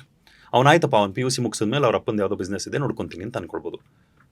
ಇವತ್ತಿನ ದಿನ ಮೋಟಿವೇಶನ್ ಎಲ್ಲ ತುಂಬ ಓವರ್ ರೇಟ್ ಆಗಿಬಿಟ್ಟಿದ್ಯಾ? ಅಂದರೆ ಮಕ್ಕಳನ್ನ ಮೋಟಿವೇಟ್ ಮಾಡಿ ಕಲಿಸಿದ್ದು ನಮ್ಮ ಟೈಮಲ್ಲೆಲ್ಲ ಒಳ್ಳೇದು ಕೆಟ್ಟದ್ದು ಎಕ್ಸಾಂಪಲ್ಸ್ ಕೊಡೋದು, ಅಥವಾ ಇಲ್ಲ ಓದಬೇಕು ಅನ್ನೋದಕ್ಕೆ ಎಥಿಕಲಿ ನಮ್ಮನ್ನ ಮೋಟಿವೇಟ್ ಮಾಡ್ತಿದ್ದು, ಇವಾಗ ಜೆನ್ಸಿ ಕಿಡ್ಸ್ ಮನಸ್ಥಿತಿಗೆ ಮೋಟಿವೇಶನ್ ತಲೆಗೆ ತಲುಪುತ್ತಾ ಅವ್ರ ರಿಟೆನ್ಷನ್ ಪೀರಿಯಡ್ ಇನ್ಸ್ಟಾಗ್ರಾಮ್ ರೀಲ್ಸ್ ಥರ ತಲೆ ಒಂದು ಸೆಕೆಂಡ್ ಹಿಂಗೆ ಓಡ್ತಿರುತ್ತೆ, ಹಾಗೆ ಇದೆಯಾ ಸರ್? ನಿಮಗೆ ಹಸಿವಿದ್ದಾಗ ಊಟ ಮಾಡು ಅಂತ ಹೇಳೋದಕ್ಕೆ ಮೋಟಿವೇಶನಲ್ ಸ್ಪೀಚ್ ಕೊಡಬೇಕಾ? ಕರೆಕ್ಟ್ ಅಲ್ವಾ? ನಿಮ್ಗೆ ಏನು ಬೇಕು ಅನ್ನೋದರ ಕ್ಲಾರಿಟಿ ನಿಮಗಿದ್ರೆ, ಏನು ಮಾಡಬೇಕು ಅನ್ನೋದ್ರ ಕ್ಲಾರಿಟಿ ಇದ್ದರೆ ಮೋಟಿವೇಶನ್ ಅವಶ್ಯಕತೆ ಇಲ್ಲ. Self motivation. ನಿಮಗೆ ಬೇಡ ಅನ್ನೋದಕ್ಕೆ ಎಷ್ಟು ಮೋಟಿವೇಟ್ ಮಾಡಿದ್ರು ಮೋಟಿವೇಶನ್ ಆಗೋದಿಲ್ಲ. ಒಂದು ನಾಲೆ ಹರಿತಾ ಇದೆ, 5 ಅಡಿ ಇದೆ ಆ ನಾಲೆ ಆಗಲ್ಲ, ಜಂಪ್ ಮಾಡಬೇಕು ಅಂತ ಈ ಕಡೆಯಿಂದ ಆ ಕಡೆಗೆ ಹಾರಬೇಕು. ನಿಮಗೆ ಸ್ವಲ್ಪ ಒಂದು 2 ಅಡಿ 3 ಅಡಿ ಜಂಪ್ ಮಾಡಿ ಅನುಭವ ಇದ್ದರೆ 5 ಅಡಿ ಆ ಕಡೆ ಏನೋ ಒಂದು ಲಕ್ಷ ರೂಪಾಯಿ ದುಡ್ಡಿದೆ, ಟ್ರೈ ಮಾಡ್ತೀರ ಒಂದು ವಿಷಯ, ಹಾರಿದ್ರೆ ದುಡ್ಡು ಸಿಗುತ್ತೆ ಅಂತ ಹಾರ್ಬಿಡ್ಬೋದು. ಮಧ್ಯ 30 ಅಡಿ ನಾಲೆ ಹರಿತಾ ಇದೆ, ಈ ಕಡೆ ನಿಂತ್ಕೊಂಡು ನೀವು ಹಾರಿಸ್ಬಿಡ್ತೀನಿ ಅಂತ ಮೋಟಿವೇಶನಲ್ ಟಾಕ್ ಕೊಟ್ಟರೆ ಹಾರ್ತೀರಾ? ಹಾರು ಮಗ, ಏನಾಗಲ್ಲ ಅಂತಂದರೆ ಹಾರ್ತೀರಾ? Motivational talk is meaningless, useless. Motivational ಟಾಕ್ಗಳ ಅವಶ್ಯಕತೆನೇ ಇಲ್ಲ. ಕ್ಲಾರಿಟಿ ಬೇಕು, ಸಿಸ್ಟಮ್ಸ್ ಬೇಕು. ನೀವು ಯಾವನ್ನು ಸುಮ್ಮನೆ ಮೋಟಿವೇಟ್ ಮಾಡಿಬಿಟ್ಬಿಟ್ರೆ, ನನ್ನ ಗುರುಗಳೊಬ್ಬರು ಹೇಳೋರು, ಕನಸುಗಳು ಇಲ್ದಲ್ಲೇ ಜೀವನ ಮಾಡೋನು ಸುಖವಾಗಿರ್ತಾನೆ. ಕನಸುಗಳನ್ನು ಸುಮ್ಮನೆ ಬಿತ್ತುಬಿಟ್ಟು ಅವನಿಗೆ ಅದನ್ನು ಸಾಕಾರ ಪಡಿಸ್ಕೊಳ್ಳೋದಕ್ಕೆ ಬೇಕಾಗಿರುವಂಥ ಶಕ್ತಿ ಬರೋವರೆಗೂ ಅವನ ಜೊತೆಗೆ ನಿಲ್ಲೋ ಯೋಗ್ಯತೆ ನಿನಗಿಲ್ಲ ಅಂತಂದರೆ ಅವನಲ್ಲಿ ಕನಸುಗಳನ್ನು ಬಿತ್ತಿದ್ದೇ ಮಹಾಪಾಪ. ಓಕೆ, ಏನು ಬೇಕೋ ಸಾಧ್ಯ ಅಂತ ಮೋಟಿವೇಟ್ ಮಾಡಿಬಿಡ್ತೀನಿ ಒಂದಷ್ಟು ಜನ ಕೂಡಿಸ್ಕೊಂಡು. ಅವ್ರಿಗೆ ಮಾಡೋಕ್ಕಾಗಲ್ಲ, ಯಾಕಂದರೆ ಅವ್ರಿಗೆ ಬೇಕಾದಷ್ಟು ಲಿಮಿಟೇಷನ್ಸ್ ಇರುತ್ತೆ. ಅವ್ನಿಗೆ ನಾನು ಸಪೋರ್ಟ್ ಸಿಸ್ಟಮ್ ಕೊಡಲ್ಲ, ಮೋಟಿವೇಟ್ ಮಾಡಿ ಬಿಟ್ಬಿಟ್ಟೆ. ಎಲ್ಲರೂ ಏನು ಅನ್ಕೊತಾರೆ, ಮಿಕ್ಕದವ್ರಿಗೆಲ್ಲ ಏನೋ ಆಗ್ತಾಯಿದೆ ಒಳ್ಳೆಯದು, ನನಗೇನೂ ಆಗ್ತಾಯಿಲ್ಲ, ಸೊ ನನ್ನಲ್ಲೇ ಪ್ರಾಬ್ಲಮ್ಮು. ಅವ್ನ ಜೀವನ ಪೂರ್ತಿ ದುಃಖದಲ್ಲೇ ಬದುಕ್ತಾನೆ, ಕನಸಿಲ್ದಲ್ಲೇ ನೆಮ್ಮದಿಯಾಗಿದ್ದ ಅವನು. ಸೊ ಕನಸುಗಳನ್ನು ಕೊಟ್ಟರೆ, ನಿಮ್ಮ ಸಹಾಯ ಇಲ್ದಲ್ಲೇ ಅದ್ರ ಕಡೆಗೆ ಅವ್ರು ನಡೆಯೋದಕ್ಕೆ ಶಕ್ತಿ ಬರೋವರೆಗೂ ನೀವು ಅವ್ರ ಕೈ ಹಿಡಿದು ನಡೆಸಬೇಕು. ಮಕ್ಕಳಿದ್ದಂಗೆ ಕನಸು ಹುಟ್ಟಿದಾಗ ಆ ಹುಟ್ಟಿದ ಕನಸು ಕಾಲಲ್ಲಿ ಶಕ್ತಿ ಬರೋವರೆಗೂ ಕೈ ಹಿಡಿದು ನಡೆಸಬೇಕು. ಅಪ್ಪ ಅಮ್ಮ ಹೆಂಗೆ 2-3 ವರ್ಷ ಮಕ್ಕಳಿಗೆ ನಡೆಸ್ತಾರಲ್ಲ ಹಾಗೆ. ಸೊ ಈ motivational speakers are the worst sinners, ಮಹಾಪಾಪಿಗಳು. ಓಕೆ, ಅದನ್ನೇ ಉದ್ಯೋಗ ಮಾಡ್ಕೊಂಡ್ಬಿಟ್ಟಿದ್ದಾರೆ. ಇವಾಗೊಂದಷ್ಟು ಕ್ವಿಕ್ ಫೈರ್ ಕ್ವಶನ್ಸ್ ಇದೆ. ಸೊ ಇದರಲ್ಲಿ ನೀಟ್ ಬರೀಬೇಕು ಅಂತ ಅನ್ಕೊಳ್ತಿರುವಂತಹ ವಿದ್ಯಾರ್ಥಿಗಳು, ಅಥವಾ ಮುಂದೆ ಒಂದಿನ ನಾನು ಮೆಡಿಸಿನ್ ತಗೋಬೇಕು ಅಂತ ಆಸೆ ಪಡ್ತಿರೋರು, ಅಥವಾ ಇವಾಗ ಮತ್ತೆ ರೀಕನ್ಸಿಡರ್ ಮಾಡಿ ಮತ್ತೆ ನೀಟ್ ಬರೀಬೇಕು ಅಂತ ಅನ್ಕೊಂಡ್ರು, ಎಲ್ಲರಿಗೂ ಒಂದಷ್ಟು ಮಾಹಿತಿ ಸಿಗಲಿ ಅಂತ ಈ ಪ್ರಶ್ನೆಗಳನ್ನ ಇಟ್ಕೊಂಡಿದ್ದೀನಿ. ರೆಡಿನಾ? ರೆಡಿ. ಓಕೆ, ಎಕ್ಸಾಮ್ ಹಾಲ್ ದಿನ ಒಂದಷ್ಟು ಟಿಪ್ಸ್ ಕೊಡಬೇಕು ನೀಟ್ ಎಕ್ಸಾಮ್ಸ್ ಬರೀತಿರೋರಿಗೆ ಅಂದ್ರೆ what is it? NEET exam ಬರೀತಿರೋರಿಗೆ ನಿದ್ದೆಗೆಡಬಾರ್ದು ಹಿಂದಿನ ದಿನ. They should sleep well. Okay, last ಮಿನಿಟ್ವರೆಗೂ ಅದು ಇದು ಪೇಪರ್ ತಿರುಗಿಸ್ಕೊಂಡು ಕೂತಿರಬಾರ್ದು. Few hours before the exam ಆರಾಮಾಗಿ ಮೈಂಡನ್ನು ರಿಲ್ಯಾಕ್ಸ್ ಮಾಡಿಬಿಡ್ಬೇಕು. Don't worry about what you have not prepared. ನೀವು ತಯಾರು ಮಾಡಿಲ್ದಿರೋದು ಯಾವುದು, ಅದನ್ನು ಬಿಟ್ಬಿಟ್ಟಿದ್ದೀನಿ ಇದನ್ನು ಬಿಟ್ಬಿಟ್ಟಿದ್ದೀನಿ ಯೋಚನೆ ಮಾಡಬೇಡಿ. Have a sense of confidence on what you have done. ಸಾಕಷ್ಟು ತಯಾರಿ ಮಾಡಿದ್ದೀನಿ, ನನಗೇನು ತಯಾರಿ ಮಾಡಿದ್ದೀನೋ ಅದ್ರ ಒಳಗಡೆ ನನಗಾದಷ್ಟು ಪರ್ಫಾರ್ಮ್ ಮಾಡ್ತೀನಿ. ಸೊ ನನಗಿಷ್ಟು ಬರಲೇಬೇಕು ಅನ್ನೋಂಥ ಔಟ್ಕಮ್ ಎಕ್ಸ್ಪೆಕ್ಟೇಷನ್ ಇಟ್ಕೊಂಡು ಎಕ್ಸಾಮ್ ಅಪ್ರೋಚ್ ಮಾಡಬೇಡಿ. Let it be like a game. ನೀವು ಅಲ್ಲಿ ಹೋಗ್ತಿದ್ದೀರಾ, ಕ್ವೆಶ್ಚನ್ ಹೆಂಗಿರುತ್ತೆ ಅದ್ರ ಪ್ರಕಾರ ಟ್ಯಾಕಲ್ ಮಾಡ್ತೀರಾ, ಒಂದು ಖುಷಿಯಾದ ಮೈಂಡ್ ಫ್ರೇಮಲ್ಲಿ ಕ್ವೆಶ್ಚನ್ಸನ್ನು ಡೀಲ್ ಮಾಡ್ತೀರಾ, ಕ್ಲೋಸ್ ಮಾಡ್ತೀರಾ. That's all. And stay hydrated, eat light, heavy meals ತಿನ್ನಬಾರ್ದು, ಲೈಟ್ ಫುಡ್, ಹೈಡ್ರೇಷನ್. ಮತ್ತು ಎಕ್ಸಾಮ್ ಹಾಲ್ಗೂ ನೀರನ್ನು ಸಿಪ್ ಮಾಡೋದಕ್ಕೆ ಇಟ್ಕೊಳ್ಬೇಕು. ಎಕ್ಸಾಮಲ್ಲಿ ಬಾಟಲ್ ಎಲ್ಲ ತೊಗೊಂಡೋಗಕ್ಕೆ ಬಿಡೋದಿಲ್ಲ ಅಂತ ಇರುತ್ತೆ, ಟ್ರಾನ್ಸ್ಪರೆಂಟ್ ಬಾಟಲ್ ತೊಗೊಂಡೋಗ್ಬೋದು, ಅದೆಲ್ಲ ಇರುತ್ತೆ. ನೀರು ಇಟ್ಕೊಂಡಿರ್ಬೇಕು, ನೀರು ಸಿಪ್ ಮಾಡ್ತಾ ಇರಬೇಕು. ಓಕೆ, ನೀವು ಡಾಕ್ಟರ್ ಕೂಡ ಆಗಿರೋದ್ರಿಂದ ಕೇಳ್ತಾ ಇದ್ದೀನಿ, ಅಂದರೆ ಮಕ್ಕಳು ಎಕ್ಸಾಮಿಗೆ ಪ್ರಿಪೇರ್ ಆಗಬೇಕಾದ್ರೆ ಅಥವಾ ಓದಬೇಕಾದ್ರೆ ಮೆಮೊರಿ ಪವರ್ ಇನ್ಕ್ರೀಸ್ ಆಗೋದಕ್ಕೆ ಯಾವ ಫುಡ್ಗಳು ನೆಸೆಸಿಟಿ ಇದೆ ಅಂತ ನಿಮ್ಗೆ ಅನ್ಸುತ್ತೆ? ಟಾಪ್ 5 ಫುಡ್ ಎಲಿಮಿನೇಟ್ ಮಾಡಬೇಕಾಗಿರೋದು 3 ಹೇಳಿ. ಶುಗರ್, ಮೈದಾ, ಡೀಪ್ ಫ್ರೈಡ್ ಐಟಮ್ಸ್. ಇದು 3 ಮೆನುಯಿಂದ ಕಂಪ್ಲೀಟಾಗಿ ಎಲಿಮಿನೇಟ್ ಮಾಡಿಬಿಟ್ರೆ, ಅಥವಾ ಮಿನಿಮಲ್ 4 ಮೇಲೆ ಇರಬೇಕು, ಹೊಟ್ಟೆಗೆ ಹೋಗಬಾರ್ದು, ಅಷ್ಟರಲ್ಲಿ ಇಟ್ಕೊಂಡ್ರೆ ಬ್ರೈನ್ ಡ್ಯಾಮೇಜ್ ಆಗೋದು ಕಡಿಮೆ ಆಗುತ್ತೆ. ದೀಸ್ ಆರ್ ಆಲ್ ಇಂಟೆಲೆಕ್ಟನ್ನು ಡ್ಯಾಮೇಜ್ ಮಾಡುವಂಥ ಫುಡ್ಸು. ಮತ್ತು ಎನ್ಶ್ಯೂರ್ ಮಾಡಲೇಬೇಕಾಗಿರೋದು ಪ್ರತಿದಿನ ಪ್ರೋಟೀನ್ ಅಡಿಕ್ವೇಟ್ ಆಗಿದೆಯಾ ಅನ್ನೋದನ್ನು ಗಮನಿಸಬೇಕು. 1 gram per kg body weight. ಈಗ ಬೇಕಾದಷ್ಟು ರಿಸೋರ್ಸಸ್ ಇದೆ, ನಾವು ಹುಡುಕ್ಬೋದು ಈ ಫುಡ್ಡಲ್ಲಿ ಎಷ್ಟು ಪ್ರೋಟೀನ್ ಇದೆ, ಅದರಲ್ಲಿ ಎಷ್ಟು ಪ್ರೋಟೀನ್ ಇದೆ ಅಂತ. 1 gram per kg body weight. 50 kg ಇದ್ದಾರೆ ಅಂತಂದರೆ ಒಂದು ದಿನ ಪೂರ್ತಿ ಅವರು 50 ಗ್ರಾಮ್ ಪ್ರೋಟೀನ್ ಕನ್ಸ್ಯೂಮ್ ಮಾಡಿರಬೇಕು. ಪ್ರೋಟೀನ್ ಅಡಿಕ್ವೆಸಿ ಮೇಂಟೈನ್ ಮಾಡಬೇಕು. ಮೈಕ್ರೋನ್ಯೂಟ್ರಿಯೆಂಟ್ಸ್, ವೈಟಮಿನ್ಸ್, ಮಿನರಲ್ಸನ್ನು ಅಡಿಕ್ವೇಟಾಗಿ ಸಿಗ್ತಾ ಇದೆಯಾ ಅಂತ. ಸೊ ಪ್ರತಿದಿನ ಬೇಯಿಸ್ದಲ್ಲೇ ಇರುವಂಥ ಆಹಾರಗಳು, ತರಕಾರಿಗಳು, ಹಣ್ಣುಗಳು ಸ್ಮಾಲ್ ಪೋರ್ಷನ್ಸಲ್ಲಿ ತೊಗೊಳ್ಬೋದು throughout the day. So proteins, ಮೈಕ್ರೋನ್ಯೂಟ್ರಿಯೆಂಟ್ಸನ್ನು ಗಮನ ಇಟ್ಕೊಳ್ಬೇಕು. ಒಮೆಗಾ ಫ್ಯಾಟ್ಸನ್ನು ತೊಗೊಳ್ಬೇಕು. ಒಮೆಗಾ ಫ್ಯಾಟ್ಸ್ ಇಷ್ಟನ್ನು ಮ್ಯಾನೇಜ್ ಮಾಡಿಕೊಂಡು ಹೈಡ್ರೇಷನ್ ಸರಿಯಾಗಿ ಇಟ್ಕೊಳ್ಬೇಕು. ಸೊ ದಿನಕ್ಕೊಂದು 3-3.5 ಲೀಟರ್ ನೀರು ಕುಡಿಬೇಕು ಅಂತ ಹೇಳ್ತಾರೆ, ಜನರಲ್ ಪ್ರಿನ್ಸಿಪಲ್ ಅದು. ಬಟ್ ನಾನು ಹೇಳೋದು 100 ml every 20 minutes during the waking hours. Okay. ನೀವು ಎಚ್ಚರ ಇರೋ ಟೈಮಲ್ಲಿ ಬೆಳಗ್ಗೆ 6 ಗಂಟೆಗೆ ಎದ್ರಿ ಅಂತಂದರೆ 6 ಗಂಟೆಯಿಂದ ಸಂಜೆ 7 ಗಂಟೆವರೆಗೂ ಅಥವಾ ಬೆಳಗ್ಗೆ 7ರಿಂದ ಸಂಜೆ 7 ಗಂಟೆವರೆಗೂ ಇನ್ ದೋಸ್ 12 hours 20 ನಿಮಿಷಕ್ಕೆ 100 ml ನೀರು ಕುಡಿತಾ ಇರಿ. ತುಂಬ ಒಂದೇ ಸಲ ತುಂಬಿಸಿದ್ರೆ ಅದು ಒಳ್ಳೇದಲ್ಲ. ತುಂಬ ಗ್ಯಾಪ್ ಕೊಟ್ಟು ನೀರು ಕುಡಿದ್ರೆ ಅದು ಒಳ್ಳೇದಲ್ಲ. Keep sipping water. ಇಷ್ಟು. ಸೊ ಆಹಾರದ ವಿಚಾರದಲ್ಲಿ ಇಷ್ಟು ಗಮನ ಕೊಟ್ಕೊಂಡ್ರೆ ಪ್ರಿಪ್ರೇಷನ್ ಚೆನ್ನಾಗಾಗತ್ತೆ. ಓಕೆ. ಸ್ಟೂಡೆಂಟ್ಗಳಿಗೆ ಸ್ಲೀಪ್ ರೂಟೀನ್ ಟಿಪ್ ಏನಾದ್ರು ಕೊಡಬೇಕು ಅಂದರೆ ವಾಟ್ ಇಸ್ ಇಟ್? ನಿದ್ದೆ ಹೈಜಿನಿಕ್ ಆಗಿರಬೇಕು. ಸ್ಲೀಪ್ ಹೈಜಿನ್ ಅಂತಂದರೆ ಮೊದಲನೇದು ವೆನ್ ಯು ಸ್ಲೀಪ್. ನೀವು ಯಾವಾಗ ನಿದ್ದೆ ಮಾಡ್ತೀರಾ, ಮಲಗೋ ಟೈಮ್, ಏಳೋ ಟೈಮ್ ಫಿಕ್ಸ್ ಆಗಬೇಕು. ಅಂದರೆ ಲೆಟ್ಸೇ ಒಂದು 10 ಗಂಟೆಗೆ ಮಲ್ಕೊಂಡ್ರು ಅಥವಾ 11 ಗಂಟೆಗೆ ಮಲಗಿದ್ರು ಅಂದರೆ ಬೆಳಗ್ಗೆ 5 ಗಂಟೆಗೆ ಎದ್ದೇಳಬೇಕು. ಕನಿಷ್ಠ 6ರಿಂದ 7 ಗಂಟೆ ಕ್ವಾಲಿಟಿ ಸ್ಲೀಪ್. ಅವರು ಆಹಾರ ಪದ್ಧತಿ ಚೆನ್ನಾಗಿದ್ದರೆ, ಸ್ವಲ್ಪ ಎಕ್ಸಸೈಸ್ ಮಾಡ್ತಾರೆ, ಯೋಗ ಮಾಡ್ತಾರೆ, ಫಿಟ್ ಆಗಿದ್ದರೆ ಅವ್ರಿಗೊಂದು 6 ಗಂಟೆ ನಿದ್ದೆ ಸಾಕಾಗುತ್ತೆ. ಫುಡ್ ಹ್ಯಾಬಿಟ್ ಸರಿಗಿಲ್ಲ ಅಂತಂದ್ರೆ ಒಂದು 7 ಅವರ್ ನಿದ್ದೆ ಮಾಡಬೇಕಾಗತ್ತೆ. ಸೊ 7 ಅವರ್ ನಿದ್ದೆಯಿಂದ ಶುರು ಮಾಡಿಕೊಂಡು ಲೈಫ್ ಸ್ಟೈಲ್ ಬ್ಯಾಲೆನ್ಸ್ ಮಾಡ್ತಾ ಹೋದಾಗ ಅದು ನ್ಯಾಚುರಲಿ ಒಂದು 6 ಅವರ್ಗೆ ಸಾಕಾಗುತ್ತೆ. ಸ್ಟೂಡೆಂಟ್ಸ್ ಎಂಟ್ರೆನ್ಸ್ ಎಕ್ಸಾಮಿಗೆ ಪ್ರಿಪೇರ್ ಮಾಡ್ತಾ ಇರೋರು ಮೊದಲನೇದು ಅದು ಸ್ಲೀಪ್ ಹೈಜಿನ್, ಮಲಗೋದು ಹೇಳೋದು. ಮಲಗಕ್ಕೊಂದು 2 ಗಂಟೆ ಮುಂಚೆ ತಿನ್ನೋದು ಮುಗಿಸ್ಬಿಡ್ಬೇಕು. So ideally finish your dinner before 7:30 or 8 PM. ಅದಾದಮೇಲೆ ಏನೂ ತಿನ್ನಬಾರ್ದು. ಮೂರನೇದು, ಮಲಗಕ್ಕೆ ಸುಮಾರು 1.5-2 ಗಂಟೆ ಮುಂಚೆ ಸ್ಕ್ರೀನನ್ನು ಶಟ್ ಆಫ್ ಮಾಡಿ. Don't expose yourself to screen. ಇಷ್ಟು. ಆ್ಯಂಡ್ ಇಷ್ಟನ್ನು ಬ್ಯಾಲೆನ್ಸ್ ಮಾಡಿದ್ರೆ ಸಾಕು, ನಿದ್ದೆ ಬ್ಯಾಲೆನ್ಸ್ ಬಂದ್ಬಿಡುತ್ತೆ. ಆ್ಯಂಡ್ 3 ವಿಷಯಗಳು ಒಬ್ಬ ಟಾಪರ್ ಅಥವಾ ಹೈಲಿ ಅಚೀವ್ಡ್ ಸ್ಟೂಡೆಂಟ್ ಪ್ಯಾಟರ್ನಲ್ಲಿದೆ ಅಂದರೆ ಅದೇನು? ರೊಟೀನ್ ಸ್ಟೇಬಲ್ ಆಗಿರುತ್ತೆ, ಸಿಸ್ಟಮ್ಯಾಟಿಕ್ ಆಗಿರುತ್ತೆ, ಅವ್ರು ಮಾಡೋದನ್ನು ಕರೆಕ್ಟಾಗಿ ಮಾಡ್ತಾ ಹೋಗ್ತಾರೆ. ಎರಡನೇದು, ಅವ್ರು ಯೋಚನೆ ಮಾಡೋದಿಲ್ಲ, ರಿಸಲ್ಟ್ ಏನು ಬರ್ಬೋದು ಅಂತ ಯೋಚನೆ ಮಾಡೋದಿಲ್ಲ. ನನಗಿದಾಗಲೇಬೇಕು, ಇಷ್ಟು ಮಾರ್ಕ್ಸ್ ಬರಬೇಕು, ಅಷ್ಟು ಮಾರ್ಕ್ಸ್ ಬರಬೇಕು ಅಂತ ಪ್ಲ್ಯಾನ್ ಮಾಡೋದಿಲ್ಲ. ನಾನು ಇವತ್ತು ಮಾಡೋ ಕೆಲಸ ಸರಿಯಾಗಿ ಮಾಡ್ತೀನಿ ಅನ್ನೋದ್ರ ಮೇಲೆ ಫೋಕಸ್ ಮಾಡ್ತಾರೆ. ಮೂರನೇದು, ಲಿಮಿಟೇಷನ್ಸನ್ನು ಯೋಚನೆ ಮಾಡಿಕೊಂಡು ಕೆಲಸನ ಡಿಲೇ ಮಾಡೋದಿಲ್ಲ, ಪ್ರೊಕ್ರಾಸ್ಟಿನೇಟ್ ಮಾಡೋದಿಲ್ಲ. ಇವತ್ತು ಏನೇ ಲಿಮಿಟೇಷನ್ಸ್ ಇರಲಿ, ಆ ಲಿಮಿಟೇಷನ್ಸ್ ಒಳಗಡೆ ಇವತ್ತು ಮಾಡೋ ಕೆಲಸನ ಎಷ್ಟು ಸಾಧ್ಯ ಅಷ್ಟು ಮಾಡಿ ಮುಗಿಸ್ತೀನಿ ಅಂತ ಅನ್ಕೊತಾರೆ. ಸೊ ಲೋ ಅಚೀವರ್ಸ್ ಏನು ಮಾಡ್ತಾರೆ, ಒಂದು ಔಟ್ಕಮ್ ಬಗ್ಗೆ ಯೋಚನೆ ಮಾಡ್ಕೊಂಡು ಕನ್ಸು ಕಾಣ್ತಾ ಕೂರ್ತಾರೆ, ಇಲ್ಲ ಭಯ ಪಡ್ತಾ ಇರ್ತಾರೆ. ನಾನು ಹಿಂಗೆ 2 ದಿನ ಚೆನ್ನಾಗಿ ಓದ್ಬಿಟ್ರೆ, ಹಿಂಗೆ ಓದಿದ್ರೆ ನಾನು ಸಖತ್ತಾಗಿ ಮಾರ್ಕ್ಸ್ ಬಂದ್ಬಿಡುತ್ತೆ ಅಂತ ಅನ್ಕೊಂಡು ಕನ್ಸು ಕಾಣ್ತಾ ಕೂತಿರ್ತಾರೆ. 2 ದಿನ ಓದಿಲ್ಲ ಸರಿಯಾಗಿ ಅಂತಂದರೆ ಹಿಂಗಾದರೆ ಫೇಲ್ ಆಗ್ತೀನಿ ಅಂತ ಕೂತಿರ್ತಾರೆ. ಆತಂಕ ಅಥವಾ ಕನಸುಗಳು ಇದರಲ್ಲೇ ಮಲಗಿರ್ತಾರೆ.